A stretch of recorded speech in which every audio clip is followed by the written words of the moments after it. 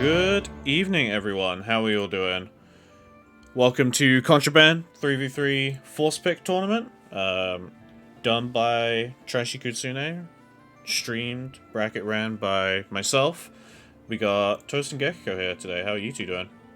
Hello. I'm doing great. I'm happy to be back for some more Grand Blue action, especially in these funky team formats. So it's nice to have a little twist on things. And of course, I am joined by none other than Gekiko. How you doing?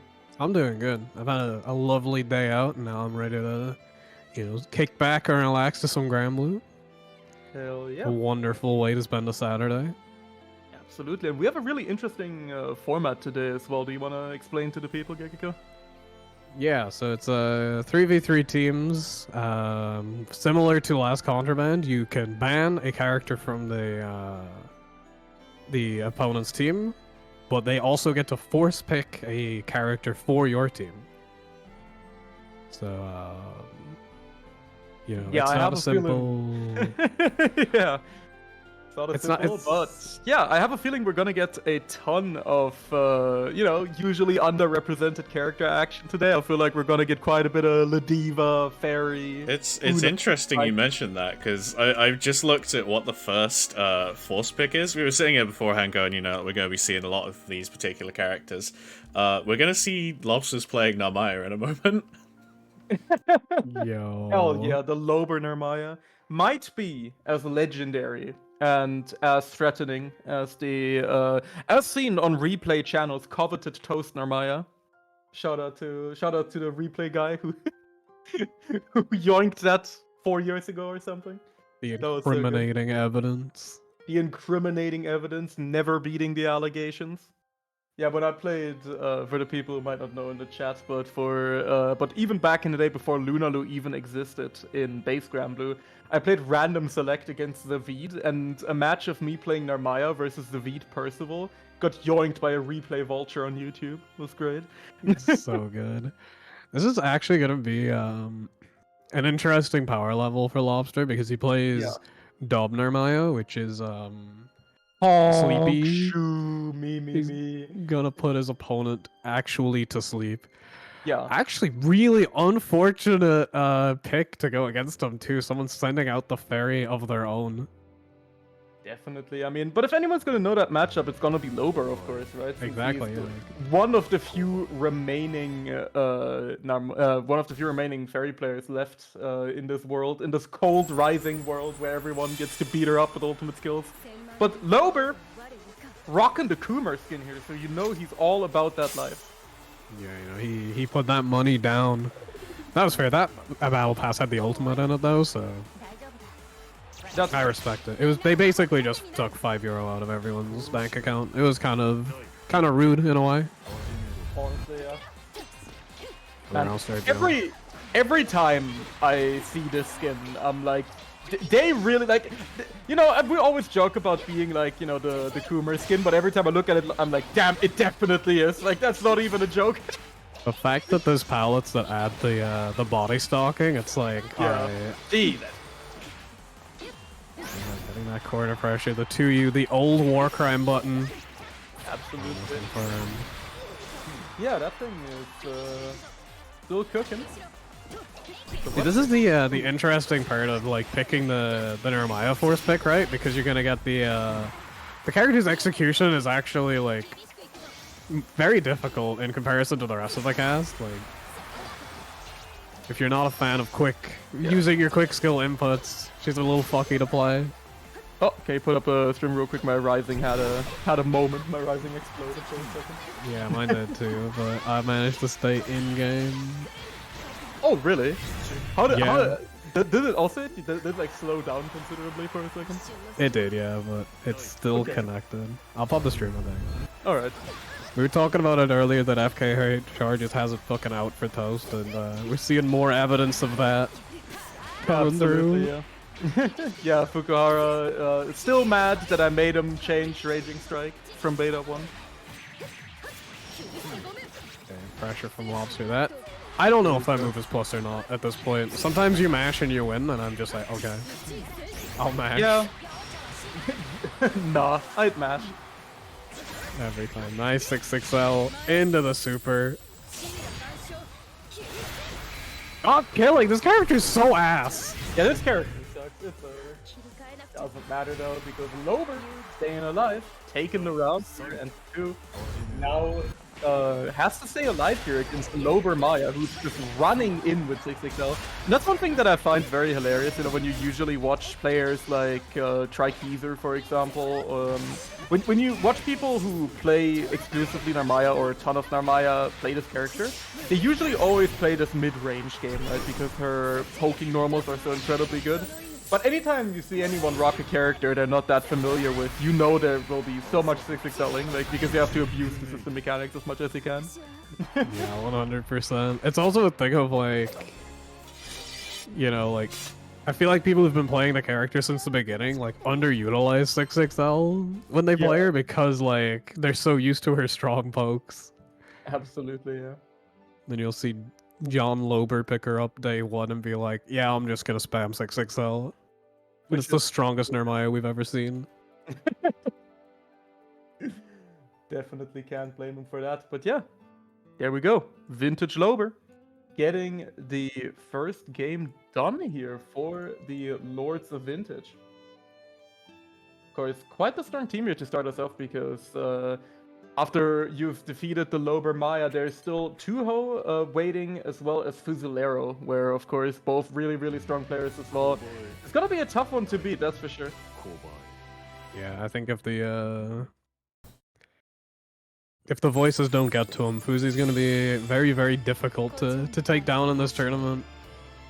Because even if you ban away the Zeta, he still is able to play Vayne. Yeah. Definitely. Both at a very high level. And Tuho, of course, like, you could ban out the UL, but man's got a Seox too. Or at least he had him, basically. I mean, I don't know if he's still who doesn't, right? The great equalizer. Nice chase down on that Hanarashi. Lober getting a nice little conversion here. That's gonna hurt quite a lot. Not gonna quite get a kill, however, it's gonna kill. And what Lober? He keeps doing run-up EX slashes. That is messed up. Why is he doing this to people? Yeah, I'm wondering, is he trying to TK Moonflip? I think he might be trying to TK Moonflip because, as a throw bait, and it's just working out though. It's fine. Hey, it's still a throw bait if it's faster. True. Right now, Nice, not trying to get some pressure going, but a good TP from the Lobster. I'm still kind of shocked that we both got the weird like slowdown spectator bug at the exact same time. By the way. Yeah, no, it must have been like in game. Yeah. It's wild that only one of us got disconnected there. Yep.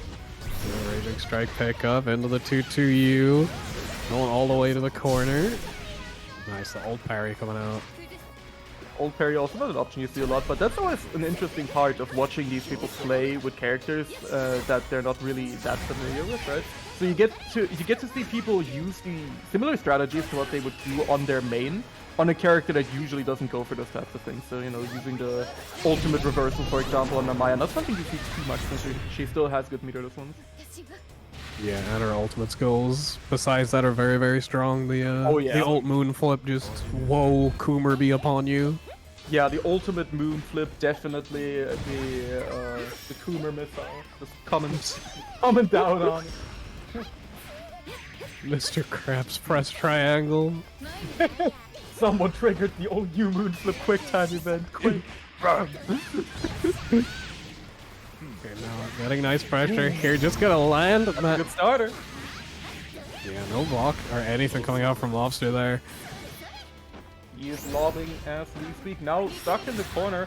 Once again finding a DP out. And, you know, how do you think Lobster feels right now, you know, as someone who usually has to deal with having no meterless reversal at all, and even then, you know, Fairy's UDP not the best in the game.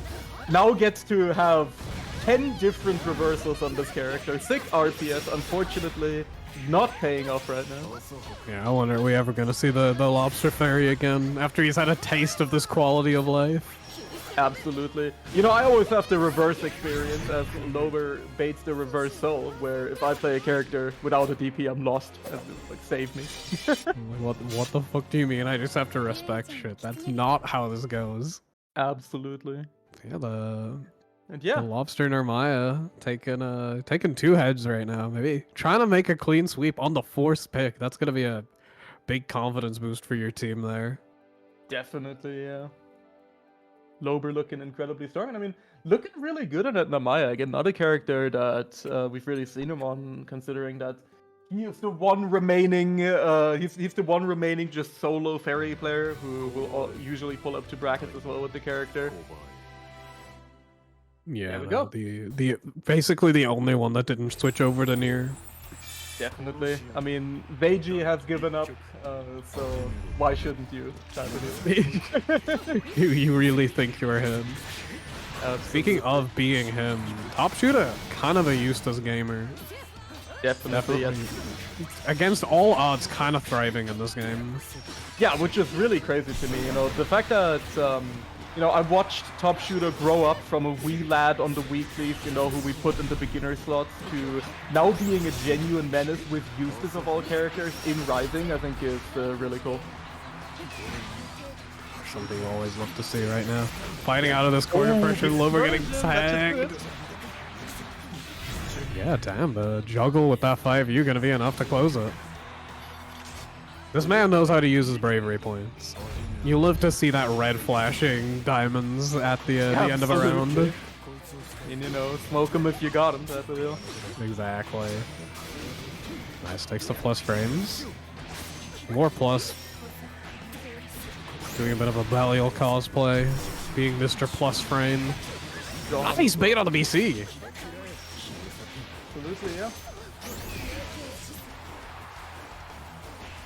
Shimmy. You know, looking real good, of course. One thing that I always find extremely admirable about Top Shooter is he's like the only person who's not playing a top tier in this game who will fight characters like Siegfried and be like, yeah, this is not that bad, you know, I'm not getting mad here. That's like his attitude towards, you know, playing a character like Eustace in a game with really strong top tiers is very, very admirable. Like, his mental is really good. Yeah, I don't know. I think he's gonna find fucking Nirvana. Yeah, He's on his way to Samsara right now. Yeah, he's attaining Samsara. That is for sure. Again, these grenade plus frames. That time gonna get VC'd out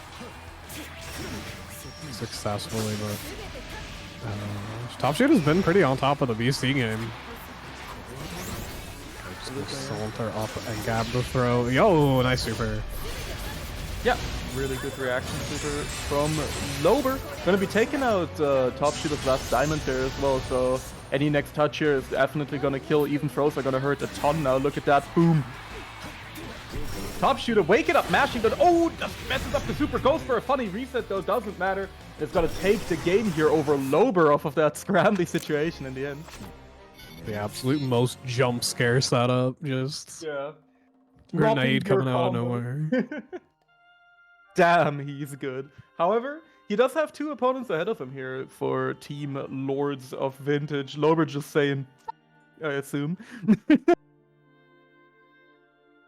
Yeah, maybe losing his grip a little. Poor sportsmanship, yelling a solar like that on his way out. Absolutely. You know, Alright, I've also made my way back into the game. So hopefully let's Granblue go. will decide not to like slow down to 2 FPS like it did. I don't even know what causes that. I've never even had that before, I don't think. yeah, just major lobby desync, I guess. Yeah. So man, it's really like you were saying before, you know, he was in the beginner slots on the weeklies for a while, and now it's like, I'm thinking about like he could actually do it, make this reverse sweep right now. Definitely, yeah. Yo, nice DP. Are you in the corner? Gotta hold this. Ooh, tried to get real cheeky with the J Eustace here. Nice chase down from the charge from Max Thunder there as well. Just gets the 2-2 pick up. God, he's in the sky. There it comes again, just finding these DPs so well. This clock does not need adjusting. Absolutely. And that's the thing. First, we're gonna go for a little bit of basketball in here, of course. And that's the thing with Top Shooter. You know, he's again playing a character that doesn't have immediate reversal, struggles a little bit on defense. However, he does make the best out of the options that he has. So his defense is actually really, really impressive, all things considered. Yeah, he always was like a very active defensive player, which is rewarded much better in this game. And he's making full 100%. use of that. Yo, overhead. Overhead. Take a bit of plus frames. Oh my god, just goes for it again!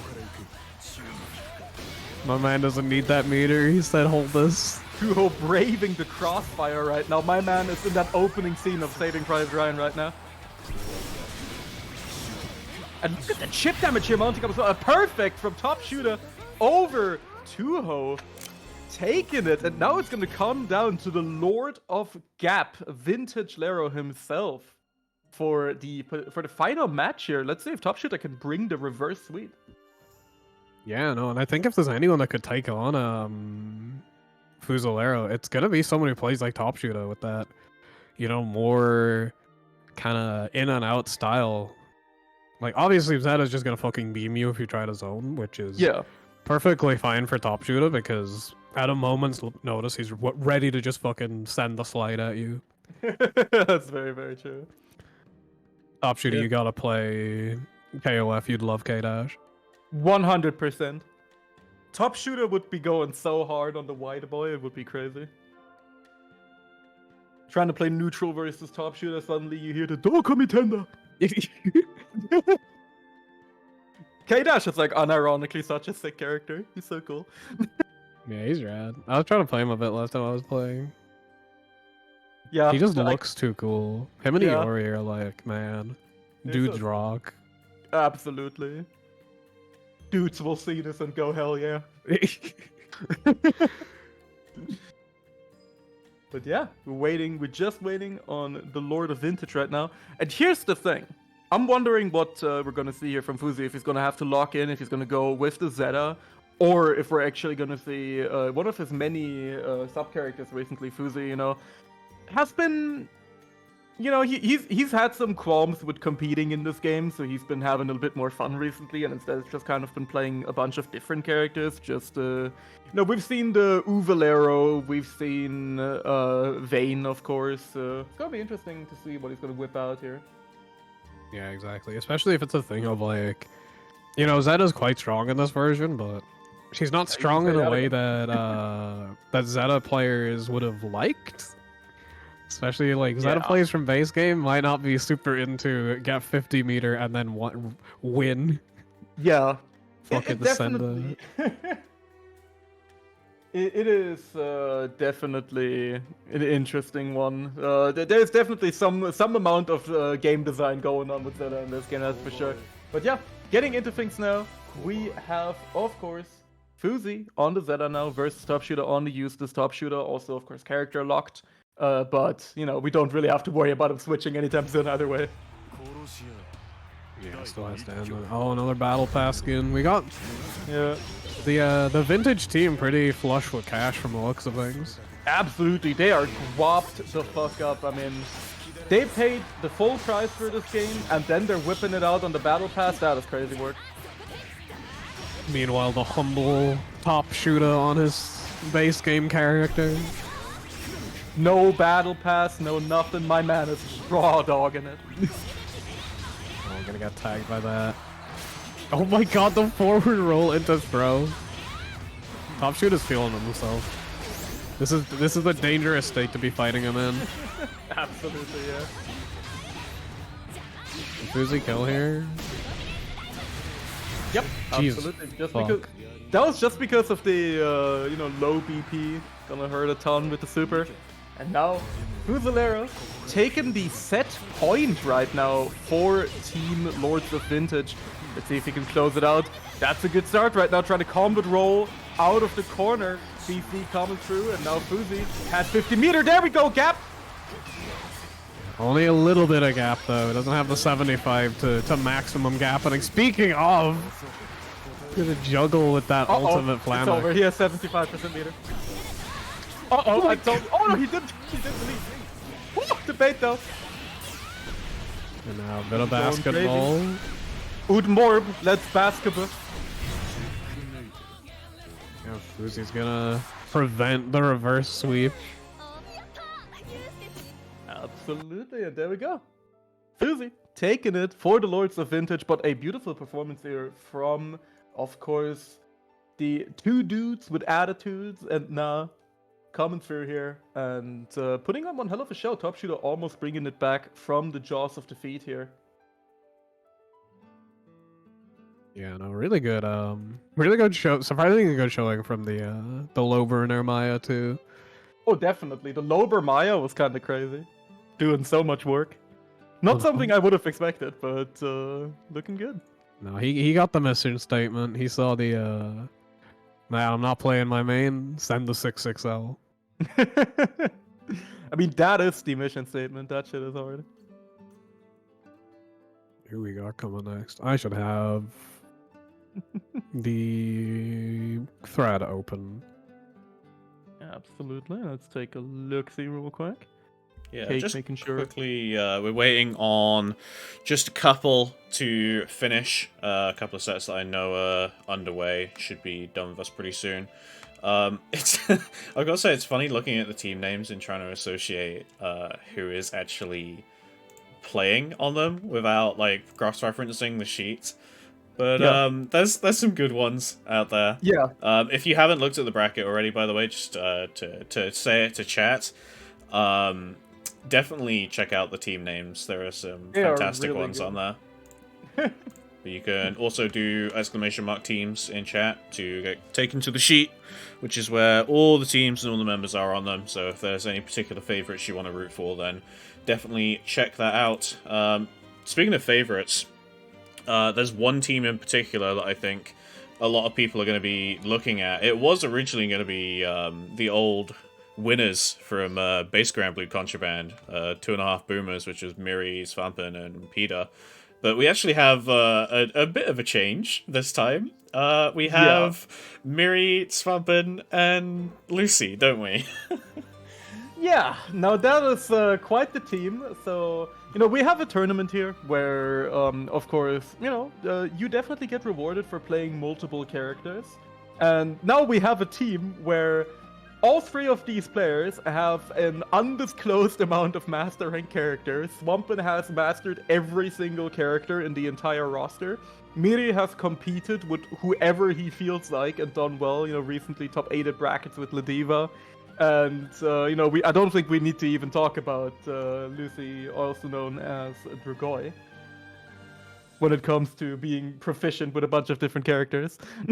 Yeah, of course, like, favoring the hot evil boys, for sure, but, we'll also just randomly pull up sometimes with, like, Henri or some shit, just, or Lil Wayne to just be funny.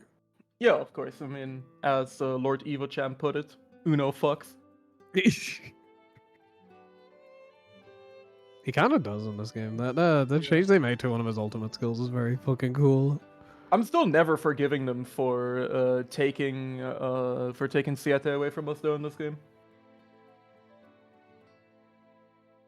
We're gonna get him in Relink before we get him in Rising. It's so messed up. My poor smug man. It's okay. We don't have to subject him to the 6XL. He's fine. Very true. Could you really look him in the eyes and brave counter him? Definitely not. He's just a little guy.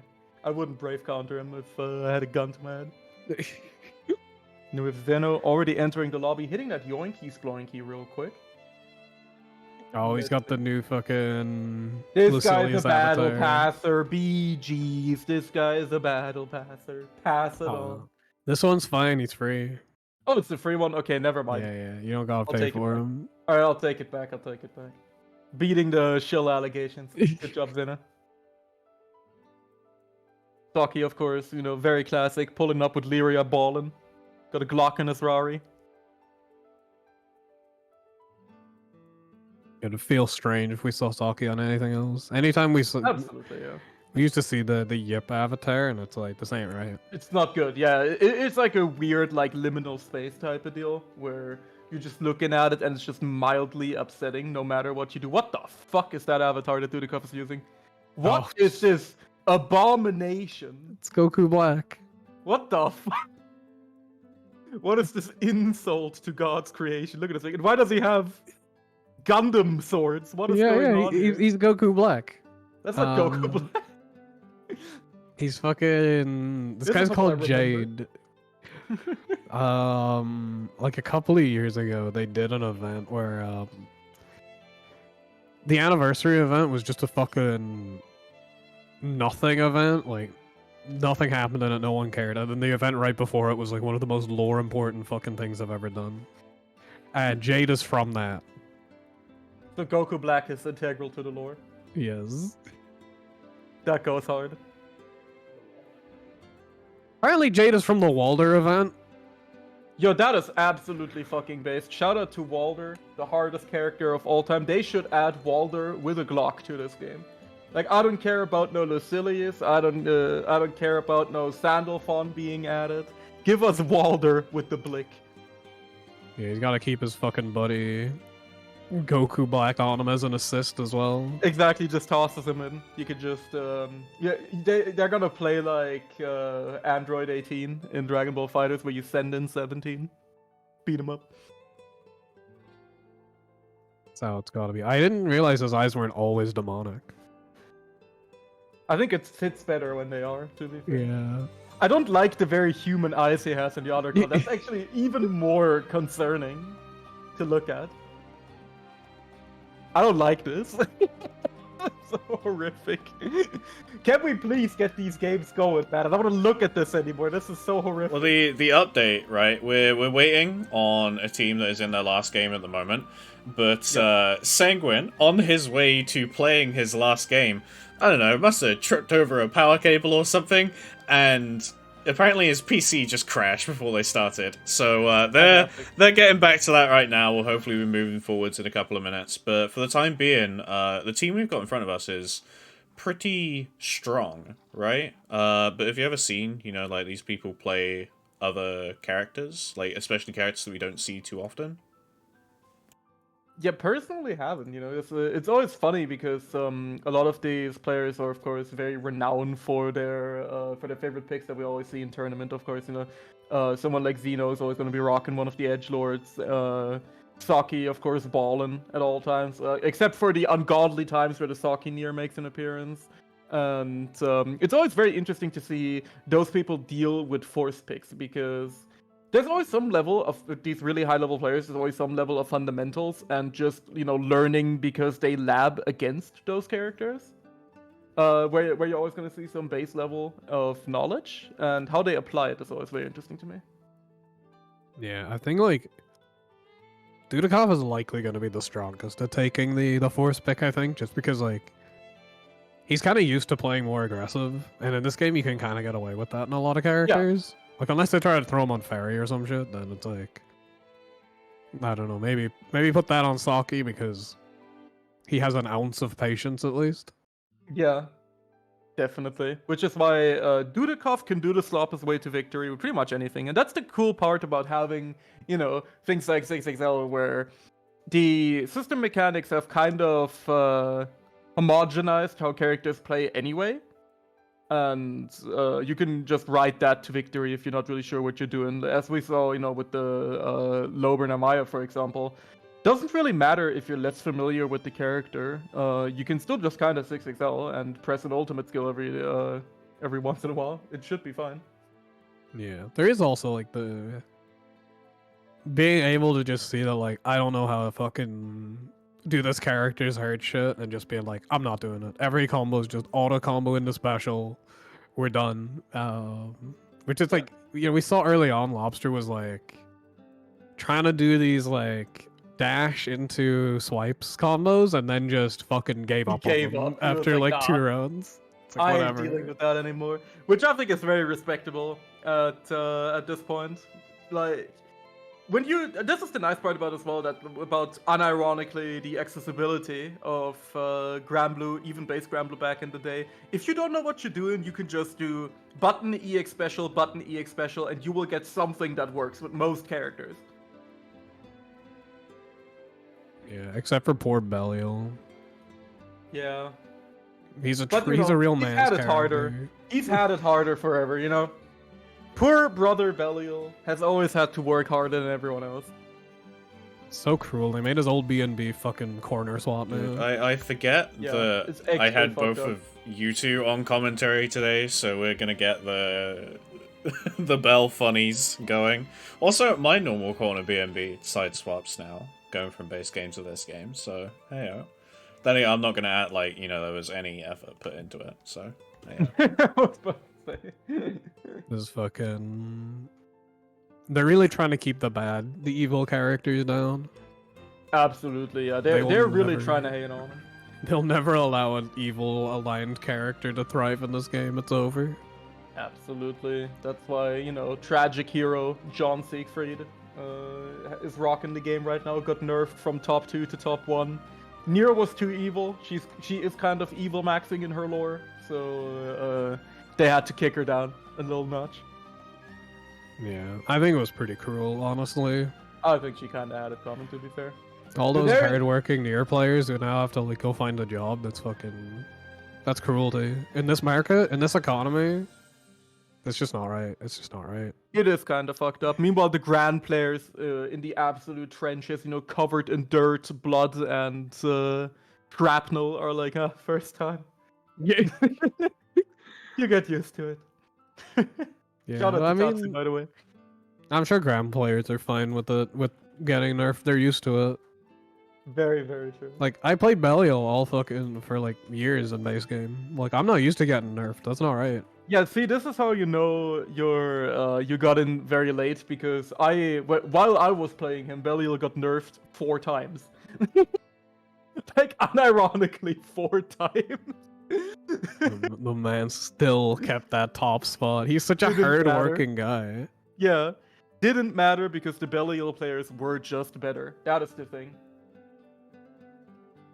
They were just better. You just had hard-working gamers like Dragoi, like Sonic-san, who, you know, really pushed the envelope and made a character like him work. It was great.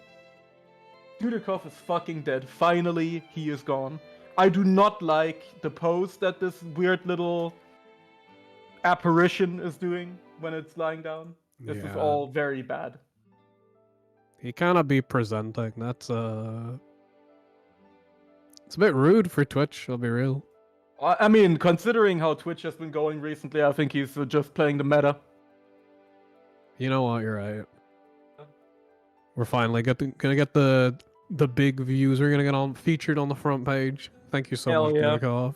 Goku We're Black and Bio. And speaking of finally getting things in, we got our teams coming up. We're going to have Jack, Fireshock, and Sunko on their way to play against Saki, Dudikoff, and Xeno. Well, they are not freaking an easy opponent, dude, that is for sure.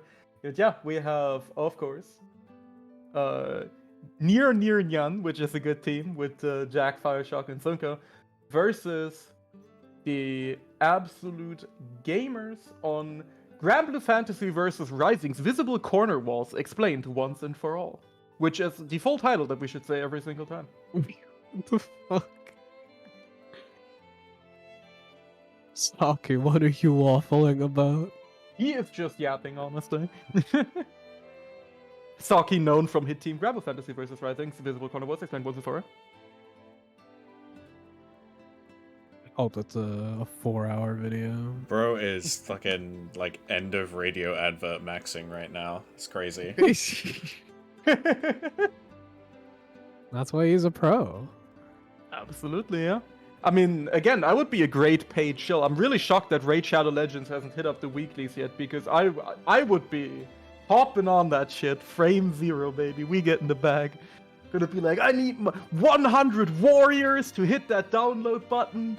Use code Belial is Honest 69 to get a free hero. It's gonna be so good. I'm You already don't- practiced, as you can see. If you don't use our sponsor link, you're being pushed to will the second totally- half for eternity.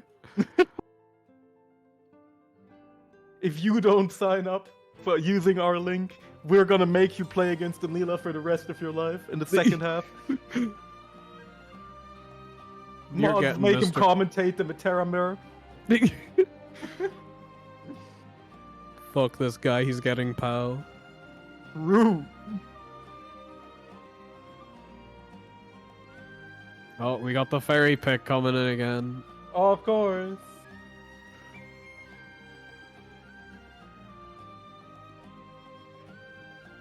Everyone's just giving fairy. Yeah, it's what it is. I mean, I'm surprised. I mean, as I said before, you know, we were sitting in voice chat earlier, discussing the upcoming event, and we were like, yep, there's gonna be a lot of fairy, there's gonna be a lot of Ladiva, and there's gonna be a lot of Uno. See, I could see us not getting much Ladiva because Miri is in here, yeah. and people are like fucking scared of that character. Like she's doggers, but she's still grappler. Yeah, true. I would not force pick Ladiva against myself, I feel. Yeah. Also, It's you know, funny- strike yeah. throw in this game is just fucking ass. So Yeah. Madam Command Grab is actually not the worst feeling pick a lot of the time. Definitely. And you know, there are two types of grappler players that I fear the most personally. I fear the best grappler players, you know, like, of course, like Snake Eyes type of situations where it's people who've, you know, studied the path for 20 years, who've played through all of the worst matchups in existence. And the other players that I fear even more are the worst grappler players, who have no fucking idea what's happening. Because they are even more unpredictable, and that makes them scarier. And you know they are just throwing dice in their head, and you're always going to be on the losing side of that. Yeah, no, it's like you can talk a bit about like unconditionable players who are just like, I'm gonna DP every single time, but when you have like an unconditionable grappler player against you and you're just like, I don't know what the fuck this guy's thinking. I don't know what the are they trying to condition me? I have no fucking idea. Yeah, exactly. Help me. Like I had the beautiful experience this week. Apparently, we still have to kill a bunch of time. I had the beautiful experience recently of playing some casual queue on Street Fighter 6, right? Where the true like the absolute sleep paralysis demons are dwelling. And first, I ran into a Ken player who DP'd on literally every single wake up, like no joke, every single one, for 5 games in a row, and that was easy to deal with. But when I ran into a Zangief who was just doing shit, I was scared for my life. I was never like, my heart was beating. Yeah, you're never more than 2 seconds away from absolute destruction. Absolutely. I was like, the man woke up with instant air SPD on his own wake up. I've never been so scared in my entire life. Like, I truly was like, when that happened. There we go. We're getting into the game. We're getting Fairy versus Vasaraga. Speaking of characters that you can kind of expect to be picked a good bit here. Oh my fucking lord, that team name is tiny. Yeah. Yeah, don't you know about the popular team Rambo Fantasy vs Rising Physical Contraband Grand One for All? I love those guys. This is another character that's just like kind of horseshit in this game. He's just really got nothing going for him. Like he used to have high damage and now his damage is kind of normal. He is just stomping all the way to the corner. Yeah. However, like we say all this, like, and I make no mistake here. I want to make it abundantly clear. Even though Vasaraga is not a good character in this game, there are very few characters that that I'm less uncomfortable fighting, just because Vas players are completely unhinged. They are demons. Like, they are truly psychopathic. You gave these people who were already playing like they were about to enter some sort of drunken rage. You gave those people an invincible command grab. Yeah, and a very quick armored tackle as well. So it's just fucking the U skill roulette every knockdown. Yeah, it's genuinely one of the scariest things ever. Like, Vasaraga may not be a good character, but he's the most horrific character to fight in this entire game. Oh, we're sending it on the super. That's probably gonna whiff. And that's gonna be Zeno taking the round there, right with the music as well. Great timing from him. Yeah, an expert showman as always. Absolutely. Oh my fucking god. Any hurt boxes in the chat room? You're talking about Valsaragas being shit and then seeing that interaction happen twice in a row. It's like, wait, hold on. I mean, this is why, this is just the game. This is really diegetic, which I'm a big fan of. You know, this is the game teaching you through gameplay to just press 2U instead. Like, there's no fucking point to pressing this one. Just press 2U. That beats armor. You're fine. Like, that beats the tackle. That's not armor. There we go. Zeno taking it. And I'm sure Sunko had a lot of fun that match and has nothing except positive things to say. Yeah, you know, Fairy just does good things to people's brain in this game, I think. Absolutely, yeah. Definitely, I think the happiest bunch of mains out there. Definitely, yeah. I mean, I've never seen people happier than the average Fairy player in Rising. No, that's for sure. Go. Next. Speaking of unironically, some of the happiest mains in this game. Yeah, we It's, got Fire Shock. Fire Shock, playing the near. Yeah. Spent base game doing a lot of Cagliostro, but better He was Cag like, just that's too dropped. much effort, yeah. he was like, you know, I'm already playing Cagliostro, who was already a demon, already a horrifying entity in base Scramble. He was like, that's not anywhere near criminal enough for me anymore. I'm gonna whip out John Nier. The Sometimes Nier you just without go. the automata. Yo, nice reaction. He's godlike. How does he do it? Man, this matchup has to be so fucking miserable. It's pretty fucking bad. So we talked a bit earlier about the use skill roulette that Valsaraga has. Not a thing in this matchup. Yeah, this just seems absolutely miserable. Yeah, I you would know, not want to deal with it. Death is just a funny little guy.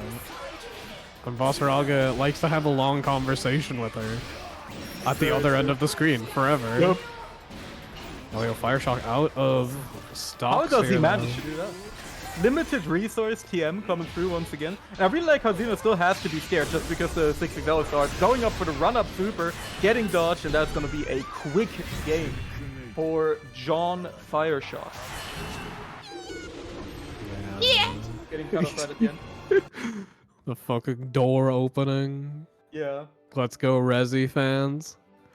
absolutely. Shout out to the voice direction for Nier. They were like, damn, that stupid office door been creaking for so long. Wait, I have an idea. Got it. We need to put it on 4 fucking moves. Absolutely. That's my favorite Oh. as well, that she does it on like everything. We're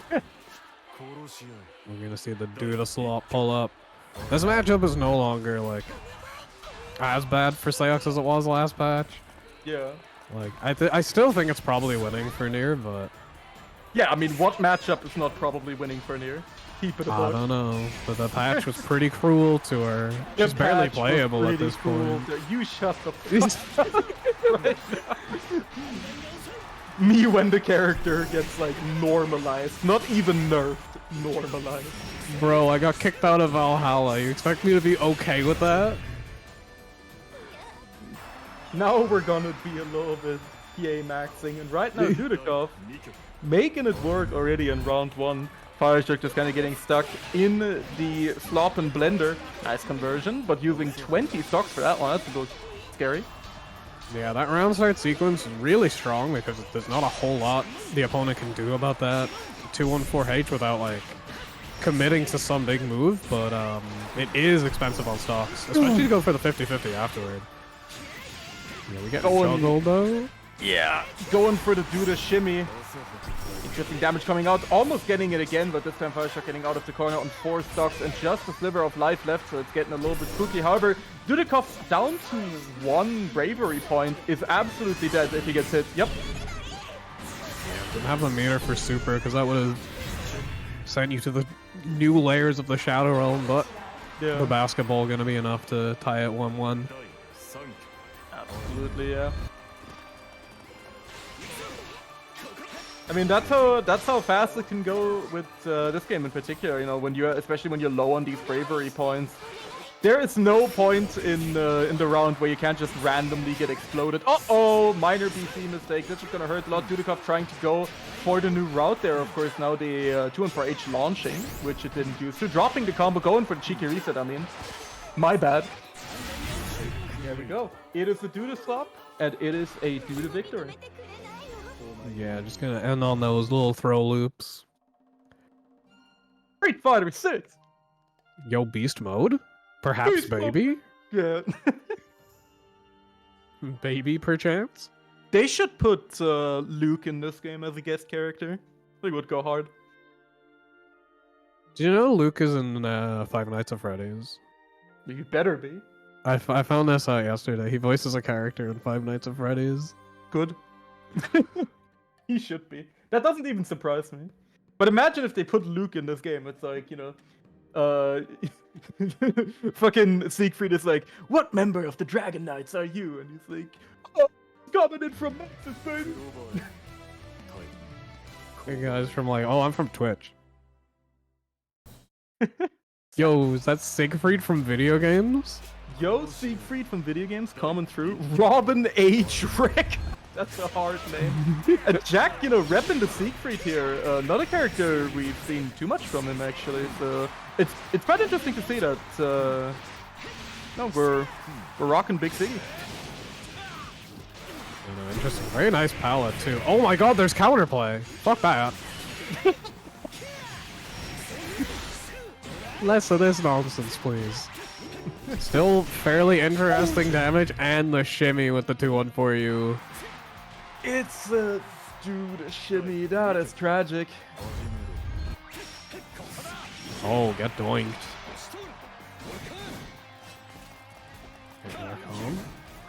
Pushing to the corner here. Oh, gonna get tagged by. Oh! Bye-bye. No, he dropped it. Nope. Wrong conversion. Had to go for the 2-on-4 there. And, you know, I wonder why we're even seeing this pick here in particular from Jack, because Jack's been rocking, you know, has been rocking Theox as well, so maybe didn't want to deal with the slopper mirror here. Oh my god, the Arcan? No Uwe though, and that's how you know things are not looking good. If Uwe isn't on the screen at any point, you're not playing Siegfried, right? Yeah, no. Bad day for Siegfried when he's not feeling the Uwe. Nice. JU. Oh, get counterpoked. Lot of resources on deck. I think you're finished. You should have kept your ass in that office. 100%. It's gonna be a do to sweep here. Taking out Jack. And yeah, after the humble Vasaraga was taken down, the seething Seox comes out and goes 3-0. Dudikov coming up to the function like this.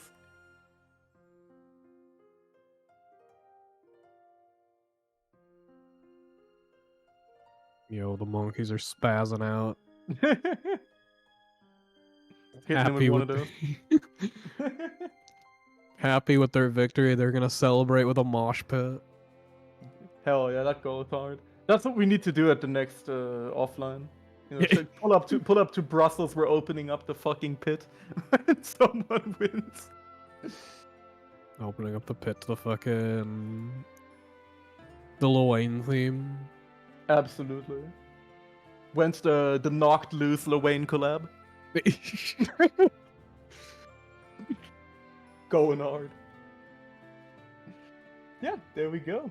We have, of course, our beloved favorite team here, Gramble Fantasy versus Visible Corner. What's explained once and for all. Coming through, taking the victory over our friends here in Near Nyan. Yeah. The monkey crew definitely explained our walls quite well, I think. Definitely, I mean, no mystique left in that great mystery here. Yeah, Jacko, no, I kept getting Orkan. You were definitely Orkaning pretty hard here. You could actually fix it, you know, when you get accidental Orkan. You could. The funny part is about Siegfried is that he's a, you know, he's a Make-A-Wish Foundation type character. So most of the time, when you like mess it up and accidentally whiff Orkan, you can still continue the combo most of the time with the L follow-up, which is really funny. It was actually Baron Orkanen. Baron out Orkanen. here.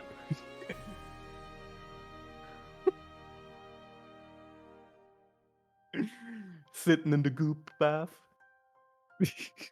hating on Nier Atreides. The room has been disbanded. That's tragic. Cake did not fucking like that bit at all. Yeah, Cake was like, I do not care for Dune. I'm gonna just fucking nuke the room into oblivion. Uh-oh. Yeah, it just booted us. You're on stream, like, by yourself as well now, so... Arrakis don't know shit about Grand Blue Rooms. Exactly. You've seen the fucking shock video, right? The which one? The, Shaquille O'Neal on Hot Ones tries the Arrakis spice. Yeah. That one's so good.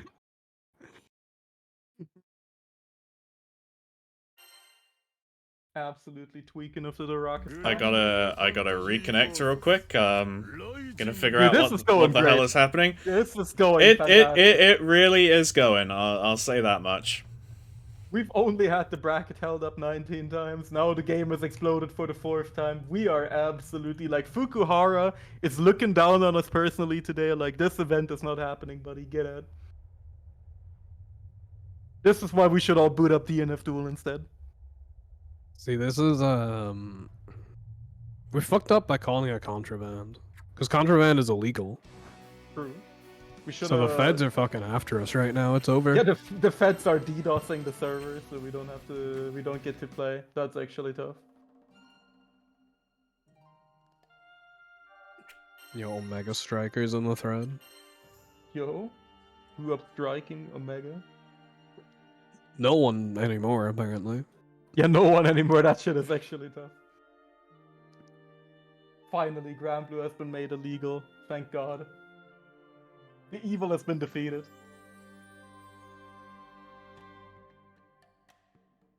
OMG, Mr. Promenade. I found him. We found him in the secret, In the hideout. the hideout. He's like Mr. Bin Laden under the floorboards with his,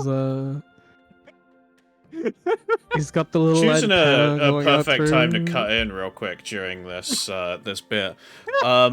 We have a little bit of an upset if you want to check the bracket, because our leading team has fallen down into the losers bracket. Have it, the bracket is not updated from here. I hope the all. bracket updates soon, or else I'm going to strangle the person who runs challenge. Anyway, Mick's team ended up coming out on top over our previous victors.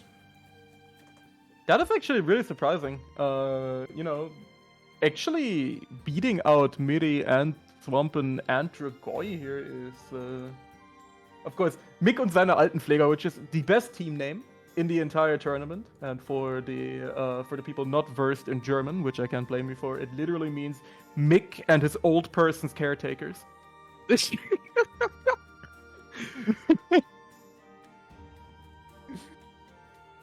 So yeah, Mick, Vittori, and Kogata actually taking it over Swampen, Miri, and Lucy. So that's an incredible upset. Yeah, what the fuck did they let Mick on the 2B? Probably, yeah. It's looking like we got the two Mick coming through, of course.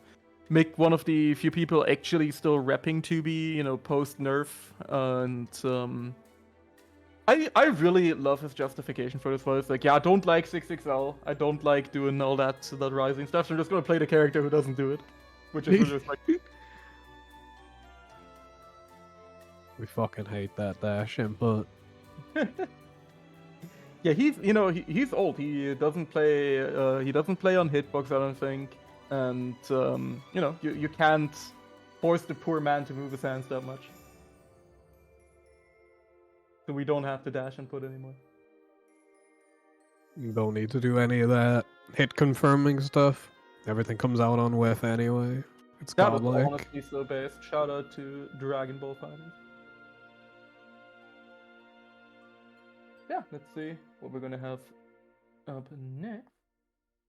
Yeah, Well, we not got a so- fair few bits to catch up on because of all sorts of nonsense. So we're actually going to get a losers game on stream real quick. Sure. We're going to be getting Team Beginner Babes, which is Henkar, Samu, and Ray-chan on stream. And they're going to be playing the loser of the two brilliantly named teams, John Mid and Council of the Warpstones, one of which I think you can immediately tell has POW in it. But yeah, Warpstone's team is Necron, Goliath, and Mr. POW. That's just finished. I'll get to the results in a second. And John Mid, which I'm trying to find on the thing, is Nerezia, Dark Q, and Motivated. So, yeah. Yeah, so this is, actually I have a little bit of lore in that team. So this is the Basel FGC, the Switzerland gang, who are all, you know, the kind of the posse of Just Dave, all of his fellows. So they actually, I am in the server that they're in. So I actually saw the formation of this Force of Nature live, and you know, out of those people, Nay actually the one who's been you know, on Grand Blue the most. You know, actually performing really, really well at Hessen Crash as well, taking 9th place in a really, really thick and stacked bracket. So definitely really cool to see, because she was actually part of our beginner slot on the weeklies for quite some time as well. Only just started with Rising as well, so it's really cool to see the improvement there, and it's cool to see, you know, kind of the Swiss FGC gang getting into the game. Yeah, no, Nerizian definitely a player that anytime I watch them play, it's a very vibe of, oh, she is up to no good. Yeah, absolutely. Like, she is a devious gremlin, like an absolutely malicious gnome, I can tell you that much. I've known her for a while at this point, and she plays with nothing but devious intent. It is actually crazy. Like, there is no such... it is so incredibly, like, visceral watching her play and just whip out Grimnir's horrific UDP in the worst situations possible, and it works every time. I hate it so much. You know, it's Good just friend of mine, by the way, for the record. It's just the power of the mischievous aura. Yeah, absolutely.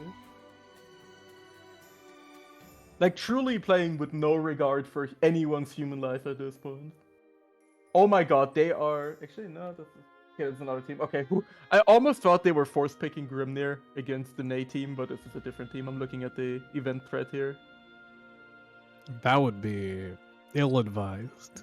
That would definitely be ill-advised, yeah. It is not against the rules, but probably don't force-pick someone's main. Like, yeah, no funny business today, buddy. No funny business today. You better pull up on your best behavior. Yo, Necron's got places to be. He's forcing people to play Avatar Belial. Absolutely. Necron trying to make it fast and brutal here.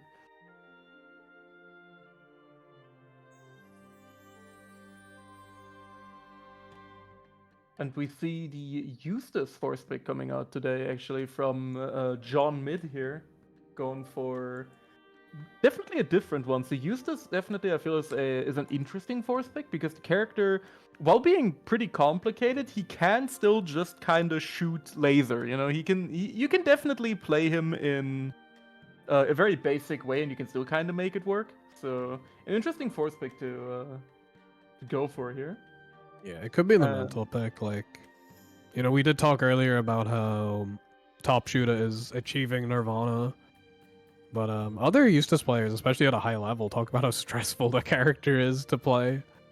Definitely, I mean, you can't really blame them, considering the fact that they have to deal with having scuff defense against, you know, the ultimate skill and 6XL dimension that they're subjected to. Can't really blame them too much for that one. Yeah, trying to zone in a world where Zeta gets 50 bar and just says, no, you don't. Yeah, you don't get to play. Or, you know, even worse, Siggy Bird gets 100 meter and you literally do not get to play the game anymore. Actually, just freeze time, teleport to your location, Yeah. crack open your skull, burn down your house. What were you thinking? This user is en route to your location. But yeah, we're seeing Abel being force picked here, onto John Mid, motivated taking the pick here. Usually a Saurus player, from my knowledge at least. Definitely not usually that much of a Granblue player. I know he dabbles in a lot of other games, but it's gonna be interesting to see. He definitely has some solid fundies anyway. Definitely a long-time fighting game player at least, and yeah, very very chill dude. We hung out at Hessen Crash. I actually slept over in his room because Just Dave was snoring like a motherfucker. Like he sounded like a Hellcat V8.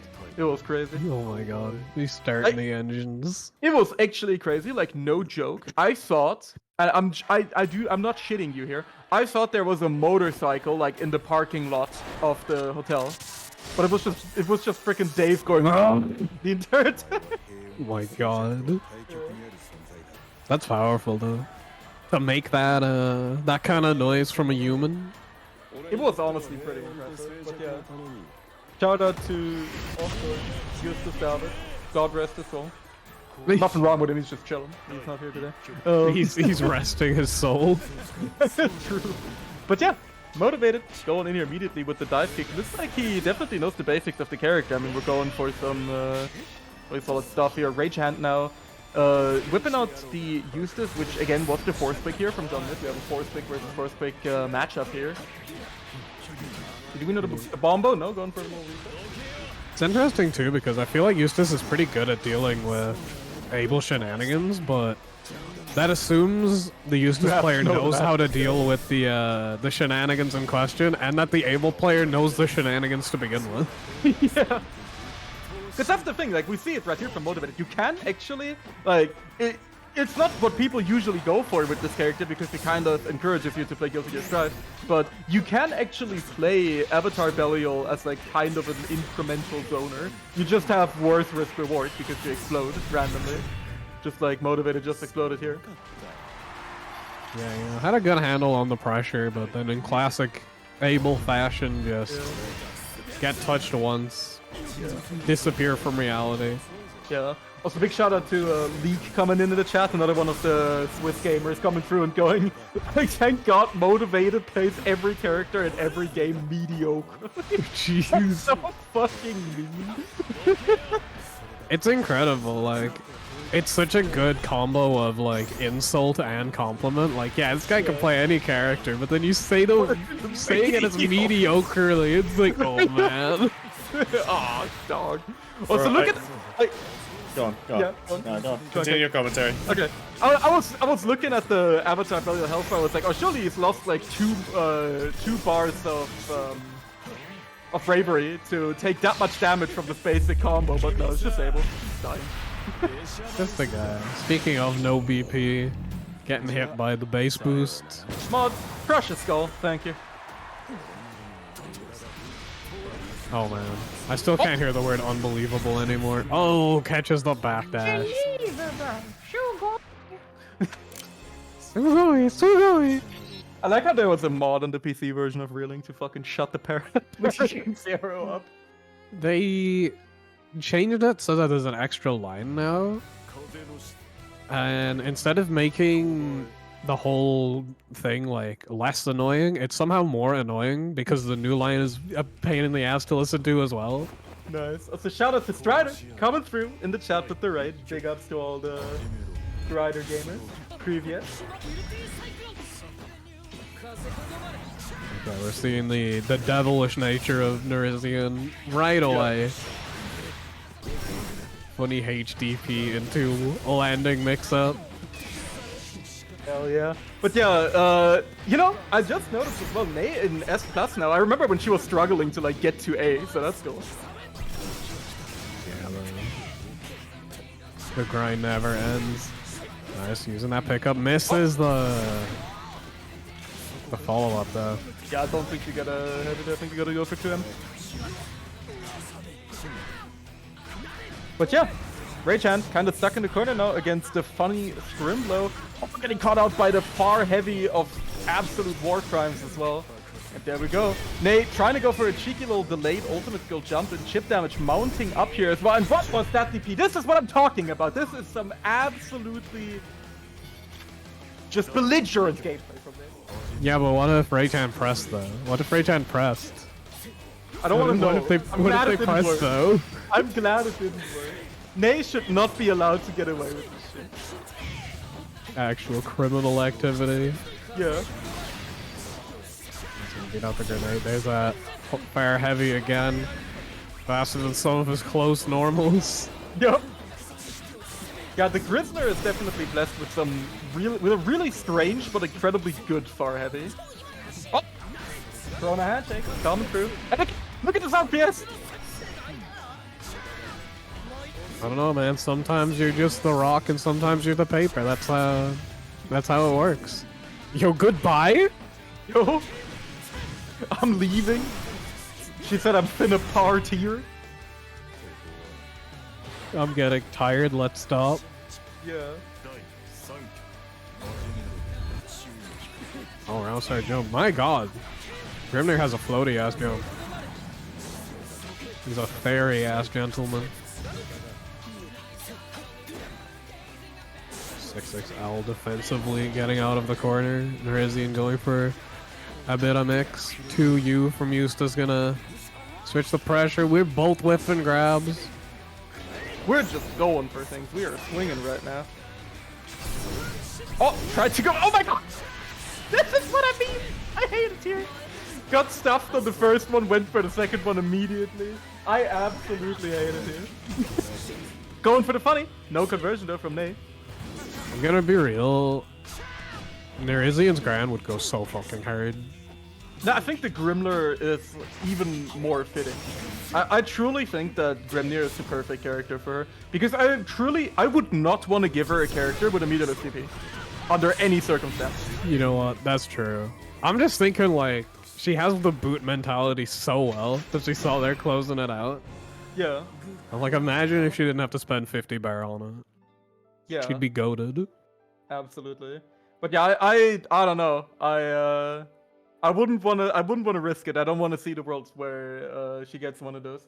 It's for the same reason that I've gone on record to say, and I will continue to say that Thoris in this game would be a better character if he didn't have a metered DP, just because Thoris players can't be trusted to have one.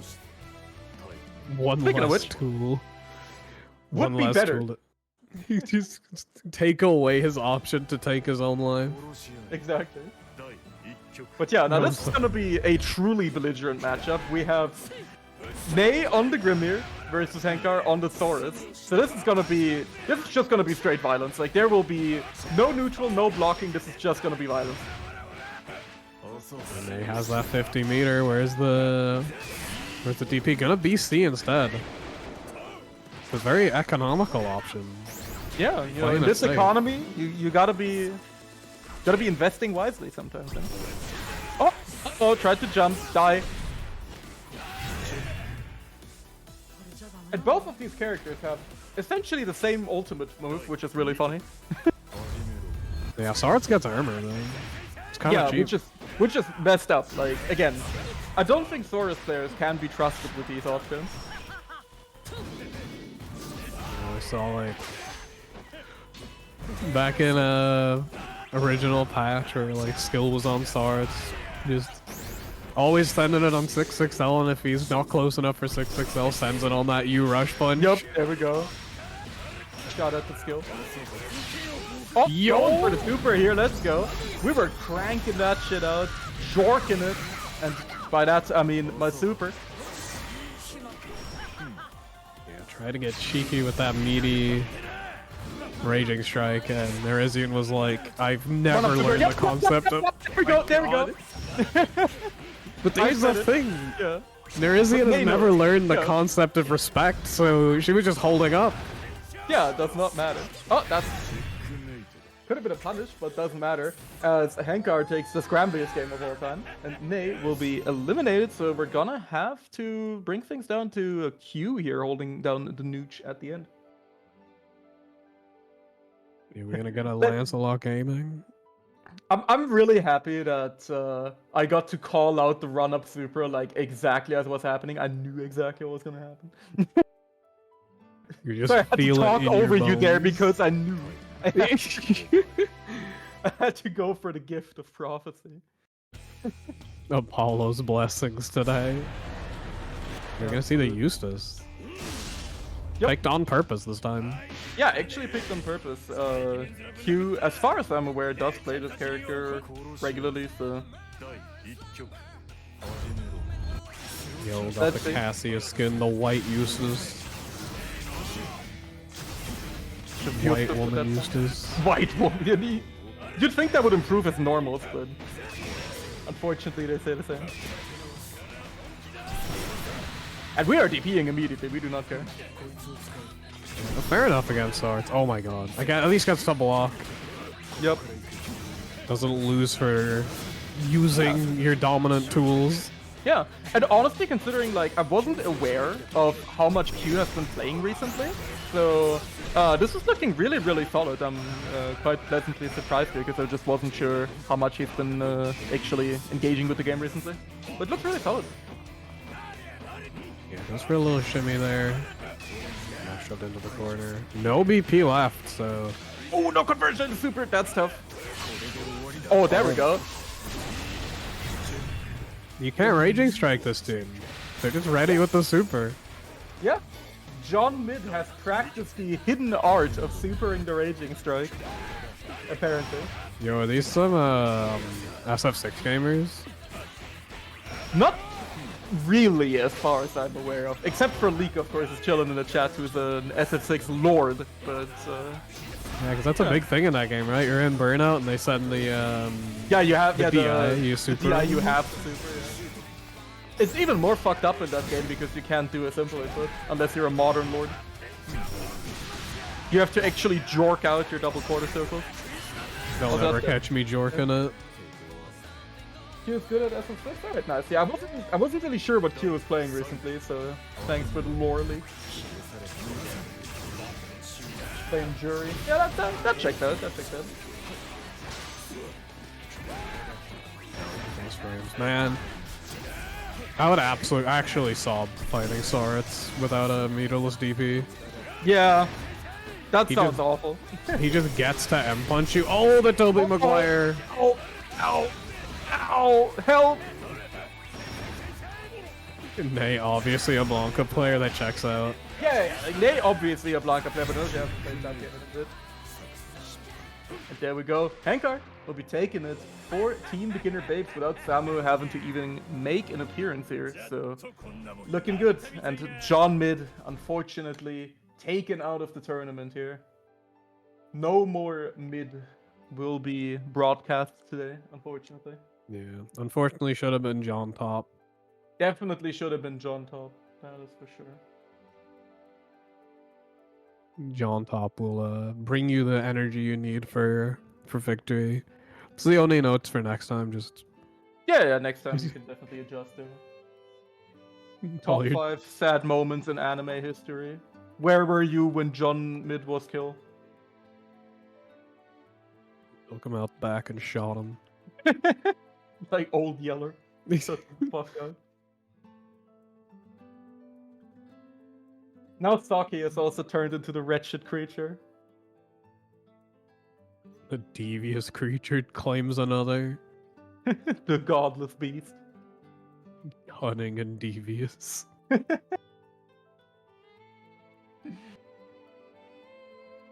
know, it kind of looked like I'm gonna send this image to you and Cake, so you both know the context here. This is what it reminds me of. I'll just put it in the commentators thread, I guess. In there. The hidden lore. There we go.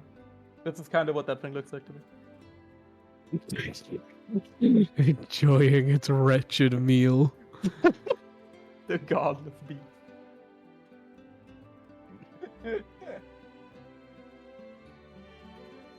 Like how poor Cake is probably busy TOing and we're like, yeah, look at Yo, check out this That's funny. image. I am. I've got to do so much typing. I'm sorry. We're just sitting here sending fucking Mr. Piss back and forth. Shout out to Mr. Piss. Mewing live on the camera. That shit is so good. Yeah, if you guys, okay, since we gotta wait a little bit again, I will bestow you guys with a little gift real quick. This is gonna be, I'm gonna post this in the chat real quick.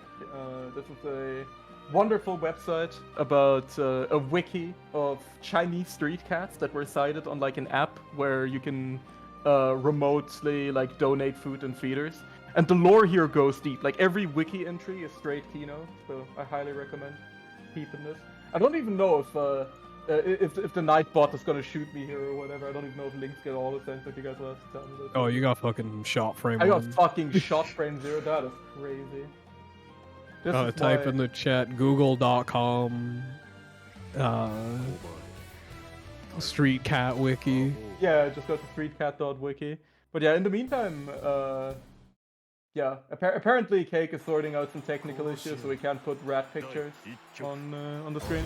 But we have another funny here. We have Mira on the Metera versus Dudikov on the Duda Lewayne, which is a very peculiar creature to behold. I don't think this is definitely going to be a force pick. Then it's looking like we have a battle of force picks here. Mira, as far as I'm aware, not a Metera player, but Dudikov I know for sure is not a Lewayne player. I mean, I'm sure he has it because everyone does it. He's a funny little guy. Yeah.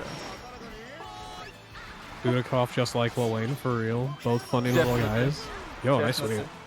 If you gave Lewayne like 2 white monster cans instead of the knives, you would immediately just have Dudikov. Gotta go hard. Cygames, get that sponsorship, please. Absolutely. That would honestly go hard. You know how Red Bull like sponsors every esports event? Monster has to do that as well. Dudikov would be unstoppable. I don't know. I feel like trans women are too dominant in fighting games right now. I think the sponsorship from the White Monster would actually fucking end it. Yeah, but it would also make boomers even stronger, so I think we'd have another interesting rivalry going on there, you know? Oh, that's true. Because boomers get an equal level of power up to trans women from White Monster, so... Bro, that team battle would go hard. Yeah, like you look at... You give, like, imagine if you gave Daigo like a White Monster. I think the universe would collapse in on itself. Also, Skeleton Wheel. Gonna take round 1 for Dudikov. Bone Wheel Skeleton, unironically, like the best ultimate skill in this fucking game now. And if it were on any other character, they would be top 1. Like, genuinely.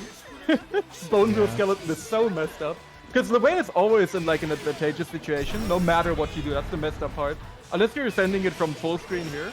If you Bone Wheel Skeleton at like kind of up close, you're always going to be plus no matter what they do about it. You're either plus from the block stun, or after the spot, you're still going to be acting first, basically. So it's a really messed up move. Yeah, now both players on 0 BP. So this is I've commentated some Lewayne sets on Ballroom before. If there's anything I need to I consider myself a bit of an expert on the character. Okay. What's the juice? Dudikov needs to press 5U more and specifically get parfait every time. That's the trick I've learned. I learned it from watching Lazarus. Okay, there we go. He did it. He's done it twice, I'm pretty sure. He's cooking. We're just sending the super out here. As Catalina bot is like beep boop, don't care, and shoots you in the head. Duda Lewayne taking the game over Mira here. You know, battle of the force picks, going the way of the funny gentleman. Absolutely. Another one of those ones. Oh, can we tell the players not to start? So we got CC'd that the players need to wait to get the overlay set up. The players did not, and they just fucking went right away. That is honestly hard as hell.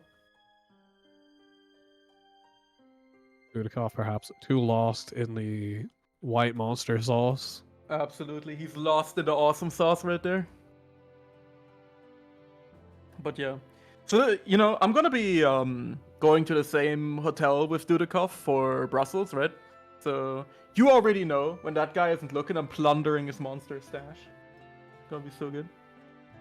I feel like he keeps enough on him. Yeah, suspiciously gonna appear with like 4 cans of white monster. How I'd be walking with 4 cans of white monster shoved into my mouth. Suspiciously white monster shaped hole in my throat.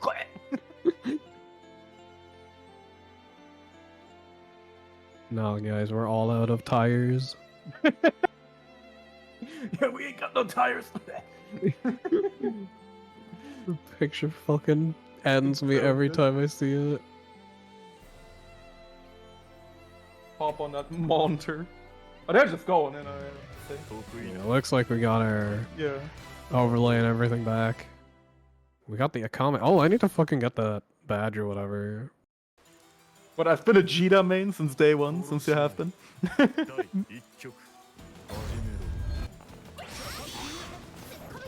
Okay, there we go. Akame immediately flexing on the broke people here with the premium skin for Jita. Yeah, and the premium battle pass song as well. Jesus, we are just guapped up here. Akame just coming through with the oil baron money here. A bit of maximum esports. Yeah. All to throw with. Akame is gonna fund Street Fighter Championship Season 2. Yo, nice whiff punish. Old skill from all the way across the screen. Akame just fucking knew. Yeah. Are we building 100? We just built 100 meter particular super. That is so fucked up. Mom! Mom, kill this guy! What are these just jump responses from Akame just working out? That's crazy. Maybe. To take a little bit of damage. Calling in the lads, and let's see, do we get to do the comeback? Maybe. Getting a little bit of pressure in right here. Kame once again going for the 2-1 for you, which, you know, their team name does imply. We'd be sending in a little nice catch on that anti-air though. Gonna Raging Strike for the kill. My god, that was one round. Yeah. That was one round, but it felt so stressful. This Lil Wayne character disgusts me in Wayne various champ. ways. Various and unique ways. At least they are unique ways. Yo, that walk is so good though. Yeah. I wish Lil Wayne players could be trusted to walk forward more. Instead of sending the full sprint. Oh my god, that's still caught? That is so messed up. Why is he dead? Like, he's not quite dead, of course, but he's almost dead, and that's not okay. Oh, the Link Super, that's a snazzy combo. Yeah. No fucking way, right? Nah. Jesus fucking Christ. And it's not quite. That's fucking That's criminal not okay. damage. Where's that fucking sticker that just says notably lower combo damage? Nice, Ender. Getting all the way through that HPA. Almighty. You know, Lil truly is the only character where I can definitely respect the English dub. Too good. Yeah, those boys are kind of great. Especially because all the English, like, localized lines are even dumber. Simpin, no simpin. Yeah, I was thinking that, Cake. I was like, if that entire 2-1-4 you hit, he was fucking dead, wasn't it? Yeah, probably. Unscaled, 10% extra from the old skill. Just fucking end the man. Not a fan. Yeah, there we Death go. to random stage pickers. Please don't do that in tournament. The stage is banned. You should know better. Ruh-oh, Raggy. Why is the stage banned, by the way? I forgot. Is there Big a bug with this plane. one, or is it just Yeah, weird? so round 2 is obviously unavoidable in tournaments, and the Grand Surfer goes on during the background, and it is Oh, it's that just V thing. a hardware chugger, as well as just being loud as fuck. I wouldn't know, baby. I'm using my way overspec PC to play shitty fighting games. I wouldn't know about that. Guapped up too much. I think they should make the plane bigger. We're Absolutely. 0 BP gaming here, by the way. This is not good. This is a bad situation to be in if you're a Zina. Yep. Watched a little too much cake there. Tried to go for the funny. And got punished immediately. It's okay. Won the resource battle by getting the BP back. Fuck that. That's not how this game works. No, he's playing the economy. Alright, word. Yeah, he's not buying this round, you know. He's just a Russian. Pick up with that MVP. Nice belt dodge. Now getting opened up for a 6XL punish. Yeah, absolutely. I mean, we play with no regard for human life. Like, we either BC or we fucking die. Either options are fine by us.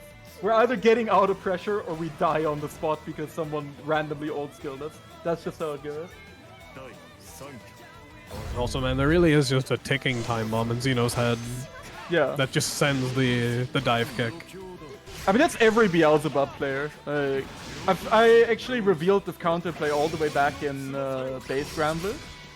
When, when Cake was first starting to make the rounds as a mischievous little guy. I already told the people, whenever you play against Beelzebub, all you need to do is you need to close your eyes, you need to listen. If they do, if you hear the black fly sound, you're just chilling. If you don't hear the black fly sound, just count to 1 and then DP. You will always catch them diving every single time. Like, it's black flies, and then, once you block those, just go like, 1, DP. You got him every single time. I can promise you that. Yeah, I'm going to keep it totally honest with you. The counterplay is just wait until the boss player gets bored. Exactly. And they get bored after 1 second, which is exactly what I'm talking about. Damn, it is so sad to hear that playing Beelzebub gives you a unique mental disorder. Real. You are inflicted. Are they all Jita players? I guess they are. Guess we just have the triple Jita team, huh? Which makes sense, because, they are called Nah, I 2-1 for you, which is Jita's best tool in this game. So. See, unfortunately with that is that, 2-1 for you is fucked up on like half the cast. Yeah, exactly. It was, Siegfried's was so good they had to nerf it. That's so funny to me. It's like the worst fucking move. That's so fun. I still stand strong saying they nerfed it so people would actually use as good tools instead. Yeah, like, please stop exactly. spending Okay, media on this. Stop tossing it for content on this dumb move that everyone just spot dodges. See, at least, Navir, being a friend to TOs here, always picks Colosseum anyway, so... We're right back where we started in Base Scrambler.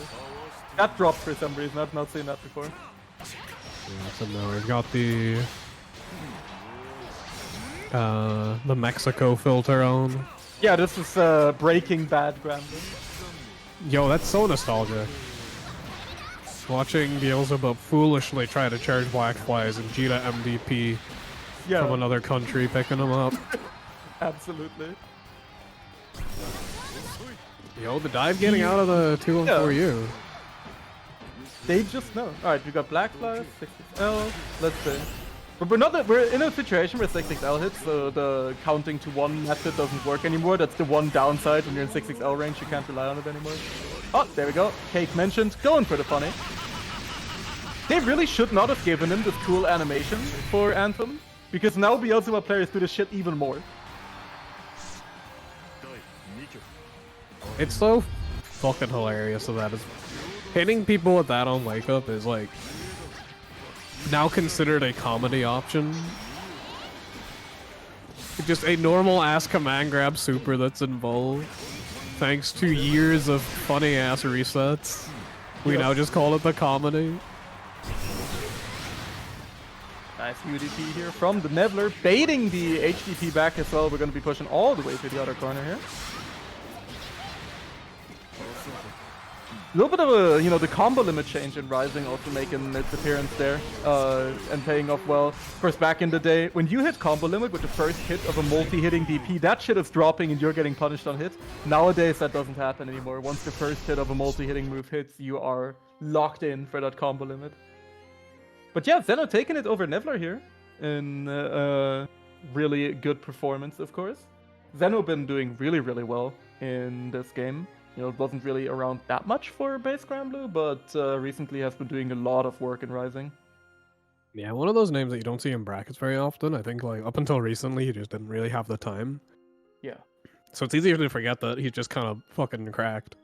Oh yeah, definitely. I mean, I've played a bunch of different other games as well. I think he had a really good run in Strive as well when he played that game. And just overall, a really, really strong player. One of those types, you're always going to have them no matter what game they're in. They're always going to perform really, really solidly at the very least just because they got good fundamentals. / know how to abuse the silly characters the best. Yeah, exactly. I mean, that's a fundamental in its own. That is a fundamental, genuinely. Finding out what works and being able to apply it quickly is a fundamental. I've always had a genuine weakness of me as a player is that I tend to not use my character's good tools enough. You know, the worm in my brain keeps going, yo, that's the thing they're looking for though. So they're gonna stop you from doing that. And I'm like, yeah, you're in the wrong game. Like you should start playing something different at that point. If you are even thinking about what your opponent might do at any point, you are not right in Rising. Like doesn't matter. You just send it for the content. You just do you just flip a coin whether you oomphy spin every frame and you're fine. Sometimes you 6XL, it'll be fine. Don't worry too much. yeah, no, once I started using more close range oomphy spin and realizing, oh, you can't fucking do anything about this. It's like it became immediately just like, oh, I'm winning more games because I am abusing my character's dumb tools. Yeah, it's like Seek Fireball basically. Also, speaking of Nier, I'm seeing in the tournament thread the couple of words I didn't think I'd ever see. Someone force pick Nier. Someone force pick Nier. Tuho's force picking Nier. What's wrong with this? Tuho, why are you force picking Nier? Mick used to play that character. Nah, he's got Omega Strikers to play. Very fucking true. He's like, get me out of this fucking bracket. They were like, yep. I like how Mick immediately said after force pick Nier, my bad, Matera. An easy mistake. We would rather play against Nier than 2B. Lober, you are actually smoking that fucking packaging, my guy. I respect it, but at the same time, God bless your soul. That was crazy. There are 30 other characters you choose. You could have made him pick, like, I don't fucking know, Gran. And you go with the character Mick used to play. That's hard. Alright, word. That is so true. I like how this is turning into a copy pasta now. Yeah, but you know, Gran is cool, but Gran is not anywhere near as strong, haha, as Nier. And you know, another choice that you could go for. Or you could go for Vayne. What the fuck? Why is that Vayne's unique emote? I don't like that. Yeah, it's a bit... I am not a fan of that. I really don't like how he's wobbling like that.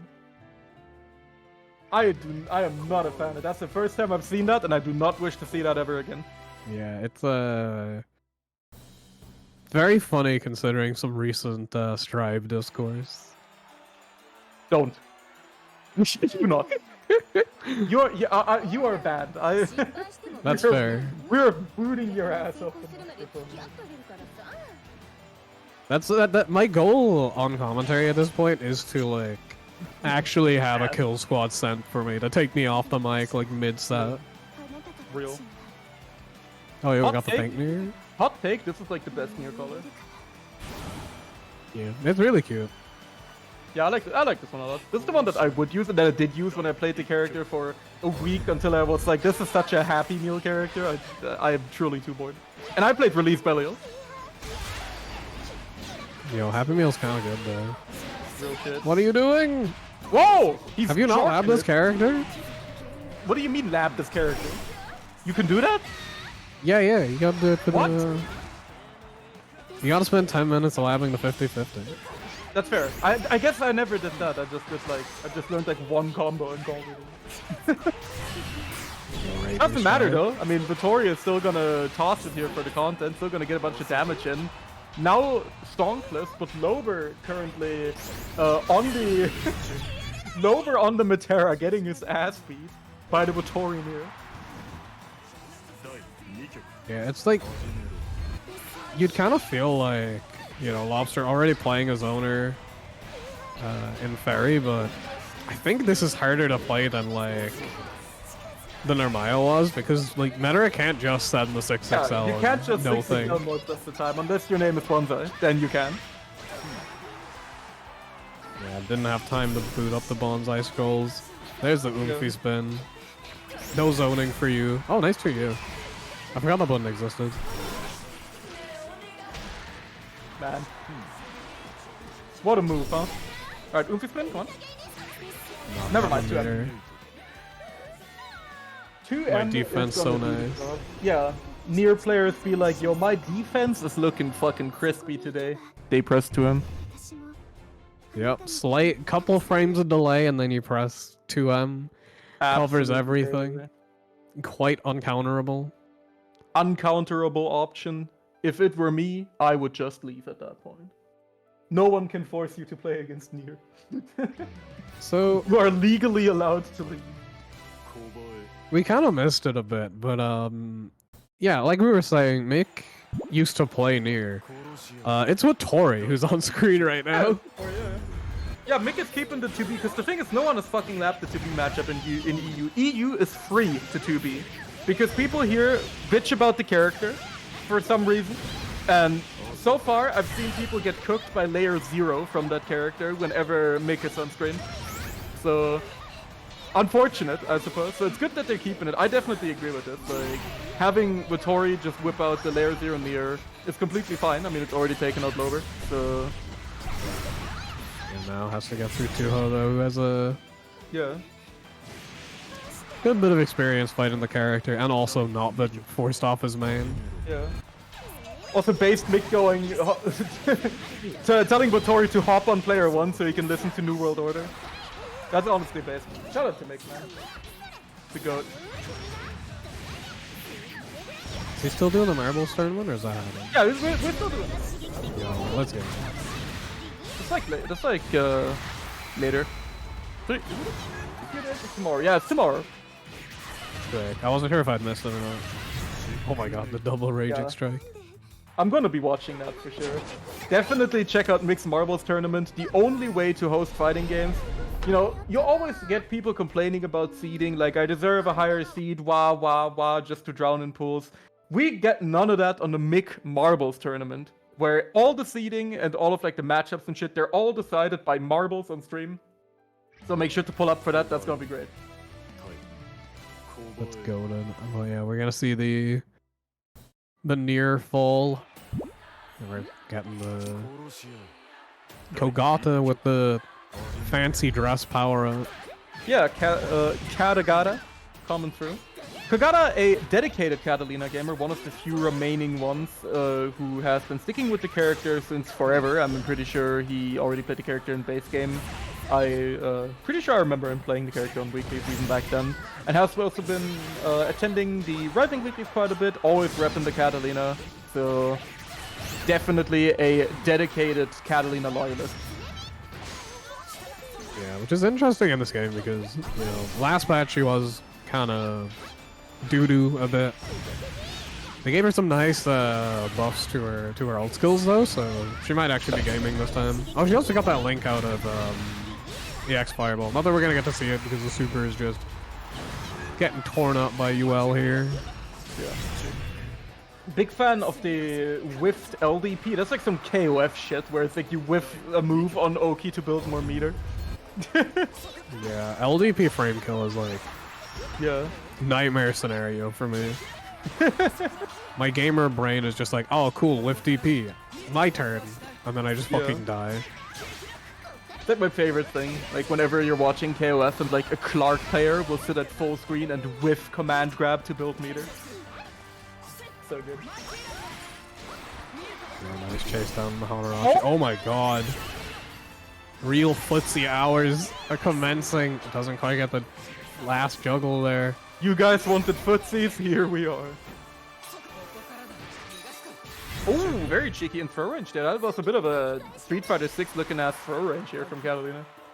Sliding in there off of the light wall cancel. Yeah, we got a couple of characters with vacuum hands in this game. Kogata's chasing down these Hanarashis really, really well. Yeah. Staying in range where that Fire Medium's gonna poke them out. Very, very zany spacing there on the 2-edge was kind of screwed Kogata out of the combo.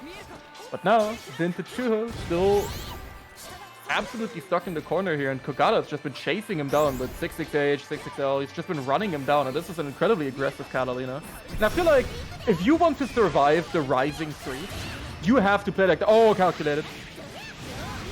Yeah, sick. Raging Strike anti-air. I wasn't close enough for the wall bounce. I just assumed that would do it mid-screen.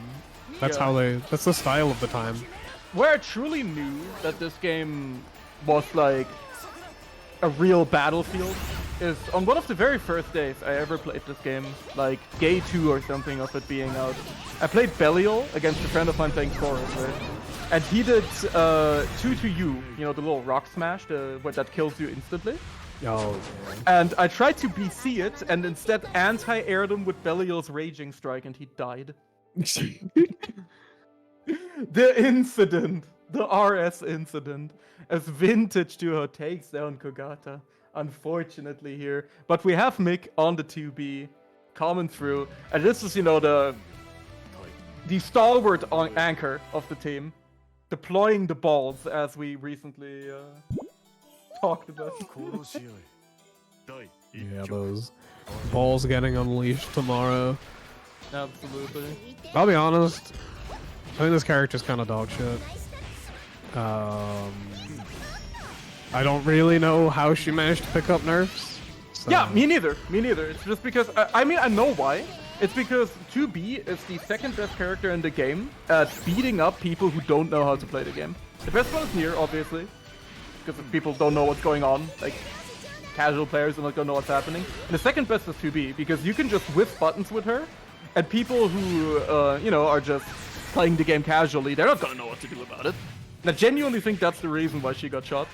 Because she's really, really good against people who don't know what to do. Yeah, of course she took the nerf to her medium because it's her 6XL. Yeah. But the rest is just like, man. Yeah, the rest is completely uncalled for. Mick using these double jumps really well so far, though. Definitely. I mean, the double jump, I think, is the best part of her kit. It's really, really good. Another thing that works out really well for her now is the fact that her unique parry, like her 4 and 6U, actually give her a full combo against 6XL now, because the recovery got increased on 6XL. Oh, that's kind of snazzy. Yeah, it actually helps her a lot. Oh yeah, the plus frames on that baseball minigame. Number 1 to be apologized, I am. Yeah, 100%. I think people are just dog shit against this character. Except for Tuo, who's currently getting a beautiful corner combo. Should be finishing off the round pretty handily here against 1BT. And there we go. Tuo going on set point for Lords of Vintage. Yeah, looking to try and do a full sweep here, you know. We had Lobster get taken out early, forced onto the Metara, and now Tuho's just kind of sweeping up afterward. Yeah. Yo, nice DP. He's goated. Absolutely. That far heavy feels, that close heavy feels really bad now because BC lol. Yeah. Let me out of the corner. Corner pressure kind of annoying, release me. Yeah. Big extension, gets the crouch confirm here as well. To be definitely another character who gets quite a lot of crouching. Mick finding a really nice throw bait here on the BC. Should be able to finish things out here with the Raging Chain. There we go. And Mick staying alive here for Mick und seine Altenpfleger versus the Lords of Vintage. And we're going to be going down to the final contender here, which is going to be the Doodleslop. No, it's Mr. Fuzi. Oh, right. Yeah, the Doodleslop is part of the, of the walls. I forgot. Yeah. I can understand the confusion, though. Yeah. Both British lads lacking a hinge or two. Definitely, yeah. No hinges attached. Their door is just falling over. Why is Kogata a dog? I would rather not talk about it, man. Like, they're... That vein emote. Like, God does not smile upon these people. I'm not allowed to talk about it or they'll take me off comms. Absolutely. I have a lot to say. I'm sending a bomb to your house. I have a lot to say. I think some people in chat would find it interesting. I do not. I have a lot of actionable threats to make here. Yo, to you. To you to go. Oh, this is looking real rough right now. Fuzi just getting all the damage in the world, going linking into the Swooper. And that's just death. Vintage Lero coming through. And committing horrific amounts of gap right now. You know, Ow!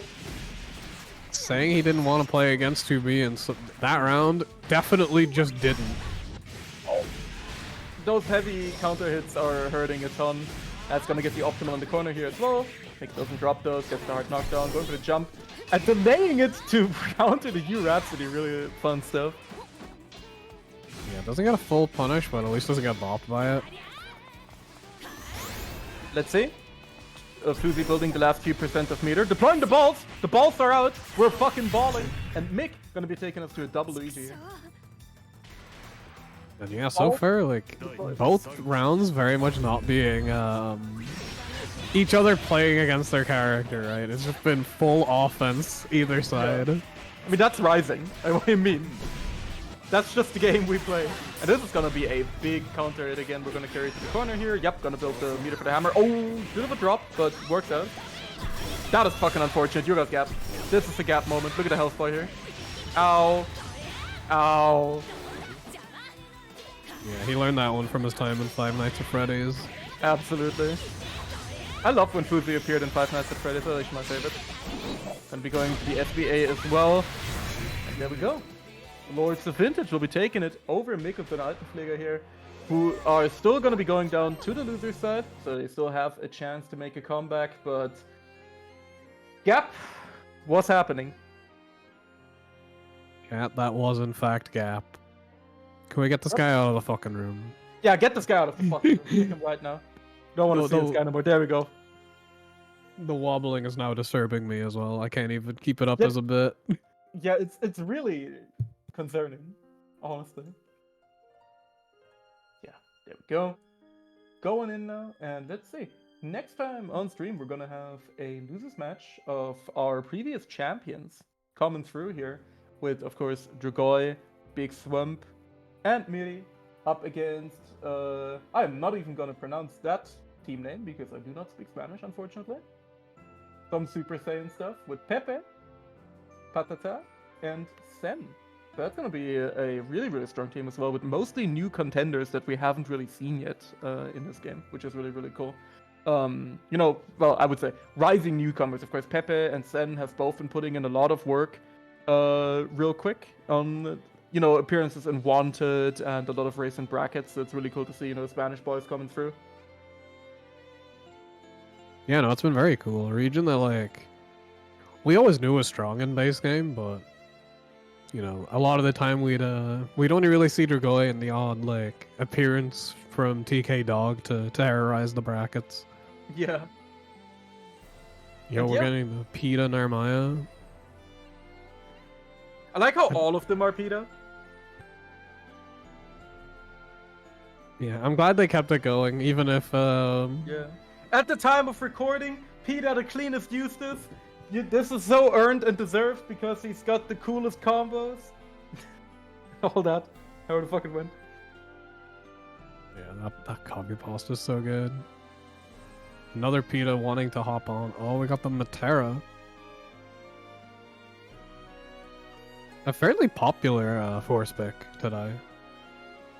Absolutely, yeah. I mean, Matera, definitely one of those characters where the system mechanics can only get you so far. That's kind of the main thing with Matera, where it's like, you can't just 6XL, but, you know, surprisingly, Narmaya has been pretty popular here as well. It's one of the PETAs. We'll be picking that one up. Yeah, let's check the... Yeah, this is gonna be Miri or Dragoi. It's not Swampin, because Swampin is Master. Yeah, just finished off getting Master on every character. Yep. Why is it? Oh, I know why. This is Majin's account. I'm pretty sure, right? That's funny. It could be Majin's account because I know that like Swampin wants to get over there, but I'm not sure. I have no idea why he's S rank. Honestly, it's kind of messed up. But that'd be funny though. Main account. Yeah. It'd be funny to keep the PETA mix going. Yeah, it's weird. It's good. It's good mix for sure. It is good mix. It's like everyone will know that. Yeah. He's at Majin's place. Okay, there we go. I did snipe it. I did know. Wonder whose account it is then. Yeah, Saki is also at Majin's place, just, you know, spiritually. Aren't we all sometimes? Yup. Man, I miss Majin. I can definitely understand why he doesn't want to do anything for Rising, but I miss him. Asha Champions was kind of goated. Oh, tried the BC, but Saki is straight up jorking it right now in the chat. Attention, please wait. I don't want to wait. What the heck? a match Making me ended. grab my hitbox to press A. That is messed up. I'm gonna Fuck shrimp you guys for that. behavior. Get shrimped, you. Holy shit, the golden shrimp, that's how. Why am I getting shrimp mocked on the stream right now? This is fucked up. You started it. Fucking crazy. Whipping out the golden shrimp on me, that's messed up. Stop fucking shrimp mogging me, this is crazy. So you can't bust out the shrimp and not expect to be shrimped in return. Yeah, It's a but I free didn't emote. expect to be fucking shrimp mocked by the golden one. I only have the regular one. I don't even know where to get the golden one from. I don't keep up with this shit. That's actually kind of fucked. They said Swamp wouldn't play Namaya, but they didn't say whether or not the others wouldn't play Namaya as well. That's kind of fucked. That would actually be so fucked up. One of them loses. Like, we're gonna have to keep track of who's where, though. Honestly, I'm not even gonna. I'm not even gonna pretend at this point anymore. We're just gonna be. Come whatever may, they should all just play Namaya, but we are gonna be definitely having Sen on the screen here to pick in Vayne.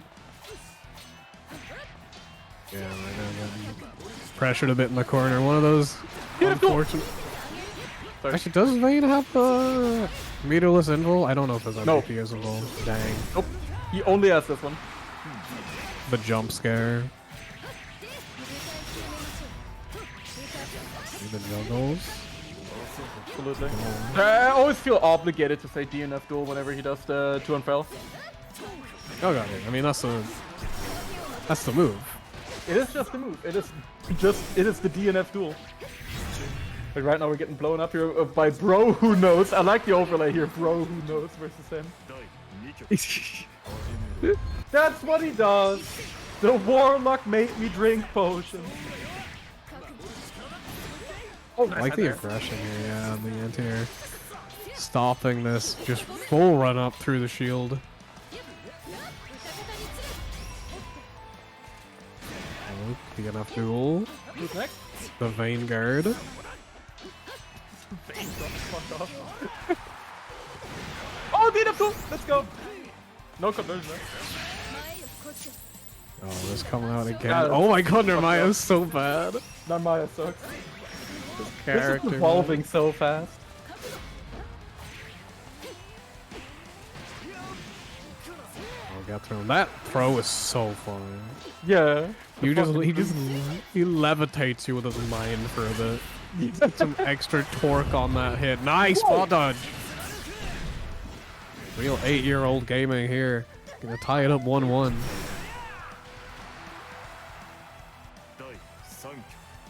He's absolutely watching right now. He is 4 years old at maximum. It fits with Vayne, honestly.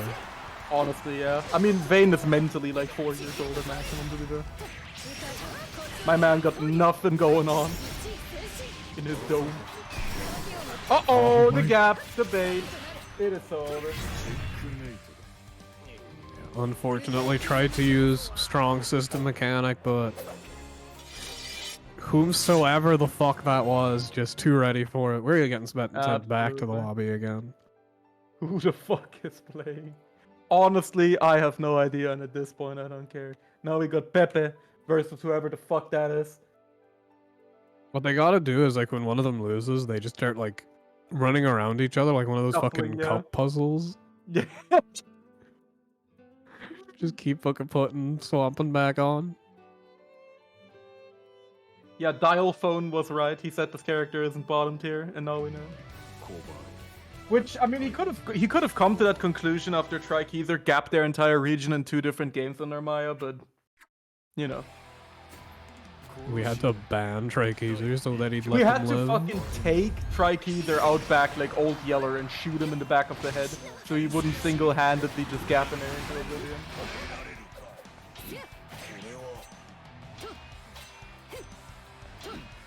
People think this is Lucy. From a little bit of detective work, this may be Lucy. The pink palette does make sense. The pink palette does check out, because Swampin for sure plays the Bong Flash palette. Like 100%, like Swampin is rocking the God Flash. He's gotta rep his boy. Yo, I saw people congratulating God Flash on Master. It was so fucking funny. Yep. Oh, Gap.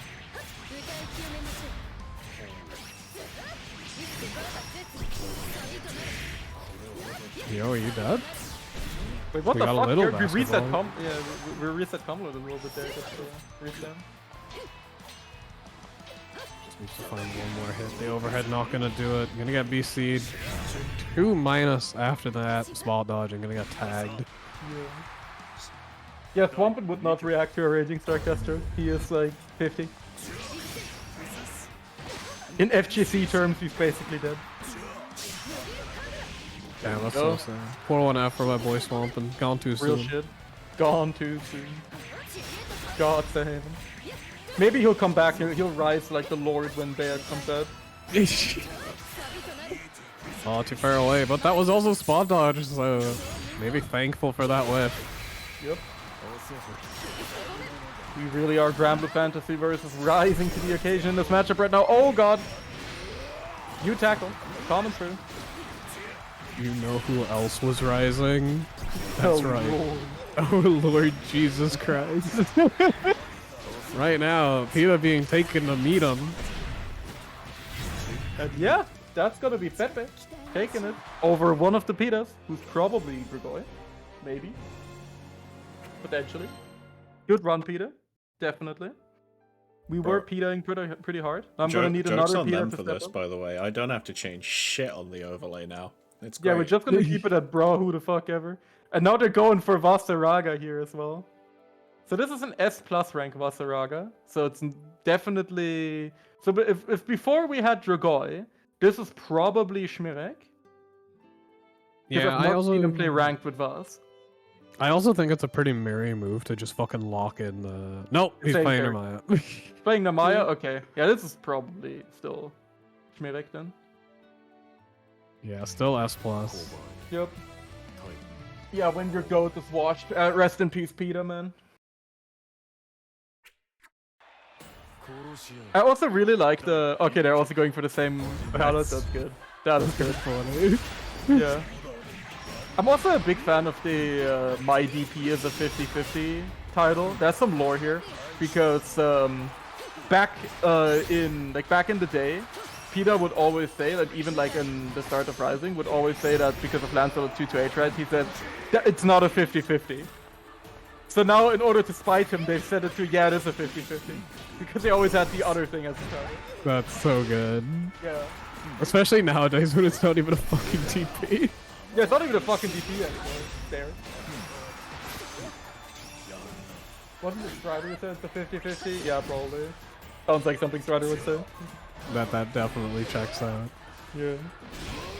We don't need a jury for this one. Arrest his ass. Yup. Oh damn, that throw was enough to kill. Vasaraga, low health character. No health character. Peter.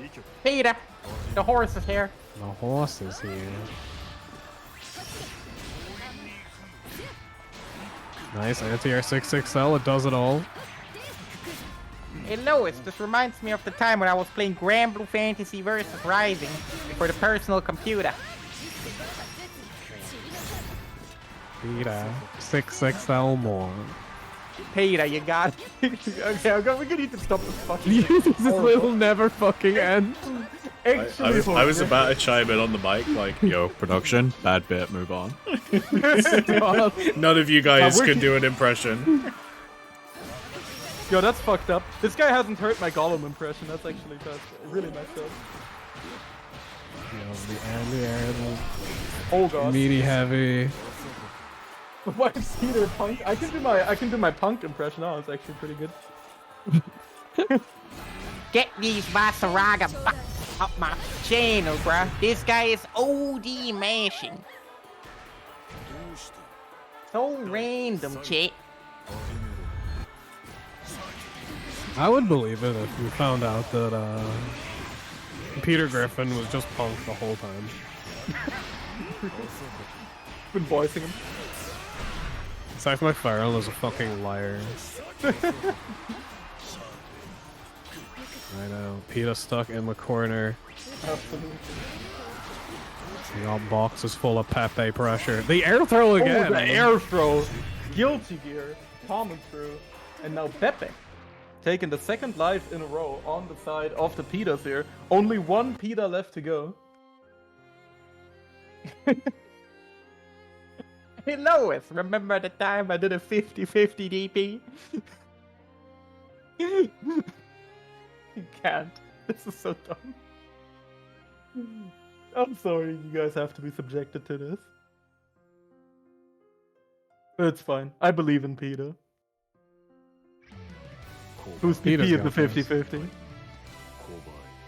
Oh, yo, this Peter spent money. Yeah, Get his just Peter ass. as a whale. Kill him. Oh, no, it was just using the icon, okay. Yeah, it's just using icon. Yeah, we got this is definitely swamping because it's the Bong Flash color. I think to make the bit even funnier if it was like actually was swamping on another account. Yeah. So like just none of them were Master Nermai and we just never fucking knew who it was. Yeah. Actually Finally. tagging in Godflash. Yeah, it's just straight up God Flash, yeah. Yo, the U-Skill roulette working out. Absolutely. Just chilling. How's that armor? I mean, Oh it my would God, make just tossing sense them. if Pog Flash comes back on 420 of all days. That would be very much in character. Definitely the kind of day that the Lord will rise. Definitely. We do a little use here. Nice conversion here. And that's gonna be Pepe taking taking a set point here. Yeah, no, doing a bit of sweeping here. Maybe knowledgeable on this Nermaya champion. Yeah, I'm pretty sure, since they're, obviously both part of the Spanish-speaking community, I'm pretty sure he's played against Tortugoide. The unknown OD Narmaya who pulled up to outplay. Definitely. The player's been impressive. I gotta say too, Pepe's use of U skills is like. We've been joking about the Boss Raga ultimate skill roulette, but he uses it so well. Like, Yeah. I didn't even know what ult stomps did until I just saw Pepe start killing people with it. Yup.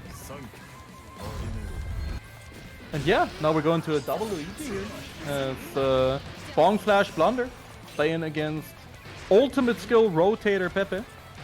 He's now stuck in the corner here against this Narmaya pressure. However, he doesn't have 50 meter yet. However, now the full power is unlocked, and there we go. Frame 0 going for an ultimate skill. Yeah, and a funny little 6-6H pickup. Love to see it. Absolutely, yeah. And now again, look at the patience here from this particular Peter. Not really wanting to risk it on the offense here, just playing it simple, but getting caught out here and there, so it's looking a little scary. Using the U flash, the U moonflip to just burn some meter, just cause why not? Yeah, I wonder if he was hoping it'd go the other way. Yeah. Just tag him Bro out. said, of I'm the gonna song. party here. Oh, this is gonna hurt. Going into the sweeper here immediately. That's probably not the best thing to do anymore now in Rising, but disagreeing with Trikeys' choice of combo here. Those who know, you're a real OG if you get that one. Oh, getting immediately raging struck here. With a totally Yeah. intentional one. 1 point left, Uh-oh. none for. Oh my god, that's enough to kill. Pepe That's gonna taking be- it. Yeah, Pepe taking out last event's champions here. Team tournament champions, 2.5, formerly 2.5 boomers, now the Popo Saga Isekai version, who will get taken out now with a very funny bit though of just all playing the force pick character. I think that's really based. Yeah, no, like we were talking I earlier explained about the upset earlier, yeah. Yeah, like someone probably told him to play Matara, and Lucy's like, I don't know if I have that character. Yeah. I don't think she's unlocked for me. Yo, Nier joined? I'm a big fan. Here? What the heck? Real Nier? John Nier making an appearance?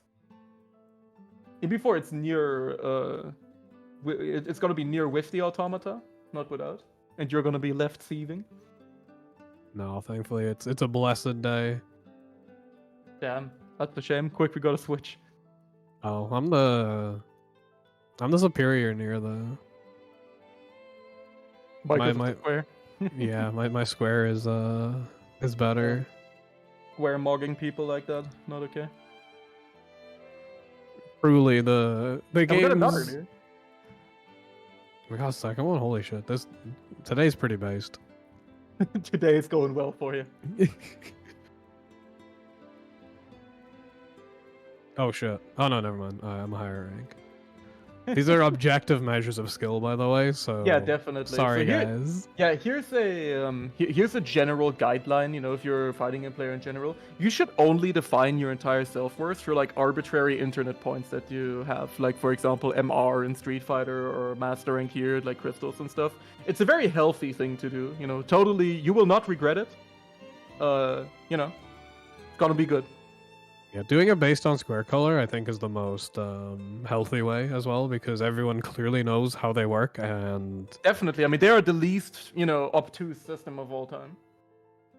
perfectly understood mechanic. You Yeah. don't just randomly fucking lose color for no reason. Yeah. Actually, this happened to me when I logged in today. I haven't even played in like 2 months, and all of a sudden my square color has changed. The fucking, the Lord have taken it from me, I suppose. Yeah, they thought they thought you were fucking dodging the grind. Yeah. They thought you were dodging the 2B nerf, so they were like, I didn't even play 2B. That's the fucked up part. I played her like twice, like ever. Like, I played her at Outplayed in the team tournament because no one had labbed against the character, so I scammed a bunch of people. I played her once at Hessen Crash. I don't think I've ever played her online. I don't think. I don't know, man. Like they're cooking me here. They're punishing me for no reason. It's actually tough. yeah, I'm telling you, FKHR just has it out for you. Yeah, I mean Fukara definitely has it out for me. That's why he made this game. Like, on his desk, he's got 2 pictures. He's got a picture of me in like framed with like hearts and stuff, and then he's got a picture of you that he uses as a dartboard. Yeah, you've got a picture of me, but it has like yeah, you know how when you like die in the Binding of Isaac and it like I got killed by this thing. Yeah. And there's like a little circle around it. It says Stinky on it. That's what he has with a picture of me. Yeah, meanwhile, he's got the love hearts from me because he just keeps putting in my favorite characters and making them broken as shit. Yeah, that's kind of real. The fuck, Lyria Ballin joined. Got a Glock and a Rari. Who is the teams? Everyone's got fucking names. Yeah, we got the... Obviously, the first one makes sense. Like, what fucking team could Nier, and Nyanbe? Which one? Take a guess. I'm gonna say it's... Exactly. It is not Gee. 2-1 for you. It's GBVSR's Visible Corner Walls explained once and for all, of course. Don't you mean Grandma Fantasy versus Rising's Visible One? Say the full name, you know, give him that little bit of respect. Wait, hold on. Is that the other fucking team? For real? It's not. The next team Oh, is okay. Yip, Skip, and a Dunk. I saw Lirio Ball and was like, hold on, is that actually Sake? No, it's not. So we're getting a Ladiva force pick here. And we see Jack picking the Ladiva here. See who's going to be pulling through on the other end. Sorry. I slept too long today. You know, this is how you guys can tell that I'm a fucking boomer and I'm getting old. Is that I slept too long today and now I'm tired rather than too little. It's actually messed up. Dang. You're really getting hit with the slothful Jeremiah. Yeah. It is just looking tough. I had to go on a walk so I didn't fucking die of no fresh air for a week.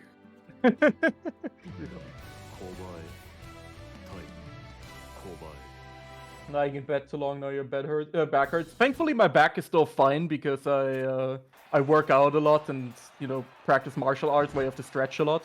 So, thankfully, my back is still holding up. That's the one thing I can still retain, is that my back still works.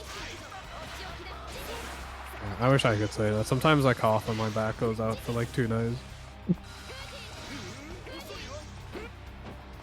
Yo, a nice roll. This matchup should be abysmal, but neither of these are character mains. Should it even be abysmal in this game? Because like Ladiva got good tools in this game. Like her Q skills are genuinely good, and Fairy just kinda got cooked for a lot of her stuff. So, like, I don't know if this matchup is actually as bad. Like, you know, assuming both players don't know how to play the character, I don't think it's actually that bad. We did unfortunately see the wrong U skill come out. You only send in Lariat from that range. Oh, I think Jack getting messed up by the slower close heavy from Ladiva. So the pickup from Raging Chain is a little bit different. Yup. You'll get yoinked.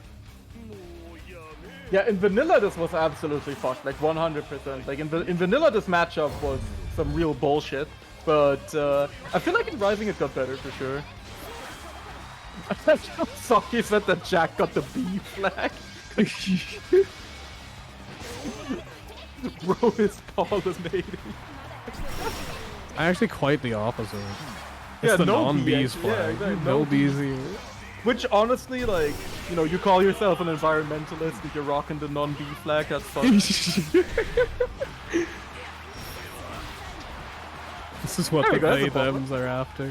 Exactly, they're trying to end the ecosystem. B-movie warned me of you people. Going for the top. Oh my god, tried to get that air command throw. The Fairy down players say it's the Diva favorite, interesting. Yeah, that makes sense. I mean, the thing is, Fairy players would never lose a good word about their character, even if she was top 1. Like, even back in like launch-based Granblue, I don't know if anyone remembers this, if anyone else is old, but even back in, like, day 1 launch Granblue, where Fairy was fucked as a character, like, she was insane. Like, her DP was busted, her 2U was incredibly busted. Everything about her was, like, messed up. You had all the Fairy down players being like, oh, this is not actually that good. Like, the character was so broken that Leffen played her. Yeah, that was me though. That was the Fairy down player. Yeah, I mean, that was acid fighting games then. Yo, goes for the grab, gonna get UDP'd. Oh, there's the run up Raging Strike. You may in fact be deceased. I don't think. God, yeah, I don't think the rat got those combos. Yeah. This character is bad. There we go. You know, Jack taking the favorite matchup here for Namaya. Off of the diseased 6XLs right here. I love that with these team tournaments we actually have these rooms like completely full. It's pretty great. I think I'm in a hostage situation.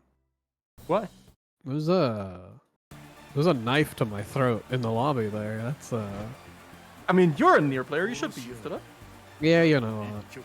It's my lot in life. Like, you can't complain. You are literally getting what you asked for here. It's so true. Yeah, the Pox not landing. I want to see Jack M grab stance M. I think it'd be really funny.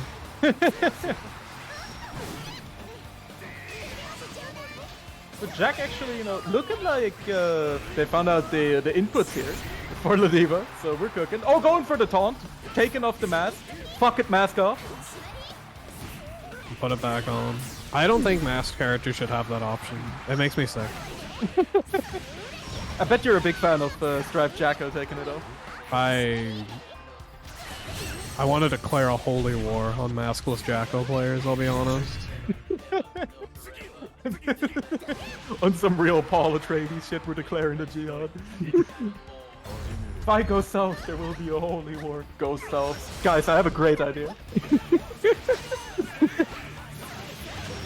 Yo, the link, the crouch confirm on everything. Ragnar kinda going. Shame upon all Zoomers. I don't even know why Lober is saying that, but I agree with him anyway. Big up. You can't kill here, right? There's a lot of resources, but I think Logan is just too chunky. We're on full BP. We're Yuling. Like, nah. Ain't no fucking way. I think it's kind of crazy that Ragnar the Blood Edge from Blaze Blue has changed so much since the last time we saw him. He's really fallen on rough times. I mean, yeah, it's a side effect probably of ceasing to be. Yeah. Things weren't going well for him at the end of the last BlazBlue game. Yeah. It really is kind of tough, like, you know, for Blaze Blue fans. The last game that they ever got, and probably the last game that they will ever get, is BB Tag. That's kind of fucked. Think about it. Yeah, no, like, you guys want to complain about Granblue Versus being turned into a fucking 6XL game, Goo Goo Gaga old skill game? BlazBlue players had their game turned into a fucking tag fighter. Blaze Blue player, no, worse. You undersell the magnitude of the situation. Blaze Blue players had to start playing with fucking Ruby fans, unironically. Yeah, they were trapped with a fucking... Had to play with Ruby players. It's a fucking tag game. There's 2 buttons. You have to listen to Red Lake Roses every match. Yeah. Yo, I'm gonna kind of pop pull off out the there. Jujuna tweet. Yeah.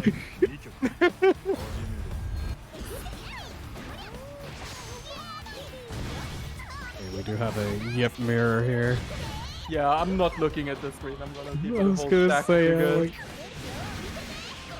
You know, I was gonna say, like, you know, recently I was pondering how, like, my strong disdain for this character has subsided a little bit and more shifted towards vanilla players. But the mirror still is kind of tough, man. The mirror is still not something I want to be subjected to. So It's thankfully, pretty- Ragnar the Blood Edge is speed running it here. Yeah, we've seen a lot of shenanigans with the stance movement, a little bit of hops. I think Yule is bad, so this doesn't kill. I was wrong. Nice. She's broken. Yeah, that was a really good combo there from Ragnar. Cool stuff. But yeah, Nier has departed. She is now far, wherever she is. You're fucking evaporated, unfortunately. They're not even playing near. I've been tricked. Yeah, it's actually kind of tricky. Yeah.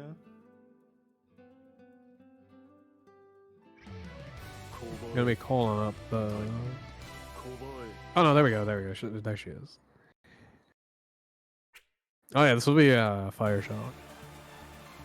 So we're definitely gonna get the Nier coming out. Yep. Yeah, the combo is really cool. Ragnar definitely cooking up, showing some good stuff here on the Yule. So let's take a look, see how this one's gonna play out. Of course, now has to contend with the Nier, so this is gonna be really, really spooky. Fire Shock, of course, someone who's been putting in a ton of work with the character, who's been doing very well in brackets, and you know, this is definitely not a Nier player you want to face. You know, if you gotta pick your poison, I definitely wouldn't want to deal with Fire Shock Nier or Saki Nier. That's also horrifying. Yeah, no, it's like I think the biggest thing like for Nier that like Europe is lacking is like, you know, top contender Nier mains, but right now we do have Fire Shock. You know, I think like was Cagliostro main, but maybe is now fair to call him a Nier main. Yeah, for sure. I mean, definitely. At this point, he's committed. I mean, look at those 2 M's. Like 3 in a row.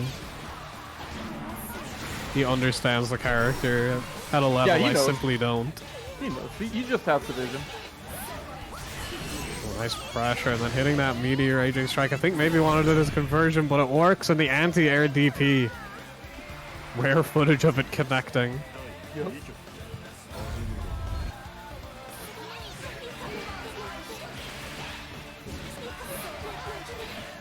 Oh, yo. Nice bait on the DP. Yep. I can't get much fucked up off call. of it. Like that situation, it's not that hard to bait reverses as well. Yeah, and like, Just Nier champion, just doing shit. you bait it and you just still get a billion fucking plus frames and chip damage. Yeah. Yo, the jump in, gonna hit. Low stocks here for Fire Shock, but Might not even get a chance to use them if this pressure keeps up. This is gonna be a huge chunk of damage. Look how much that took right before the animation. What if this, well, you know, what if this low damage character, Yule, known low damage Yipper coming through here, and oh god, Fireshock tried to get way too funny there with the reversal SSBA, not working out, and Ragnar now on set point for team Yip skipping a dunk. Yeah, tried to hit them with the Yamatai, but God, not told to Yamatai. Big fan of how you pronounce that. No, that was hard. The Yamatai.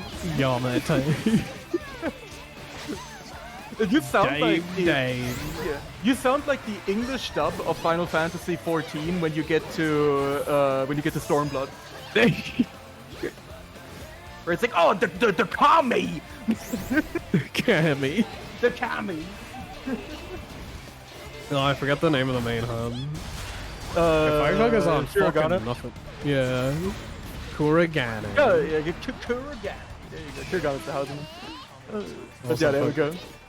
Fireshock has got fucking nothing, by the way. Yeah, he's got absolutely nothing. He's stockless, he's DP-less, he ain't got Nathan going on ever. It doesn't matter.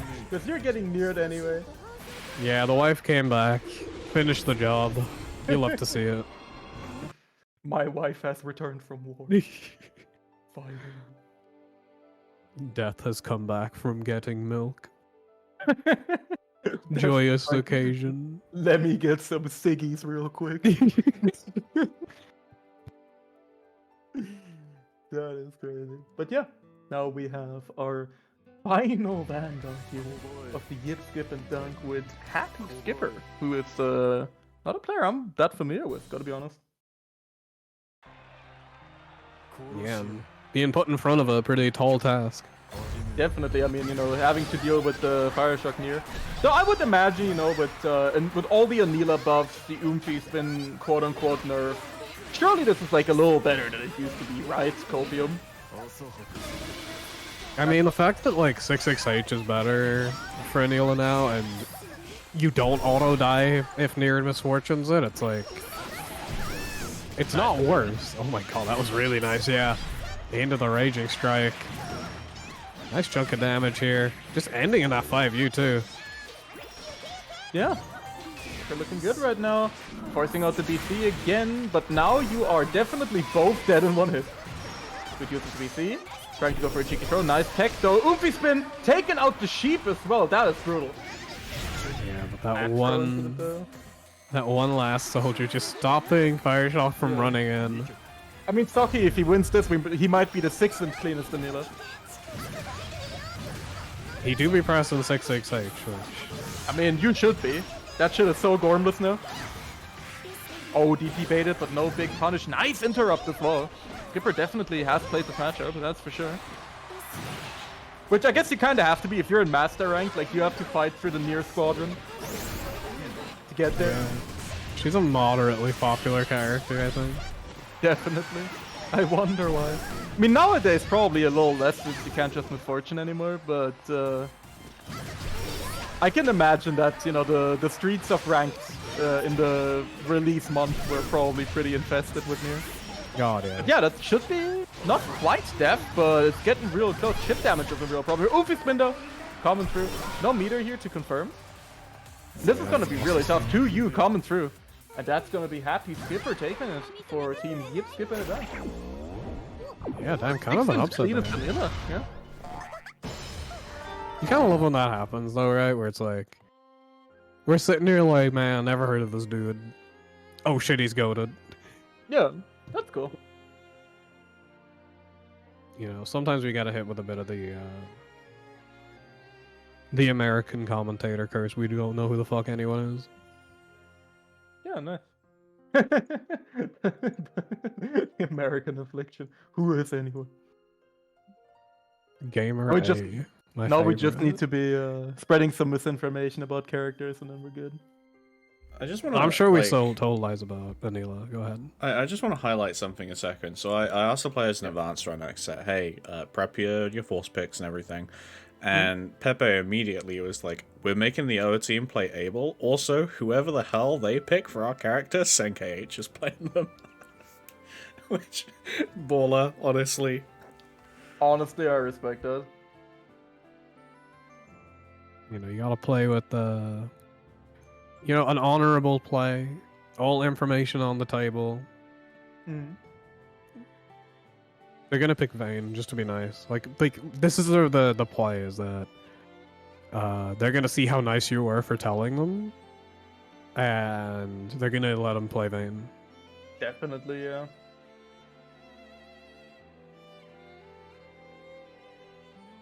Take a Dixie here as well, but they're whipping out. So far we haven't...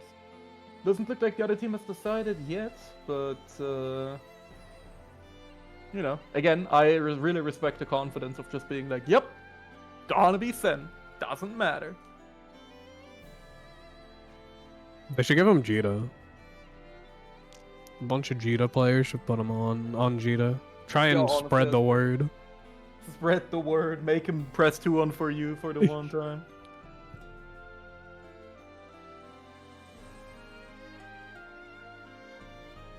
Yeah, just waiting on what they're cooking up. Mirai apparently gonna make the call here in a second. Oh, there we go. With these type of tournaments. They've changed their names to the what's it called? The team name. Yeah, El Rubio, El Tonto, and El Super Saiyajin. very good. But yeah, now we got Harry being picked as the fourth pick from Mirai, and Nevler will be whipping out Avatar Belial here.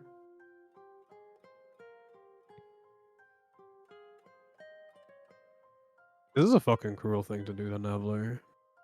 I mean, you know, they they were free to choose. That's actually kind of hard. I just translated the team name for Pepe and Friends, and it's the Blonde, the Fool, and the Super Saiyan. That's kind of hard. That's great. Kind I'm of a big cool. fan. Never asked to. All right. Maybe he's just goated on the Avatar Belial. You know, you never know. Yeah, Nevler accepting a character with 2 command throws. I'm pretty sure like he reached enlightenment in Japan. Like he went to the boot camp. He went up the mountains. He ascended the Fushimi Inari Shrine, and now he's like, okay, command grabs are fine. Yeah. Command grabs are fine, actually. I don't care. Yeah, it is a character that he used to just very much hate, I believe. Oh, I just noticed that his little profile thing is just Colosseum. Yeah, he's just a Coliseum gamer, man. Yeah, he discovered what the true solid play is about. It's just fucking RPSing and sending it and doing funny offense. This is the pick up. Okay. Alright, hold up. Let him cook. That was a nice pickup. Oh my god. Wait, has he actually landed this character? Hold up! Doing 400,000 damage to himself now, so they're both on almost equal health here. That's kind of hard. I love Avatar Belial. He is a funny little guy. Oh my god, doing the funny Kaz option. He was about to say, this guy is Kez maxing right now. And immediately going for the command throw. This is not Nevler. I refuse to believe it. I refuse to believe it. This guy, he's changed. He is a different person. Yeah, Japan changed him. He evolved. Yeah. He's become something else. Yeah. I mean, I understand, you know, when I was there and I was chilling in the onsen, I was like, this is truly, you know, a serene experience. I feel like I'm changing for the better. Maybe the same happened to Nevler, you know, now he's just playing this game with full mental serenity. Nothing bothers him anymore. That's what you gotta be. This game's too stressful. Definitely. Oh yeah, if you have any sort of like mental stake in playing this game, like that's like the path to misery right there. Oh, tried to send it on the 668, it didn't work, so he just went for it again. Man, Avatar Belial has so many good new voice lines in this. I've never like, I don't think I've really seen him in Rising at all. So I'm hearing some of these for the first time. That's great. What a little guy. I love him. Yo, nice spot dodge. But Nevler Avabel is gonna... Yeah, he's cooking. Okay, let him cook. Let him cook. He's ascended. He has reached Samsara, and he's now at peace with sick RPS. Shout out to Nevler, man. Become stronger. Yeah, it's like we talk about like people not having time to like learn combos on the characters, so they you know, they're just going button special, and then Nevler's out here linking ult skills over and over again. It's like, okay, Yeah. well, okay. Like, alright, let him cook. He may be a bit of a gamer. Oh my god, who's this guy? New DLC guy just dropped. They finally did a crossover with Grand Blue Fantasy Versus and put in Percival from that game.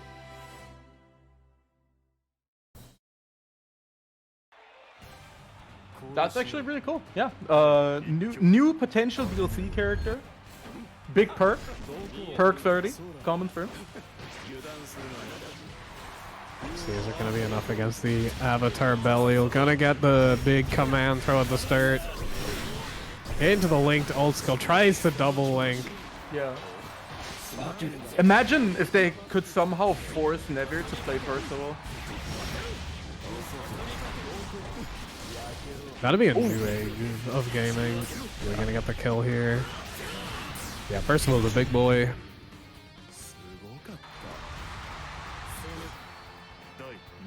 Yeah, starting out kind of rough for Patata, but closing it out in the end. Oh my god, you can actually combo that? That's sick. Yeah, I mean, this perk 30 champion going kind of crazy. He got buffed. TM. Yeah, a bit of a real character now. Always was, like, from what I hear from the Virum scrolls, has always, like, had a lot of strengths since the game came out. Just the overall way it plays. Well. Yeah. The overall look at this shit. This is Never's new main. I'm telling you. He's cooking. What are these fucking crazy conversions? I mean, he's dead, but, like, the Never Avatar Belial, I believe in the new era. Yeah, it's getting those glimpses of, oh fuck, Nevler knows, that it's like, Yeah. wait, hold on. What's going on with this dude? He's just ascended, he just knows. The vision has been acquired. Yeah, we're gonna be back to the regularly scheduled 214 Ewing though. With Mirai stepping up to the cab.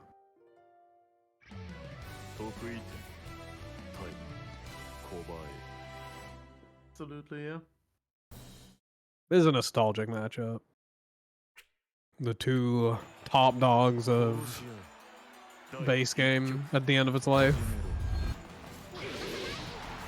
And immediately kicking off in a similar way to how it used to. Jita Now this immediately... feels nostalgic, yeah. This feels like we're back. This feels like we're so fucking back. We're just gonna ignore the BC going on. And if no one's 6-6S, ah fuck. Unfortunately. The dream is melting, it's over. It's not looking good no more. Yeah, what a big Percy 6-6L gonna win out in the 6-6L war. Ult, fireball, actually doing something. Yeah, when we were in Luxembourg and I played base Granblue against City, it really felt like that Ratatouille scene of the guy getting the first fight in. It was yeah. Oh, the throw. We'll take round one for Mirai. Yeah.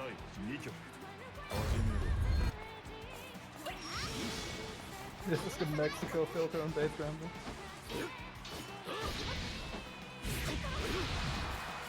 They've got the 6-6L in Mexico. Gonna get shoved into the corner. Down 2 BP, which doesn't feel great, but if you can hold this confidently... Oh, the carpet's down. Yep. They taking you to Gordon's kitchen, babe. Oh, tagged with a low. Ooh, nice conversion here. Patata.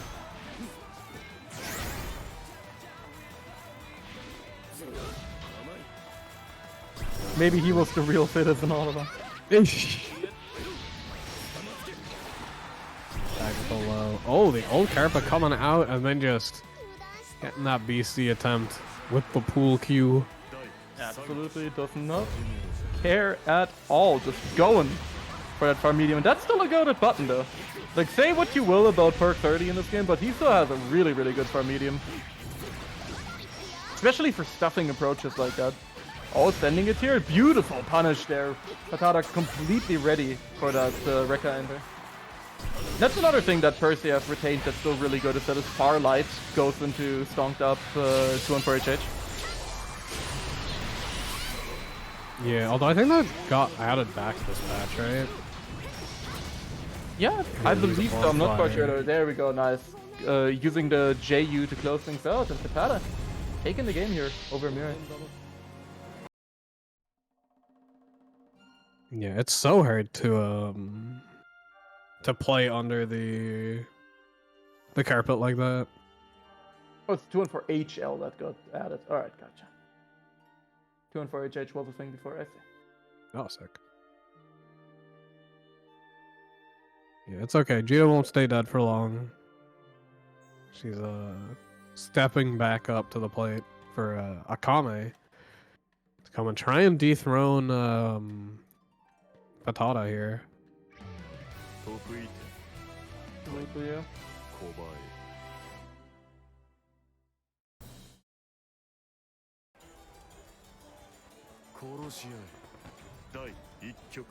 Yeah, the Percival champion is looking real good here, but now Akame might kill, so we're gonna have a tough final angle here, holding things down for Team 2 and for you. Yeah, a little too far for that conversion off of 66H. Unfortunate, because that is a big crumple counter hit. Low poke. Just gonna get BC to try and keep this corner. Oh, just supers them. Gets the block after the Lord Strike. Okay. Yeah. That stuff there. Big hit here as well. It's gonna just hurt a bunch. Now you're one hit away from death. One stonk still remaining. Now down to 0. Getting the one after the BC as well. That's another thing that, you know, kind of works out well for Percy. Is that you get to just stonk up after you get a BC on someone. Oh my god, absolutely doinked. Clonk! I think that with some certain counter hits, like Percy close heavy, Siegfried close heavy, the game should just have the metal pipe sound effect automatically when you get counter hit by that. Yeah, like I'm pretty sure it's royalty free. You can just use it. Yeah, exactly. Yeah, right now. Tada, on set point here. Getting a nice pickup here. Not gonna pick up the meter for the super ender, just gonna whiff that DP for the plus frames. Alright. DP frame kills still coming out. No confirming that counter hit. Now just keeping that. Oh, Curveball! Ow! No! It's gonna be a Patada off of a brutal 2 heavy. It's gonna take it. 3-1 for the blonde, the fool, and the Super Saiyan. I mean, he's looking like the Super Saiyan right now, that's for sure. You know, also like just a nice treat to see some Percival gaming. We don't get to see it much. Oh in yeah, this, absolutely. I wish we had more of that. But big perk, always a treat.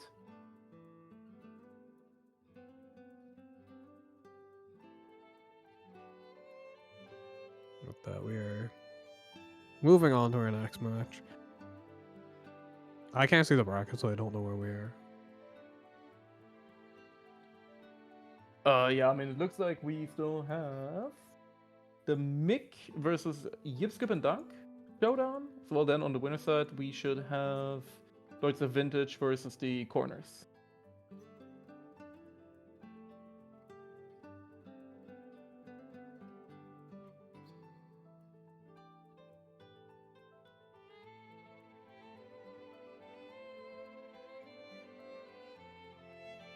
Yeah, I ain't getting no bracket updates, so I'm just lost.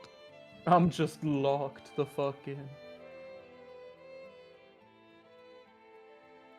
I'm gonna need to disappear for like a minute or so. I'll be right back. You gotta entertain the people in the stream. You'll go tell a fun story or something. I'll take over. It's all good.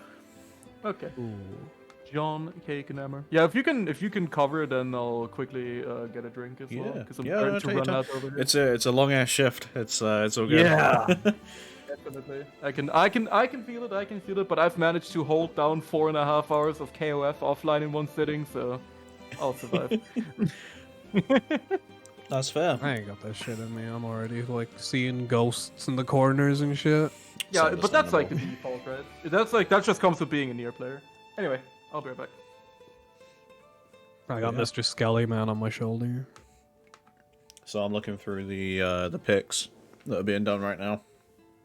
Somebody on Mick's team is going to be playing Eustace. I can guarantee that it will not be Mick. And then on the other side, someone on the Yip team going to be playing Matera. But they're just waiting on Mick to confirm it. He's just away for a second. We've got Vane Dog on the screen again. I don't like how smooth it is. You know? Yeah, it's got too many frames. It does, yeah. It's moving at a higher frame rate than everything else, so it just looks like you're immediately drawn to it. It's just a strange fucking idea. It is, yeah. It definitely is. But yeah, looking forward to see these two teams clash. Obviously, it was quite impressive to see Happy Skipper at the end of that last match with the Yip team taking it over Fireshock. So interested to see how they're gonna do here. It's funny, right? Because a lot of my time playing this game now, I actually spend kind of sitting around in lobby and just playing random people. I think it's pretty chill, and I see Ragnar and the gang, the lobby gang, there a lot. They live there, as far as I know. And Skipper is someone that I've seen kicking around, but I haven't really watched play too much. And yeah, very good Anilla. Love to see it. So Yeah, it's cool to see the lobbies going. You know, all week round. We used to have the lobby nights for base game. Like every Wednesday, people would fill out the lobby. So it's like really good to see that we don't have to do that anymore. People are just in there. it's nice. Yeah, it's nice that they're just populated like that. Bit more social than casual queue, so it's nice. Do you spend much time like in the lobbies? No, I never bothered because I was playing Public Enemy #1, but she might be okay now. People might actually sit down when they see the I think near icon. people are more throwing that aggro at Siegfried, to be honest. Yeah, as mentioned in the chat, there is one guy who has been there for ages now who just does nothing but attack the Siegfried Kyle. It's so funny. Now, on one side, yeah, that's absolutely hilarious. The bad side for that, for me, is that's in the area that I normally like to sit down and play, so I've constantly got noise in my ear. Constantly just hearing whack, whack, whack, Yeah. whack, whack. But yeah, just waiting on the teams to decide who's playing who. And then we're going to get right to it. Wattori already sitting by the cab, so we'll see. Yeah, it looks like he's locking in the Eustace. He's taking the He force is. pick yet again. Yep. And then on the other side, kind of feeling like we might see Araz play someone else again. Just, you know, as we've seen it prior. But we'll see. Yeah, who is Araz playing normally? I I- know I've seen them in brackets before, Yeah, like, early on Araz- especially. Araz entered like the first couple of brackets, but I can't remember to be frank with you. But yeah, that is what we're seeing here. We're going to see Eustace versus Matera on two players that absolutely do not normally play them.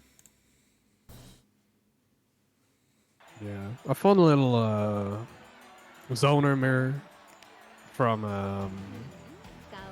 non-zoner players, so it'll be a fun little watch. Oh, yo, he's a Hisui god. All right. Oh, okay. Throwing some chairs, throwing some cakes, even maybe. I approve. Oh yeah, that's not the one with the plants. Who's the one with Yeah. the plant? Who has Johnny? You're thinking of Kaku. That's okay. Yeah. I was gonna play her, and then I saw a picture of Arcuit and went, no. That's This is fair. what I do. Yeah. Another blondie on the screen at the moment with this useless color. I respect the fish weapon pick as well. I never see anyone actually play on this weapon, but I see lots of Jita fish. So, but yeah, Vittori of course proven immediately that he knows how to play the character. Red nade into bystanders. Eustace staple at this point we've seen in this first round. Taking them out like Majin Vegeta. Mm-hmm. That one's the gonna early land spot though. dodge. Yeah. Just going in with the pressure here. Nice. Unfortunately, the red nade is off. Not going to extend the combo anyhow. But a jump from Araz is going to just swap the corner back around. Oh, the DP. They buffed that like a little bit, right? They buffed it, but I don't know if I believe them. Oh. It's one of those kind of moves. Nice double spot dodge there on the new Flamek. Gets the punch with the 6XL though. Vittori is doing pretty well so far in this round. It has the butterfly insurance. Oh, oh my god. Easy punish. No kill though. Could have killed with the RSRC. Gonna allow Raz just to have a second chance at life here. But that's proof that someone doesn't play the character. Going for that close heavy afterwards when Matera can only go for close M. Is that a thing with Diva too, actually? Because we saw Jack missing the same thing. We did, yeah. And now it's close at this point. Double U skill coming out, but the slow kill is going to do just a little bit more damage. And I'm sorry, I was too focused on talking to put the overlay up. It's been a long one today, guys. Yeah, we still got a nice amount of gaming to go. I'll probably have to tag out for a bit like Toast did, stretch my legs. Mm-hmm. It's a long old time. But yeah, we're seeing Ragnar now. Of course, normal Yule pick. And as we've seen with the previous games, I'm kind of expecting this to be a pretty quick cleanup. But I'm open to Vittori surprising me. Yeah, you know, Vittori just has like enough of the fundamental game plan of rising down that Yeah. he could make it happen, even if there's a lot of character discomfort. But of course, Ragnar kind of nice on the Yipper. Oh yeah, nice BC. Oh, gonna get tagged by the Hanarashi. Really cash out on the super, but that's pretty nice. You put him on 1 DP. Easily within a throw range, but just gonna get tagged there by that stance light. Really quick round for Ragnar. Now start slow kill. Vittori knows all there is to know about this character, honestly. He's a genius. Oh, tried to go for a cheeky stance, but Nice stance, Vittori yeah. not biting. Yeah. That's a bit of the Anila fundamentals because they're pretty important on her. Going wild with the grenade. Shoved into the corner. Oh no, tries to press into the Hanarashi follow-up, gonna get caught by that. Nice big starter for Yule here. We're gonna see that link into the super, no doubt. Not dropping those. Again, easily within throw distance here. Just probably gonna sit there for a second. Oh no, goes for the throw, but the throw whiffs. There's 3 stocks on the side of Ragnar here, and actually we're gonna see a whiff throw attempt come out on the fuzzy option, when really that BC should be the thing we're seeing. It's the thing we're gonna see now. Blocks here on the dash M's. Tori found a good hit there, but just didn't have the resources to end it. Now he's in a pretty precarious spot. Very low health and doesn't have the... No, why'd you do a second one? Nah, I get it. I've seen that combo before, so I would have gone for it too. You gotta be, you gotta either get a high hit or be in the corner because they have wall bounces. But yeah, most unfortunate. Yeah, it's just one of those things where it's like, I know this sequence works under some circumstance, I just don't know the circumstance, so... We got Ragnar doing a Saki here and move into player 1 side. Yeah, he wants that song. Mm-hmm. Gonna get Kogata in now. Yeah, wrapping the Catalina. I'm enjoying watching Kogata's Catalina at the moment. I played Kogata's Catalina recently. I think his use of 214U is really, really nice. really high reward option for her. And Kogata definitely knows how to make the most out of it, but Ragnar, I feel one of his kind of trademark points at the moment is just these really hyper-aggressive round starts and just making the most out of them as much as he can. Nice throw bait here, going to get even more damage out of the situation, just locking Kogata down in this right-hand corner. Throw, easily within distance for an R1 now. UDP baited. Not quite perfect, but probably gets. You know, I was looking for a spot not to interrupt you, but you're yapping, so I'm sorry. I was yapping. It was one big long exchange, my guy, but I'll let you take back over.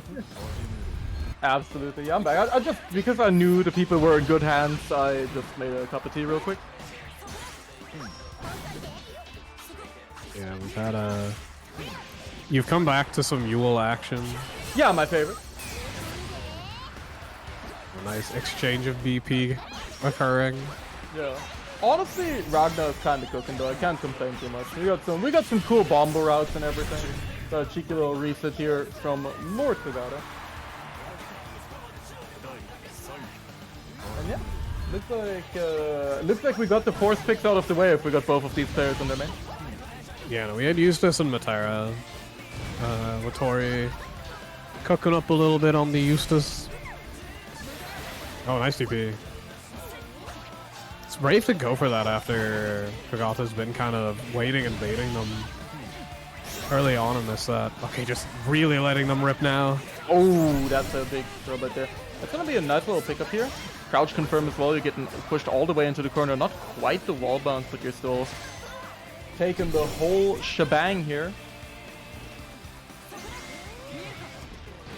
And those are really like in the 6xh usage here spaced out from Kogata as well. Really good reward on that when you, especially if you get those accursed strive counters and they just explode.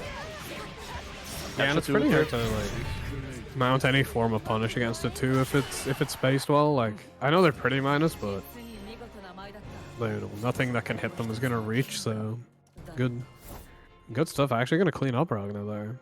Yeah, man, that Catalina skin is good. Who said that?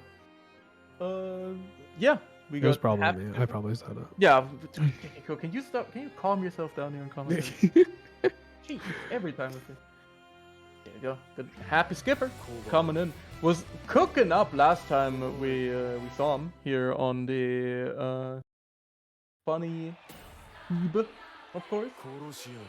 We've had another P1 swap. The players right now trying to give Cake an aneurysm. Honestly, kind of bad. Everyone knows the trick is to make life harder for the TOs. Everybody loves that. Absolutely, yeah. Yeah, what is the fucking monkey ball noises coming out of Anila right now? I mean, definitely fitting to the character space, though, but... There we go. Nice throw in the corner. Really looking for those big staggers right there, getting caught out by the flip. You still jump scare? Yeah, just trying to find the Catalina nooch. Like, this is the Catalina nooch that Catalina players always, you know, suck themselves off over. Doing a little EX thrust there, the little ultimate skill here. This is the clean, honest first piece that Guilty Gear is known for. If Happy Skipper takes the first round. Gonna have to mount the comeback here against Kogata and friends. Yeah, they gotta go around to get taken down to the wire, but Skipper able to close it out. We got a little bit of lore on him.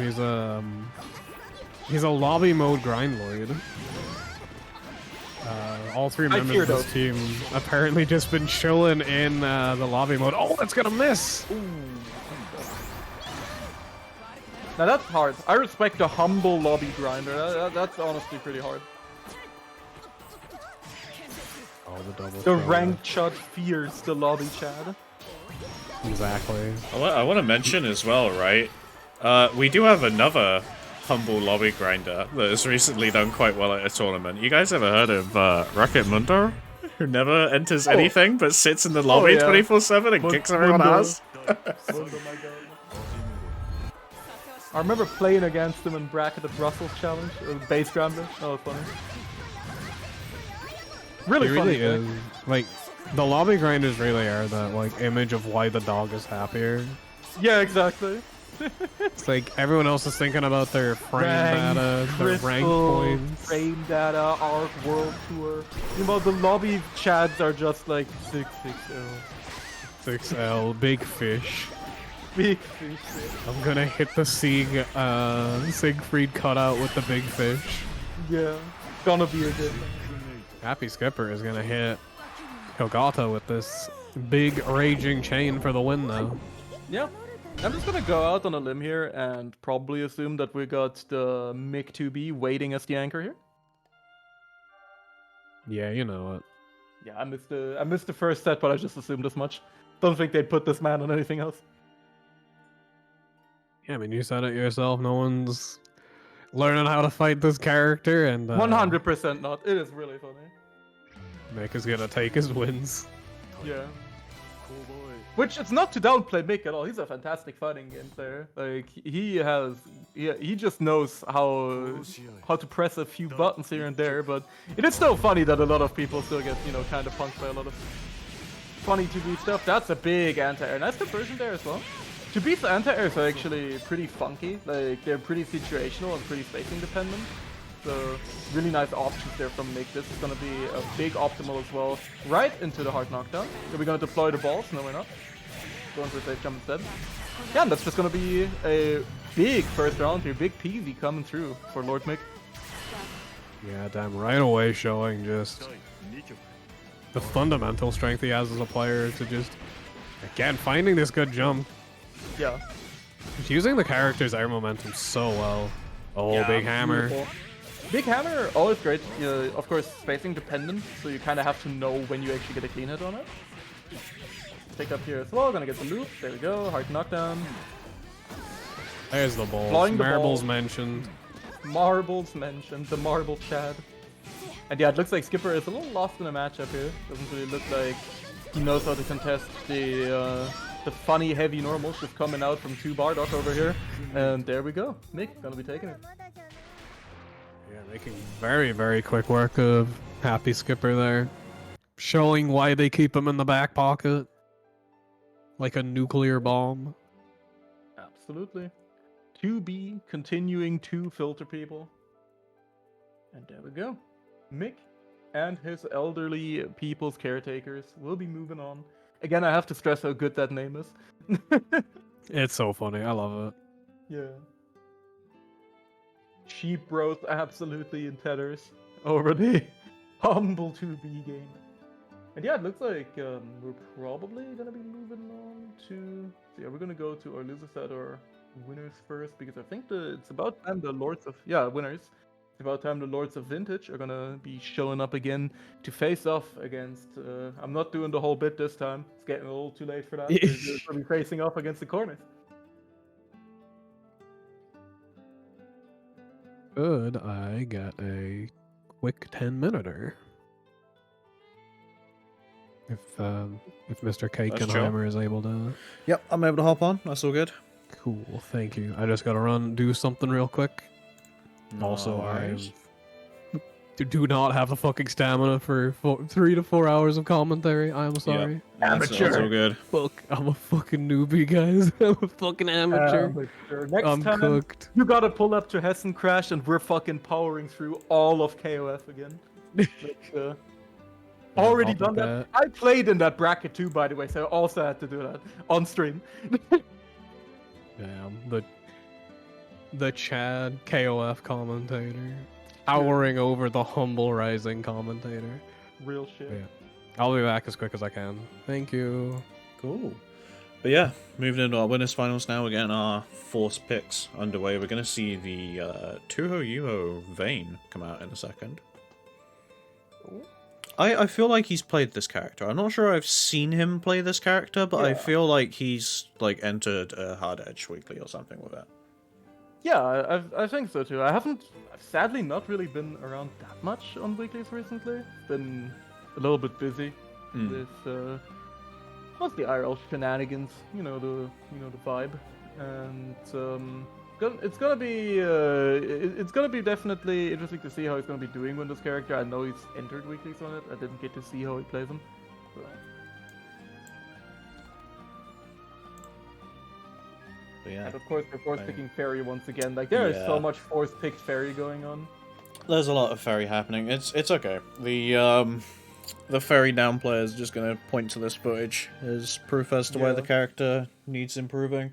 Of course. Yeah, it was funny hearing you discuss it earlier. I think Fairy's still alright in this game. I don't think she is like Yeah, but overwhelming by any means, or even maybe really as good as she kind of was in base game. But like, this character still cooks, right? yeah, definitely. Like I just said, like Fairy players would not say a good word about their character if she was top 1. It doesn't matter. They have nothing else going on, so so we have to pretend like they're being held back by their character. But yeah, players readied up. The character Siegfried is right there on the character select screen. If it's really that True. bad. That's the thing as well. I have no sympathy for anyone complaining about their character when you can just pick something else. Mm-hmm. Big Fish is here. God incoming, of course. I have not actually seen this weapon in game yet. It looks glorious. Yeah. No punch there on the whiff 66H.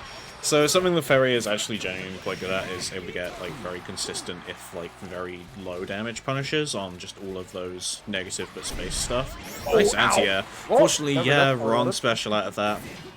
Yeah.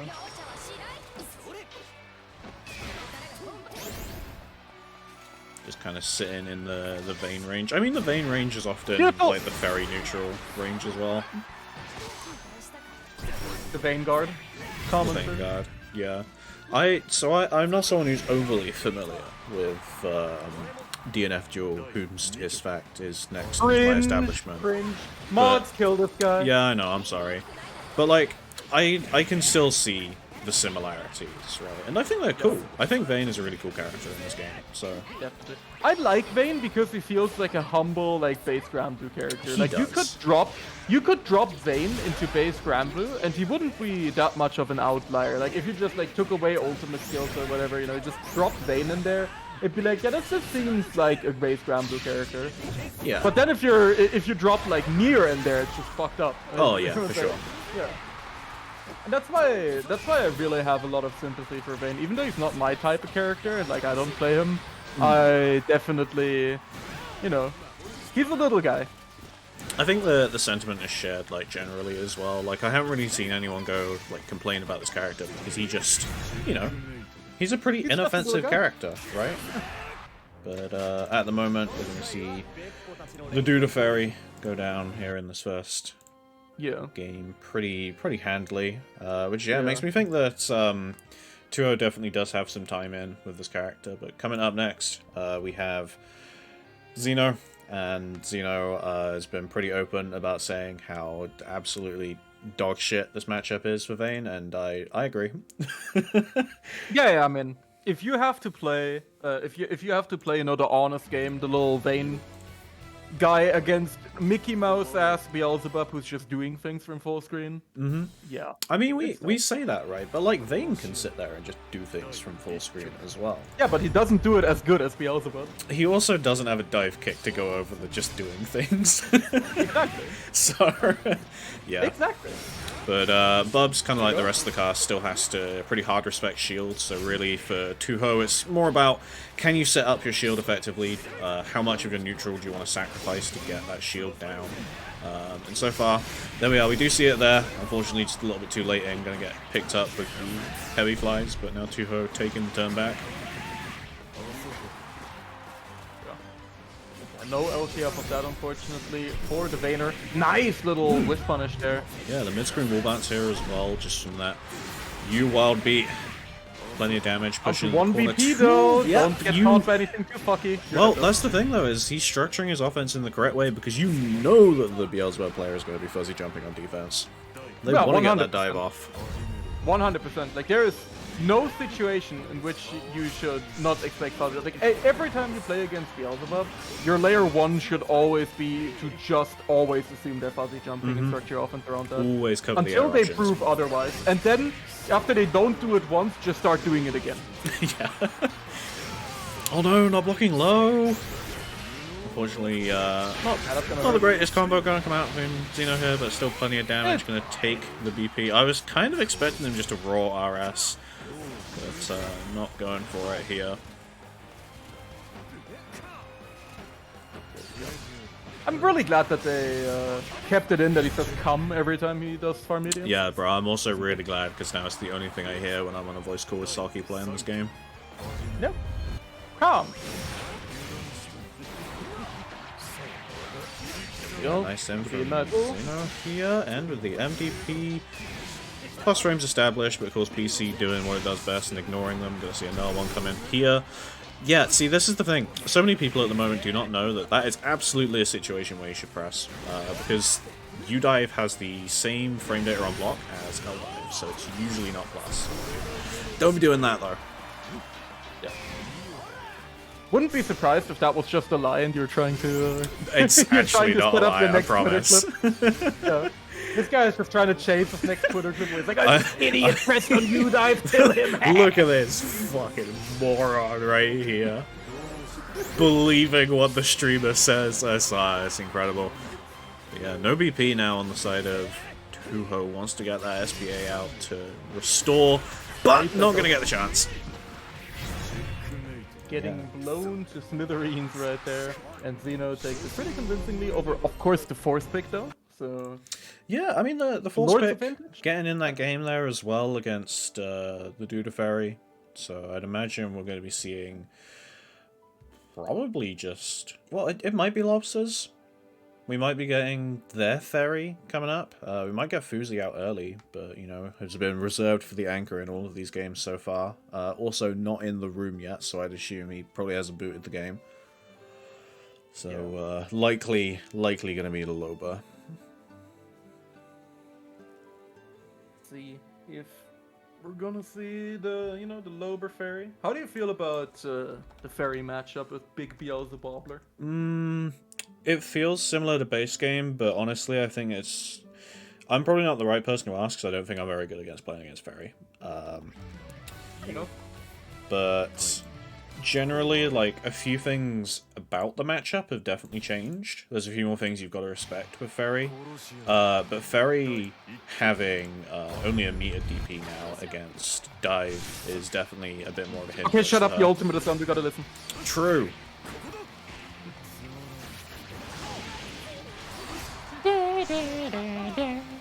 The fact that they locked us behind a battle pass is so fucking criminal. Yeah, I know. You watch that, they're gonna do it with End of Ragnarok and Lucky Gear. Yeah, 100%. I'm still paying for it. Oh, don't do that! Yeah, Lobs has been hitting people with that one. Since base game, and Xeno, that was... Look, from one Anthem user to another, that was like probably one of the single worst Anthems I've ever seen. Yeah. I'm sorry, bro. And that's a lot coming from you, too. Like, I was nowhere near you. Yeah. Yeah, all the real tracks are in BP, and then you have to listen to the fuck-ass Pass-Down remix. They're gonna drop Real Zero at some point in the Battle Pass. They will do, and I think that would be really funny, because I'll see you pop off over being able to have Real Zero in-game. Despite the fact that you complained about Strive Bike and Theme for the exact same reasons. Really good song, but like, just, you're never hearing that shit in-game. Yeah, absolutely not. They'd have to make it like a, if they were real Chad, which they're not, they would make it a dynamic song, like, the way, like, as boring as the Street Fighter 6 OST is, at least it's fully dynamic to where it, like, changes based on the round state and, like, the number of rounds, right? And if they did that with Zero, that would be hard as fuck. Like, I love shit like that in fighting games, so yeah, give us more of that, to be honest. While we've been yapping, though, Loba pulling this round back, we're going to see it again with the DP catch into GG. Plenty of damage off the exchange. Guessing correctly on the GG afterwards.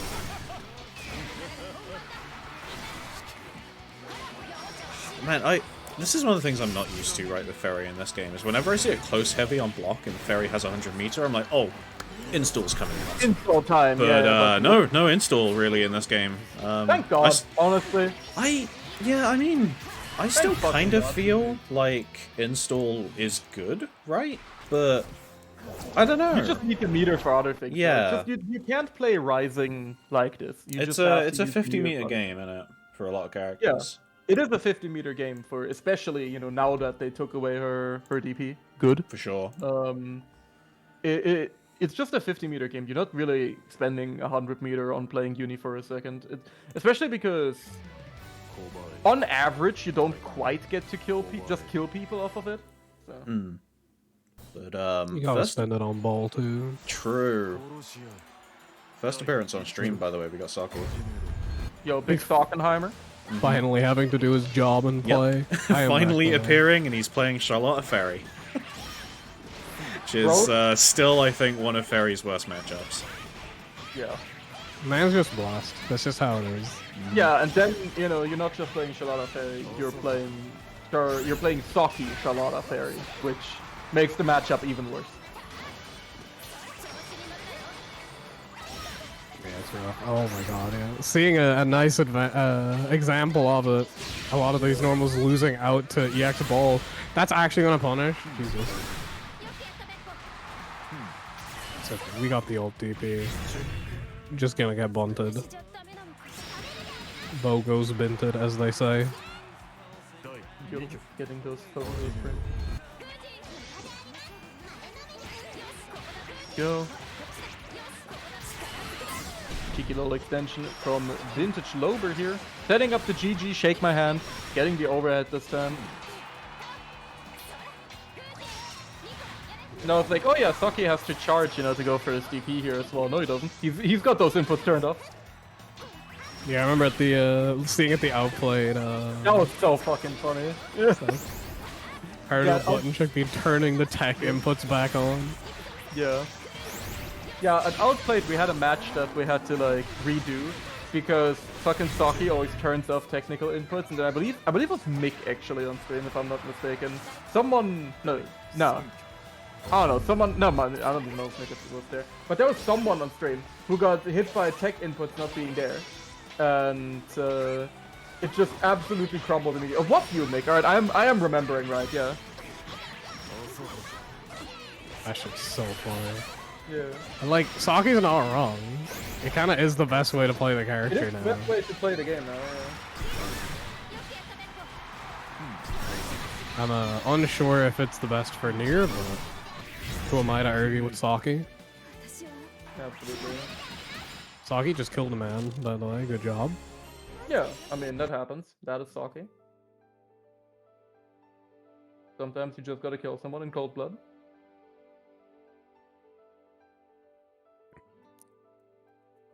Playing their skin off in front of their family.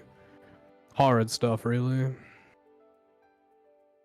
That's the harsh reality of playing Charlotte. Oh yeah, I would never play a fucking charge character in this game, that is for sure. You have to, or not only do you have to deal with, with the charge input shenanigans that you can just turn off and do illegal inputs, you can do running forward, fireballs like you're playing the Street Fighter 4 DS version, where you can Check out my sick execution, and I'm just mashing the touchscreen. Yeah. That was actually fucked up. The walk forward fireball guy was actually so messed up. It's the future we deserve, honestly. Definitely. I mean, it's the past we already had, actually, Yeah. because, here's a little anecdote. When I was doing a research paper on, AI in fighting games, the CPU opponents in fighting games, and how they often cheat for my uni project, I found out that in Street Fighter 2, characters will sometimes pretend to charge for an illegal amount of frames and then do a move without having to charge. The Street Fighter 2 Guile will pretend to crouch down for 10 frames and then do a flash kick, but the logic is not coded in a way where he needs to do that. He can just flash kick at any time. Whatever the fuck he desires. That's so good. Exactly. And he will actually pretend to charge. They really don't make him like that anymore. He's just trying to fly under the radar. He doesn't want to get caught. Yeah. have Fusiliera on that 650 meter, almost at the 75, so we can just send 2 ult skills now. Yeah, the gap may be deployed. However, try to anti-air Charlotta, BG's burn down his house. Got the super ender here, got that raging point back. Ow. Yo, nice attack. Oh, that bounces? What the hell? Old shoulder, yeah, it bounces.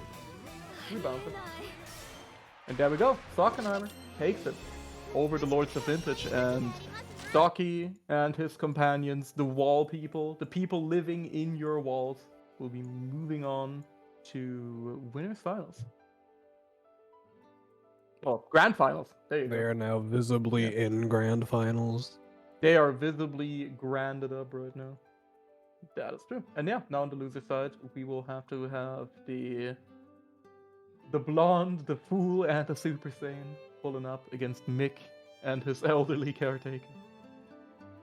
What a matchup. Mick, of course, rocking the Vicky avatar. That's at least the one thing, you know, when Vikala inevitably gets added to this game, at least you guys won't have to lap the 2B matchup anymore, because then we got Mick on the Vikala no matter what. Yeah, the 1-2B in Europe will finally be defeated.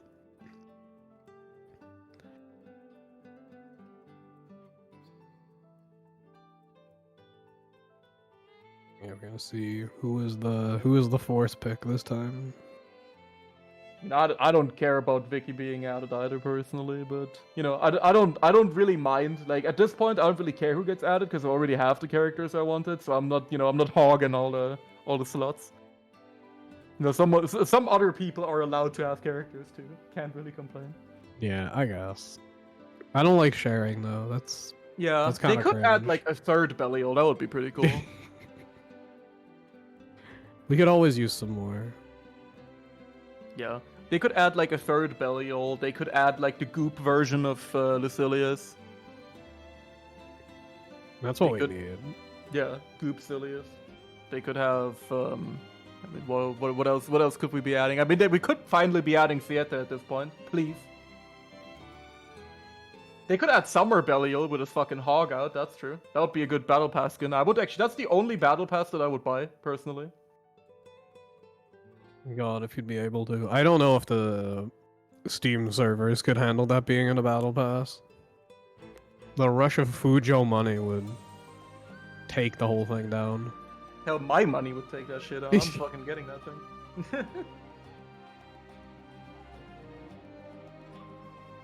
We are acquiring that shit. Chat, let me hear your favorite wishlist gacha skin real quick. You know, if you're any of you guys played a mobile game, what character needs a different version of like their skin added to the game? I'm saying Grand Percy, because Grand Percy's design is fucking peak. Yeah, no, I'd be Water down Zeta? for- Yeah, Zeta already got one, you greedy little fella. Summer The greedy Vera, gizmo. yeah, that's an obvious one, I guess. Water Zeta does seem to be popular. I can understand. It's a cool design. Fire You- Basaraga. You're gonna hate me for saying this, but Nier's 5-star. Yeah, Nier's that's fine. the I one mean, I want. why would I hate you for saying that? That's a cool design. I'm not even a Nier hater. I don't care about her. Like, I don't mind her. She's fine. Chat'll hate you though. Yeah. They're coming after you. Yeah, I'm used to that. I've been an avid Belial defender for so long. I want to highlight this one. Chayleigh's so fucking real for that. Give us the relink version of Grand and Gita.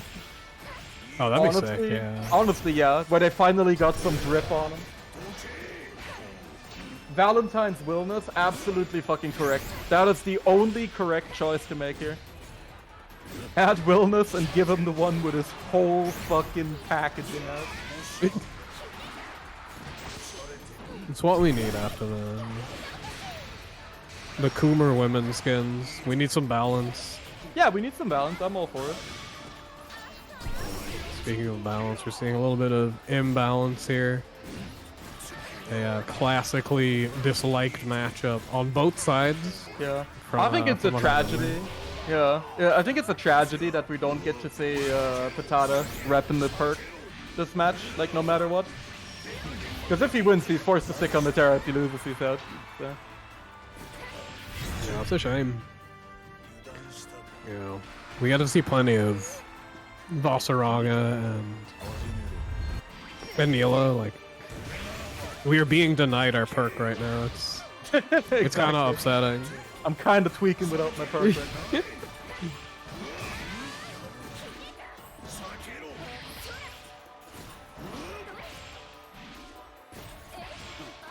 But yeah, I mean, this is looking like, you know, the match, the Vaz Materama we know and love. Both players just kind of doing shit. Vaz trying his best to find his way in.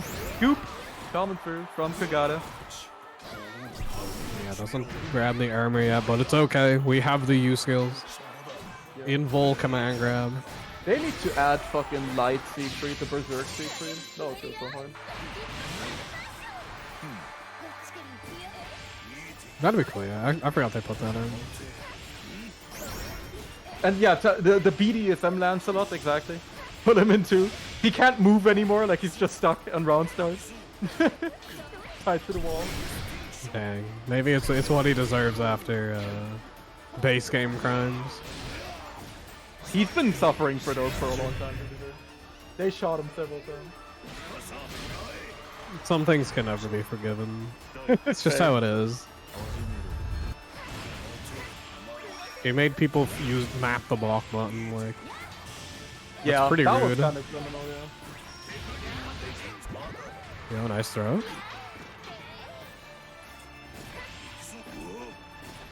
Yo, we're playing a bit of footsies. The whiff punish from 66H. Go.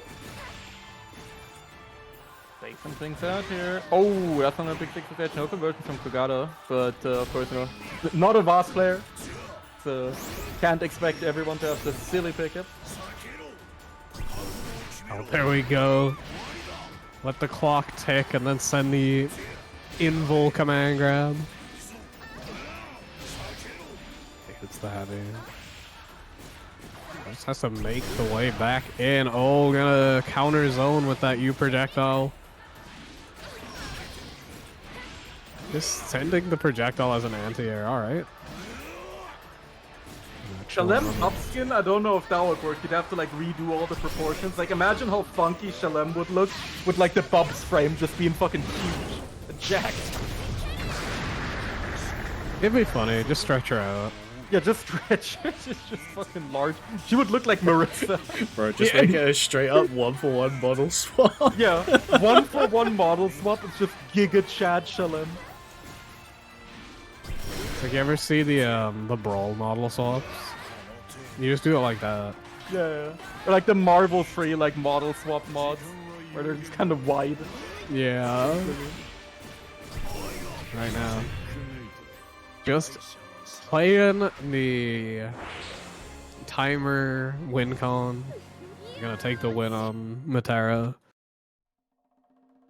We have been denied the perk, but Yeah, no perk whatsoever. we are gonna see the rat. We've been gifted a rat instead. Great. And this time Mick is getting pulled out immediately, I guess. Don't really. Vittoria apparently does not want to deal with Matera, so sending out the Mick 2B, deploying the balls immediately. Yeah, I got it. Like, especially if they feel like this matchup's pretty good. And like Mick has been kind of dismantling teams all night, so Yeah. I got it. Wow. Not paying up. That's what pick up there from Mick, getting a safe jump there as well. And that's one thing that's really good about TB is that you still get to, against a lot of the cast, you still get to do kind of base gamey corner safe jump situations a lot of the time. Valentine's Gromnir, yeah, we do have a spear, that's true. Deploying the balls are deployed, tried to jump, GG. Yeah, gonna get sniped for it. Balls out again. Woo, the walk up, Jesus fucking Christ. He's gonna get hit here. Yeah, he tried to throw. Oh, unfortunate. Get reversaled, fool. And yeah, it's gonna take the BP as well. We got one left, just gonna sprint down at you. White woman jump scare. Coming through. And I mean, Patata taking the first round here over Mick off of the back of that reversal.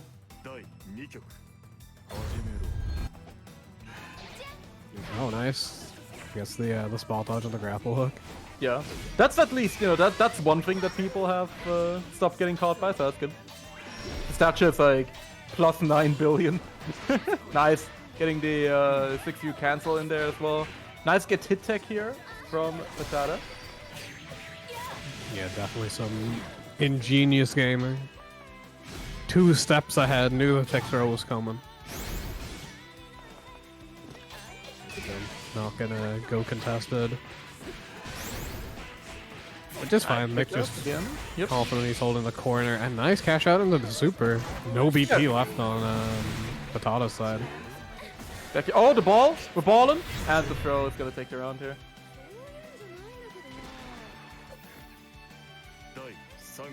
One more round to unseat this rat.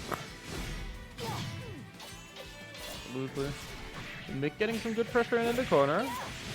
6-6-0 at home. Taken. It's toll right here. That's a real awkward corner swapper. Probably not what Mick wanted. Now has to fight his way out of the corner. Nice, going for the 6U cancels again. Finding the jump. The counter hit low. And now we're going to get this ultimate skill cash out. Yep. It always gives her a really nice corner carry. I'm liking the jump here from Patata as well. Tries to go for an extension, doesn't quite get it here. You're seeing him right out. And Mick deploying the balls once again. Nice BC again, but now Patata on only 1 BP, 0 BP is gonna take a bunch of damage here. Next safe jump situation is gonna decide it here. It's gonna be very spooky. Ultimate DP, beautiful stuff. Now don't get you lasers. Yep. Oh, nice. Yeah, gets the jump over. And Rubio on the Matera is going to take it over Mick. Yeah.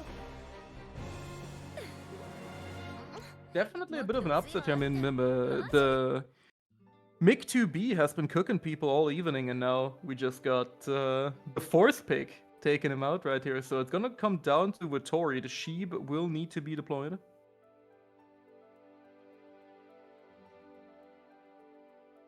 Yeah, gonna have to face up against the zoning. Can the Sheebs handle it? Yeah. Do Sheeps like rats? I feel like they would. I think they'd get along.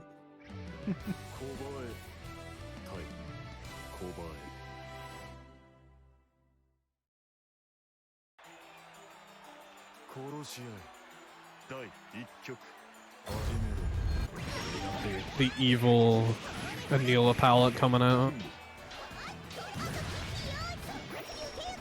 I think the corner early. Nice anti-air. Just holding that corner down right now. Whiffing some buttons. Keeping it tight, but the jump out from Patata.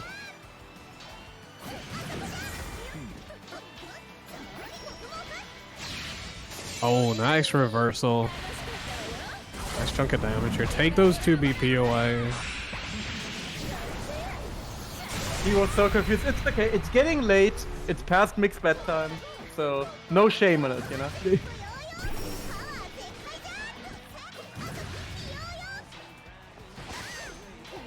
That's the throw. But the counter hit. Tori taking the win here.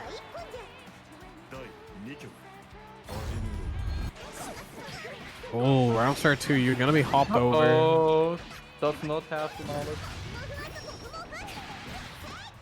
Oh no, that's Sheep. Keeping the pick up for a bit. Yeah, nice. This is gonna be a nice helping of damage. Never mind, doesn't have the meter for old Sheep. Ow, that's good. That he'd have to. Oh, never mind, he dropped it. I think again. Vittori, you know, quite have it. Establishing himself as the drop lord, you know, after that accursed, what was it, Duncan Yeps run, where he Taichi'd it like 4 times. Dang, the worst feeling. But at least managed to close it out still, but has 2 more names to get through here. Yep. Looks like they're sending out Senkei H first. Are we gonna see the Vayne? Is he full time on that character now? I Looks hope like it. so. Yeah.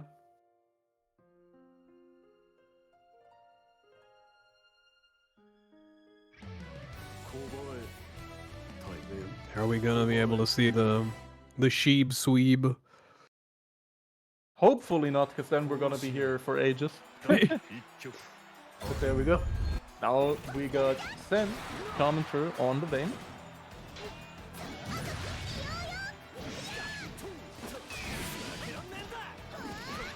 Oh, big bait here on the anti-air. Baiting the BC as well. Sen finding some nice hits here. Uh-oh. Nice pickup here from Vittori. Very aware of the weird spacing. Oh, nice. That pickup continued. Wild beat coming through. Beautiful. Beautiful! Gets it again. The Sheebs are not enough to stop DNF dueling. No one can stop DNF dueling. Except for Nexon, I guess, but... That's neither here nor there. Dude, we are absolutely next right now. Never mind, we are nowhere really dealing with the matchup really well. Oh my god, nice ult DP. I love that DP. It's like such a jump scare because you get locked in the animation like frame 1. Unfortunately, tried to approach against the Sheep, but he's too powerful. Oh, big drop here from Sen. Gonna have to prevent the Sheep sweep here. Trying to DNF duel his ass, but finding a nice neutral jump instead. That's gonna be a nice little knockdown. I don't think the shield is gonna do that much here just because of the Sheep. Ow, 6-6H. This is gonna just burn the house down. Unfortunately, this character got buffed for everyone involved, so this is gonna be 9 more billion damage off of the counter hit. Yeah, already tying things up after what so far had been a pretty good round for Senkei H. Now he gets a spot dodge. And now he's dead. Yeah, nice getting the ult Sheep starter there, and the sweep continues.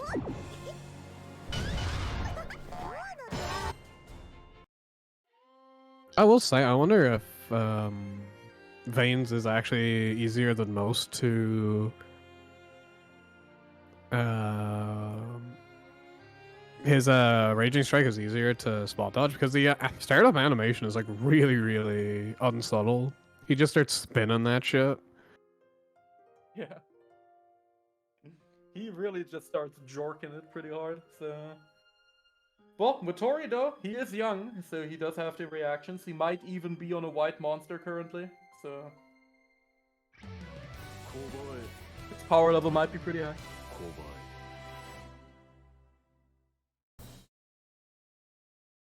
Yeah, is he gonna be... Is Pepe gonna be able to stop the sheepening? So far so good. Winning the first interaction and getting the corner with that jump in. Got slapped. Oh my god, it's all coming up Pepe right now. Oh, misses the link. Vittori getting a chance to play. Oh, nice. The jumping working out again. Okay, nice punish. Oh, and the backdash shimmy into the U-sheep. Not gonna get the pickup though. Big stepping. Common. The big stepper. Nice, the Heelys. Getting that command through. Plus a billion ultimate skill. Oh, oh, just gets the spot again. He is still young. GG. It's over. He's a zoomer. This guy is fucking zooming right now. Why does this do so much damage? I don't like it here. Anyway, get scoop. Yeah, unfortunately loses the ult skill roulette and Pepe on set point after all of that. The 2-2 in. I was getting tagged, the instant tag that time. Even after getting hit by that backdash shimmy earlier. Oh my god, what a nice recognition there that the link was worked out. Really cool stuff from... Pepe's awareness is fucking insane, like, to get links like that. The one he did in the corner, like, right at the start as well, he makes this character look good. Yeah.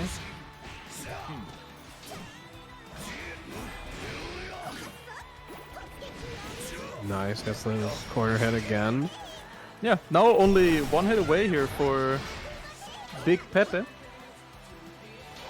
Waiting patiently. Yeah, you can just chill now. Getting the low, getting this plus 10 more billion, and the scoop, and that's gonna do it. Pepe takes it. Denying the sweep. Tori managing to take out 2 players, but just being taken out at the end.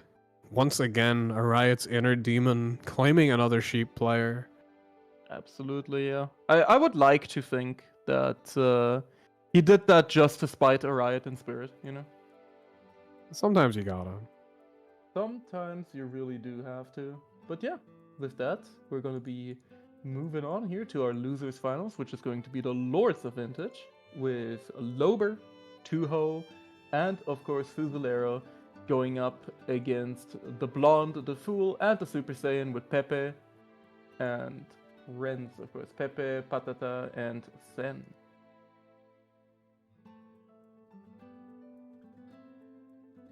Yeah, gonna be calling in the Vintage Gamers, gonna see what our bans and picks are gonna be looking like. I need to get the thread open again. Yeah, of course, tune into Marbles tomorrow. Yeah, definitely tune into Marbles, that's gonna be peak. I think that every seeding at every tournament should always be decided by Marbles and nothing else. We still haven't done the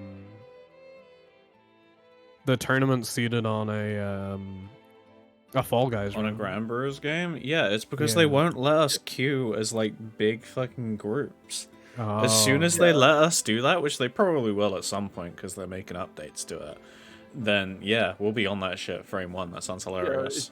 Yeah, if you can do the whole shebang of making a proper private lobby. Unfortunately, it doesn't work right now. So. Just kind of hope we can in the future. I mean, it's all meaningless in the end because it'll just be like an extra, 20 minutes of kicking around to have Mundo be top seed. True. Giga Chad Mundo. Coming through.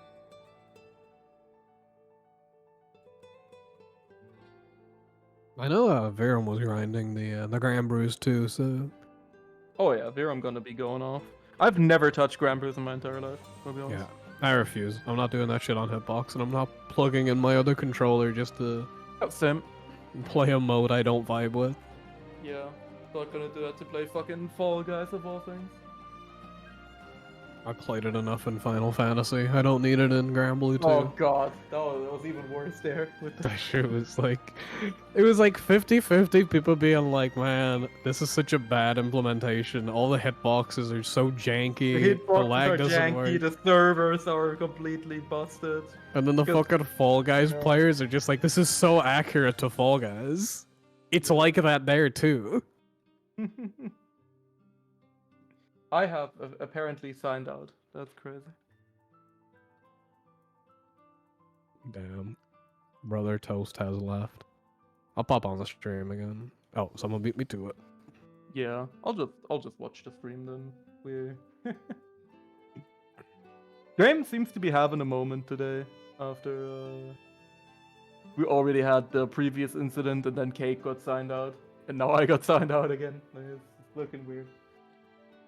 Yeah, I've been hearing people complaining about connection issues a lot the last couple of weeks. Yeah, I would not know. I've not launched this game in the last couple of weeks because I've not been able to commentate weekly. Dang, he missed so many battle pass points. It's so sad. Yeah, my poor battle pass that I've definitely purchased because I want that Sloppenheimer skin 100. To be fair, At least you get it is a the- decent skin. It's pretty nice, yeah. When I saw it, I was hoping that the song would be the Mugen theme, but Yeah. it's I mean the song we got is still very good. Yeah, I mean, we're gonna get the Mugen theme eventually. It's Yeah, always gonna be a it's- fucking premium battle pass. It's just a matter of fucking time. Mm-hmm. At least you get the Lucilius icon for free. That's true. Well, quote unquote Lucilius, it's a... Oh my god, Lobster's fucking buying the Catalina skin. Oh my god. Lober, please. It's okay, Lober. We wanted to be here for another 4 hours, buddy. Go ahead. Go deal with the fucking servers, it's okay, man.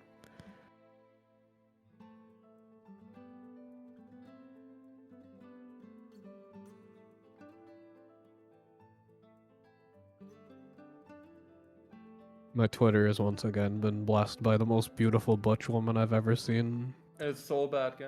It's Sol again. Yup. As always. As always, Soul Bad Guy. There was another time where it was Vinny Vine Sauce instead. That was fucking fun. Are you fucking kidding me? What? Yeah, it's an old picture from when he was in his band. I mean, I think they're still going, but it's like a really old picture. Yeah. And it's just this beautiful lesbian woman, but it's Vinny. Real. There you go. Getting into things now. With the Loberlina coming through, Lober been playing a lot of the force picks today. You know, I understand it. Yeah, I wouldn't want to actually play Fairy on ironically either. Yeah, exactly.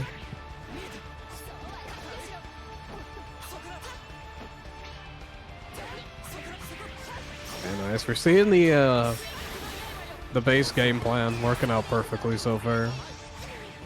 Hit him with that 660. Nice lunge. Into the launch. We got the super.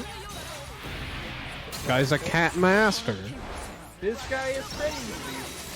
No new on the Lober YouTube channel. I mastered Catalina to prove I have goated footsies TM. Yo, Lober that counter. coming through with the condom.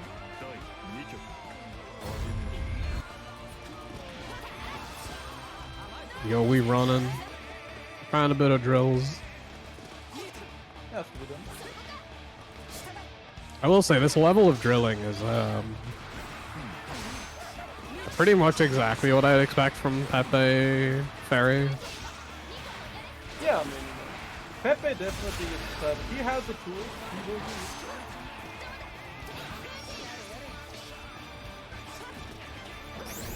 Oh yeah, I know. It's because my mic is like really sensitive and I slouched like a motherfucker for a second there.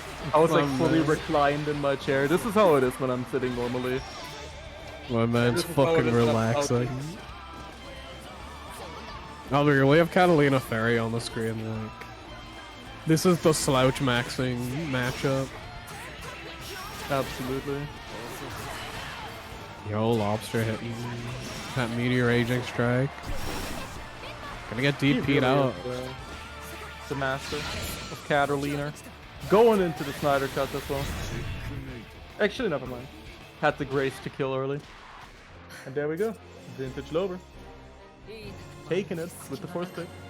Yeah, taking a lot of force picks, but also taking a lot of games on the force picks. So Yeah. clearly a good call.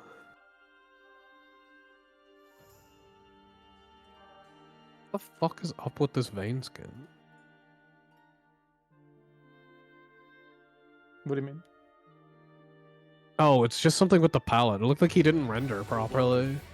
Oh, yeah. Looked I've like it was- had it to where this the real fucked up one is I've had it to where with I believe it was the Vasaraga lobby avatar for a while, where parts of him would be blurry for some reason. It was really fucked up. He had like a blurred outline around. It was like you were seeing like a desert mirage of Vasaraga. It's really weird. Damn, that's... This game has like some very funky like minor graphical bugs sometimes. Dude, it's like he's a low tier in this game. He's literally a ghost of his former self. That's what you were seeing. Thank you, Fukuhara, for your explanation. Yo, the UDP. Oh, I got that cringing ass near song. I don't like it. Okay, I'm leaving. We need to ban Gekiko. Like for real this time. I took the Strive discourse in strides, but now I do think you should have like a bomb mail to your house. It's because I've heard the Final Fantasy one a lot, and I just like that one better. Yeah, fair enough, I guess. The Final Fantasy remake is good. Yeah, I'm not saying that this tune is bad. I'm just like, I don't like this version of it. It makes me think of one that I like better. Fair, okay, fair enough. I'm postponing the bomb mailing for a bit. Yeah. Definitely don't call it off. I'm sure I'll do something else to earn one. Oh yeah, definitely. You've been fucking teetering on the brink to the higher unit. Yo, with punishing the Brave counter.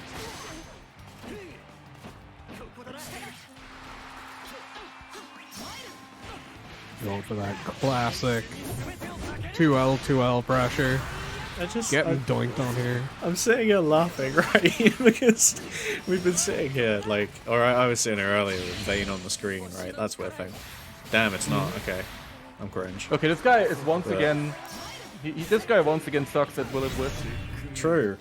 But yeah, we're sitting here and we're talking about Vayne going like, oh, you know, his shield game plan, you know, very potent, you gotta respect it. SingAH consistently puts the shield down and then just run past it. And just doesn't use it. That's why he's the GOAT. It's so fucking funny.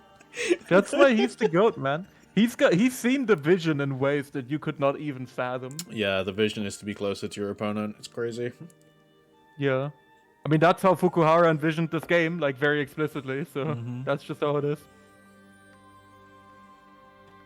Damn, FKHR is encouraging people to be close together. Damn. What could this mean? Flushed emoji. Yo, we're getting the... He's just like Ladiva for me. We're getting the Vintage Lero. Fusilero early here. Usually he's kept as the anchor. I think there will be considerable amount of gap in this matchup. This doesn't seem good for Vayne.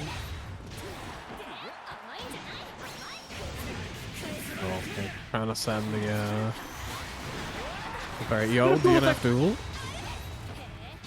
Nice chase down. Oh, I get why this color looks... Yep. I get why this color looks weird now. Because it's supposed to be a shirt. It's not supposed to be armor. Oh. Yeah, I guess. Oh, get the link. Is this supposed to be a reference to like the Fire, Wayne, and Lancelot where they're making out in the field? No, I think it's just something he's wore in one of the stories. It's what the Daddy Vayne quote is from. Oh yeah, right. Yo, get launched. Again, I love the old DP. It's still funny. Like the fact that you get locked in the fucking cutscene of you getting blasted into the sky like Team Rocket. Have you seen the late hit kill, Toast? Where there's like there's a second hit on that DP. When the opponent hits the floor, they take like 2 damage. So it's possible to kill them with that and just have like 2 seconds of silence while they're falling. That's good. It's fucking hilarious. However, we have a little bit of gap going on right now in the corner. I think if you kill with old DP, like, just they shouldn't come back down. Disappear. Like they just Yeah. They're the not round there, just so- starts and Vayne is alone. They should. It just does like the Team Rockets blasting off again sound effect. They go ping in the sky. Yeah, then you just win both rounds. Hey, Rhapsody again, trying to gap a little. Nice 6XL. God, I truly despise how Zeta is designed in this game. It's like you truly are incentivized to just do random ultimate skills in like the dumbest moments possible, just because the risk reward is always skewed like 10 billion to 1 in your favor. Like you're better by just doing them at weird positions, you know? Yeah, you know, it's to encourage, you know, aggressive meter usage. Speaking of, I think you're gonna get bounced. Bit of juggles, no, you're alive, alright. Yo, true to you, get killed for it. Nice. The evil has been defeated. Shout out to Sin.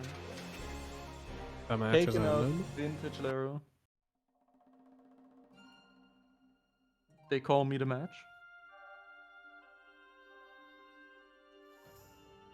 Every time I see that, I assume it's because they like alt tap forward, but then like Fuzi was still in the room, so I don't know what the Yeah. fuck happened. I mean, I respect it. Like, I respect nothing more than the midi, like, win Alta 4. That shit's funny. That shit is so hard. It's also funny when they fucking miss it too. Yeah. It's like, sorry, we had to give the round to the other guy because that wasn't killing. I assume you guys know that happened in one of our tournaments like a year ago, yeah? Yeah. Yeah, that was funny. Shout out to I don't Sonic remember. Sam. Oh, Sonic It Sam? was, Yeah, it that was was Sonic so Sam funny. versus Godflash, and he win quit in a 2-1 on a first of 3 set. It was great. And then he lost. Dave. I mean, that's just like divine punishment, so I can respect it. Beautiful! Jeez, what the fuck is this combo? He's kind of gaming. Duho though, coming with some combo visionary of his own. Why does this do so much damage? Why didn't people always tell me this character was low damage? Have I been lied to? Beautiful. Beautiful. A lot of the time, the answer to who's next is another 214L. Yeah, Gonna get unfortunately, that that's one. medium. Who's next is in fact LeBron James. LeBron James reportedly didn't spot dodge 2-1-4. Oh, yo, nice Hanarashi. We're gonna get chased down regardless. Just 6XL past the shield. It doesn't actually block it. Good shit. Faith, thank you, Shield. Even the Shield knows that 6XL is the way the game is meant to be played. And a wild feet. Nice. Walk back. Not gonna get full punish. Do we have any 6XL fans in the chat? Any real 6XLers? Any Fukuhara enjoyers? Can we get some real 6XLers to fact check this information? Absolutely. I need 6XLers to repost, not share this image to know, to let you know that you're always ready to 6XL. Chilling in the shield, just gonna zoomies on past it. Ooh, doesn't confirm into the super. Might come back to cost him. Yeah, this Vayne thing is rusty. Oh, North! Never mind. He's not next. It's over. Like DNF doink. Oh my god, the my ult fucking DP! Send him to the fucking moon. Mods, send this guy to the moon. Final Fantasy 14 and Walker. Yo, the 668 pickup. How does he do it? Why is the shield just chilling there? It's not even blocking anything. His character sucks, man. What is happening? Like, Tuho was hitting the shield inside of him like 4 times there during the clashes and nothing happened. His character fucking sucks. It's just tired. Like, Me too, man. Me too. Seikei's been using it a lot and it just needs a break. Oh, he's dead though. Yeah, he's dead. Then does it. Taking it. 3-1. God, I love Vayne's like empty stare in that win post that he holds for a very long time. He truly looks like he's got like the dial-up sound in his head. It holds for so long that I just assume that's like the end of the... Yeah, the The end of the win pose, pose? but then he does something else after. Yeah. It's like, He actually gets caught loading. yeah. But yeah, and with that we're going to be having our grand finals here on the winner's side. Of course, the visible corners versus the loser's side with our Spanish brethren in the Blonde, the Fool, and the Super Saiyan. And yeah, Vintage has been defeated. Say goodbye to your funny piss dog, it will be gone tomorrow. Yeah, damn. Never Take coming them all back. away. Yeah, we're taking them away. We're also taking away the Fumo vintage emote, which is gonna take away the personality of like 4 people in the server. It's gonna look tough. Damn, there's gonna be fucking no emotes left. Yeah. You know, sometimes I do actually like sit down and kind of look at the state of my server, and I opened up the emotes tab, and I feel like I flashbang myself at this point, right? Yeah. I'm a big fan of the vintage JP personally. I think it's good how we have that one, and the DJ one is just like 2 random Street Fighter emotes. Yeah, I mean they deserve to be there. Yeah, I mean they do for sure. I'm a big fan of how on my monitor at the moment they're laid out perfectly. So we have like 2 pure rows of vintage, immediately followed by you. Stretched out into oblivion over 3 different emotes. Uh-huh. That's great. I am, by the way, for the record, Just Dave has had White Toast as his fucking screensaver for like months now.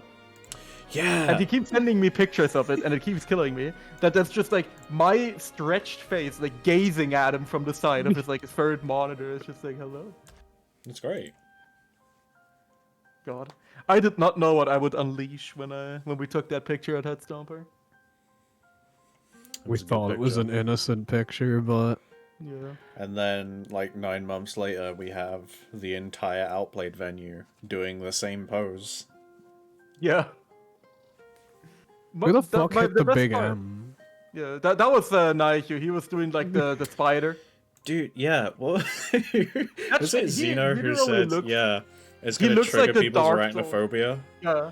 He genuinely looks like the Dark Souls 3 like sewer spider enemy when you get to the fucking hidden thing. Motherfuckers patches maxing.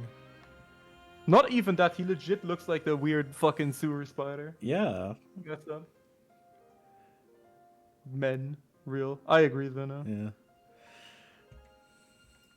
But Sorry, that was a strange thing to have. we got our picks sorted. We're gonna actually have double Ladiva, which I think is interesting because Dudikoff actually has a history on Ladiva, right? Do the diva. The Duda Diva kinda definitely crazy. existed.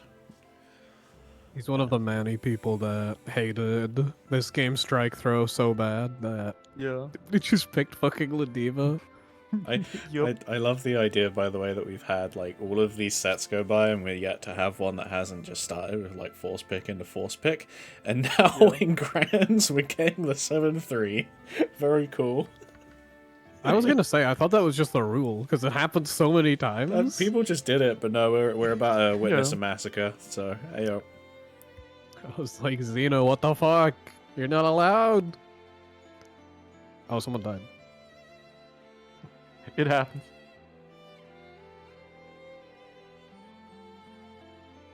Goodbye, El Rubio. He's so fucking dead.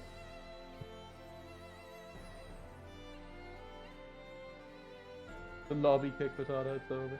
You're not forced to force pick round 1, no. You can play it whenever. Yeah, like I assumed it was the rule because I thought that the plan not would be a rule. to No. Everyone just did it.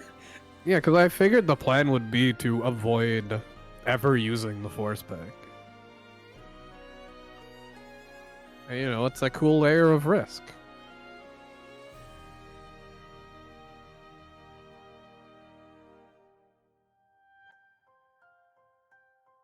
Oh, people read the rule as bring those players in first, but it was bringing the first players. Dang. It's been a long day, fellas. Me after a long day at the long day factory.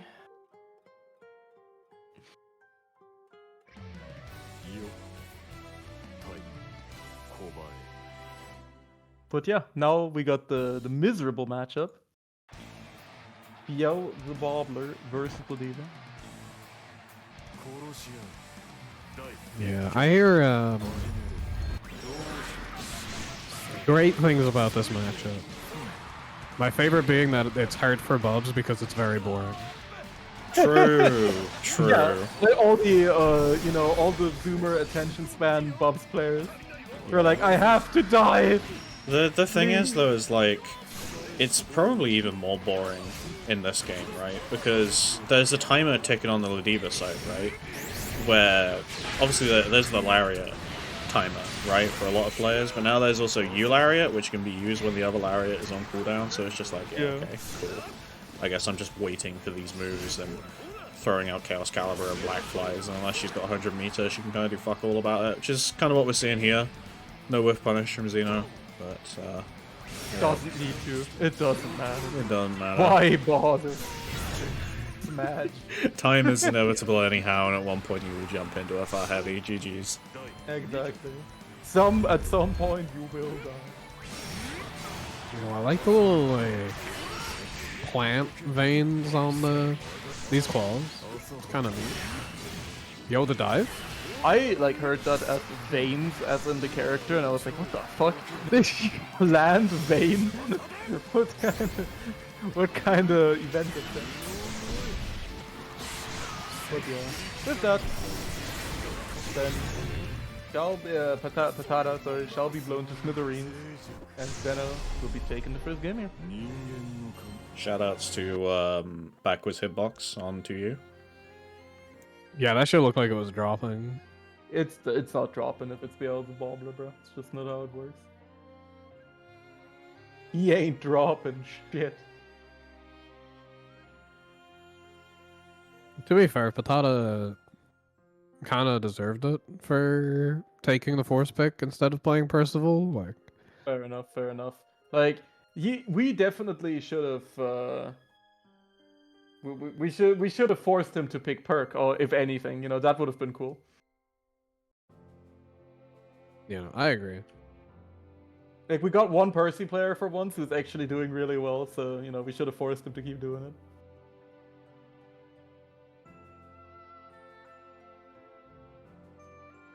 Force Pepe off of the fucking roulette wheel.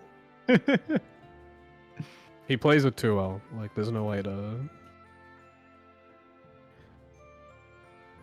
Oh, we're gonna see a bit of it now. Like, I didn't even know what the fuck, Ultimate Stomps did. Until Pepe just started using it to smoke people out of nowhere.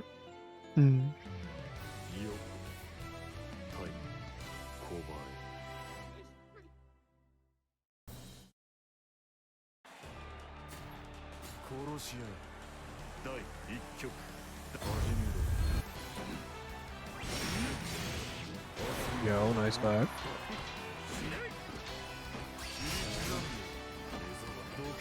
I mean, you were put into the fucking... the blender, Patata. Like, that was... What they did to you wasn't fair. Yeah, it was not fair, Patata. You tried your best. We believe in you, you know. So next time, we are gonna need you to just pick the perk and run with it. No matter what.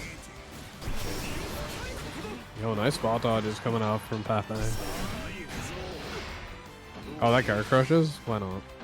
Yeah, I mean... He is just a little guy. He kinda needs it. Yo, side swap? Of course, I mean, we are Beelzebubbing. Dive We'll into dive you. again, yup, of course. Shout out to K. Yeah, absolute fucking classic. And you know he had the meter for the third one too. Real shit. Venom, taking a round pick.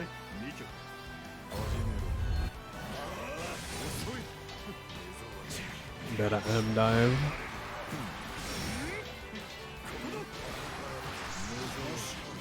It's the throw. Being a wee bit plus, Going nice for the- ball. Yeah, going for a little stuck, but, you know, we're spawning. Pepe not getting hit by any of the layer 1 shenanigans for now. Let's see, are we gonna do the cake again?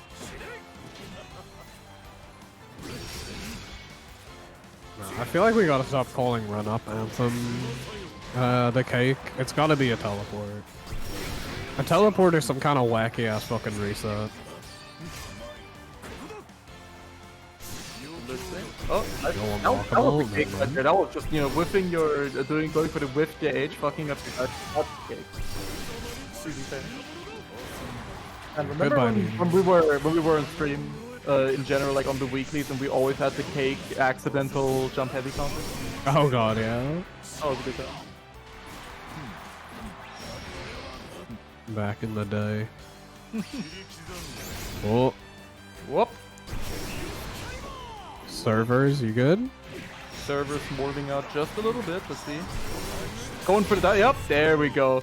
That was a Pepe classic, trying to go for the command grab right at the end there. However, Zeno was not sleeping on the job. Going to be taking out Pepe here as well. Now it's going to come all the way down to Sen, who's going to have to hold down the new cheer, try to take out the entirety of the visible corners here. And yeah, maybe a bit of a tall Jack is order. agreeing with me. Jack is agreeing. Yeah. We know. We got the vision. Cake is fucking dying in the background, I think. I think the fucking worst is like getting hit by that. Like you try to like bait a wake up anthem. So you jump forward and just get fucking domed by JH. It's just like, why has my life come to this? Does he say Trabian when he throws the fucking black flag? I can accept the dive kicks, but not the French. That's honestly some of the realest shit I've ever heard. Oh, nice like a pick up right there.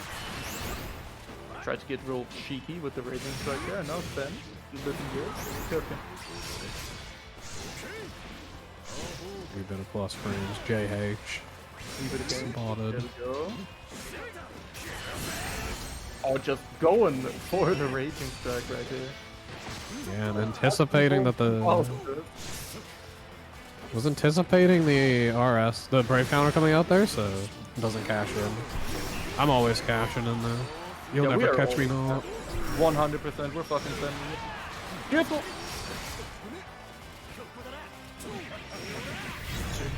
Holy shit, that has a lot of active frames. Yeah, it's definitely very active, and that's gonna be Sen caking around.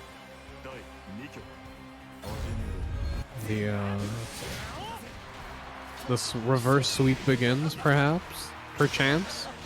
Yo, backwards DP. Yep.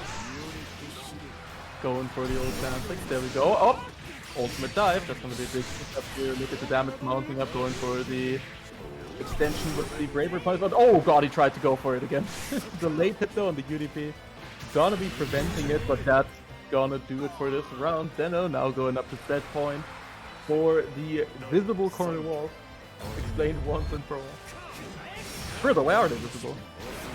It is weird. It makes the stages like a pixel smaller as well. Like on either side. It's really fucking funny. Yeah, it's doing infinite by the way. Oh, that's a big hit. Doing straight! Yo, nice pick though. Oh, good little pickup right there from Sen. Back See to what that manner red of screen. funny we're gonna go for. Himbo spin.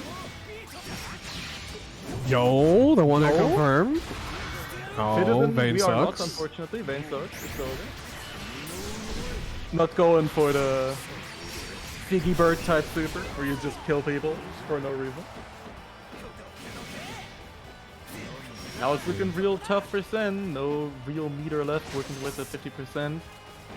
Yeah, it does have the 3 bravery points. But... Oh god, that's gonna do it. Zeno sweeping it in grand finals here with the OCV over the Spanish compatriots right here. And now the mystery of the walls will be solved forever, and they'll be taking the big Dubsky here in our grand finals. Yeah, good stuff to them. It was a long, hard-fought bracket. Yeah. And they very intelligently held the secret illegal tech until the very last game of you can just send a guy on his main and he can win all the games. Very, very true. Perhaps if someone plays their main, they will win. Who knew? That sounds preposterous. In any case, we have the wretched foul creature posting up alongside all of our Spaniards here. And that's gonna do it for Contraband Outbreak. Hope you guys enjoyed the bracket. Keep your eyes peeled for more stuff coming up as well. Of course, if you enjoyed this type of bracket, let Trashy know, let Cake know, so we can get more team tournaments going like this. Of course, this was a one-off event for now, but might be more common later. And on that note, make sure to check out the Marbles tournament that Mick is hosting tomorrow. And also keep your eyes peeled for the weeklies on Monday, because we might have a really special thing to announce there as well, which is going to be really, really cool. Oh, hell yeah, dude. Also want to mention, next week is a pretty big week in terms of online tournaments, because we have Prize Lust happening. As well as that, we're also going to be getting the Galebreaker finals as well. So make sure you tune in for that, because winner Galebreaker gets sent off to an offline, which of course is going to be pretty prominent now. We got that Arc World Tour coming along, and speaking of which, we have our first Arc World Tour offline event happening next weekend as well, which is going to be Evo Japan. So there's a lot to watch next week. But yeah, there's going to be Beatrix footage at that as well. But there will be. If you're a Bea fan, if your name is Swampert, you can turn in there. I've got to bring this back to the lobby screen a second. I've just realized what their team name is in reference to. I hate these fuckers. Oh god, yeah, the 4-hour video. I started watching it. I started watching it. It's a good video. It's like incomprehensible to me, but it's a good video. But we're not going to keep you any longer.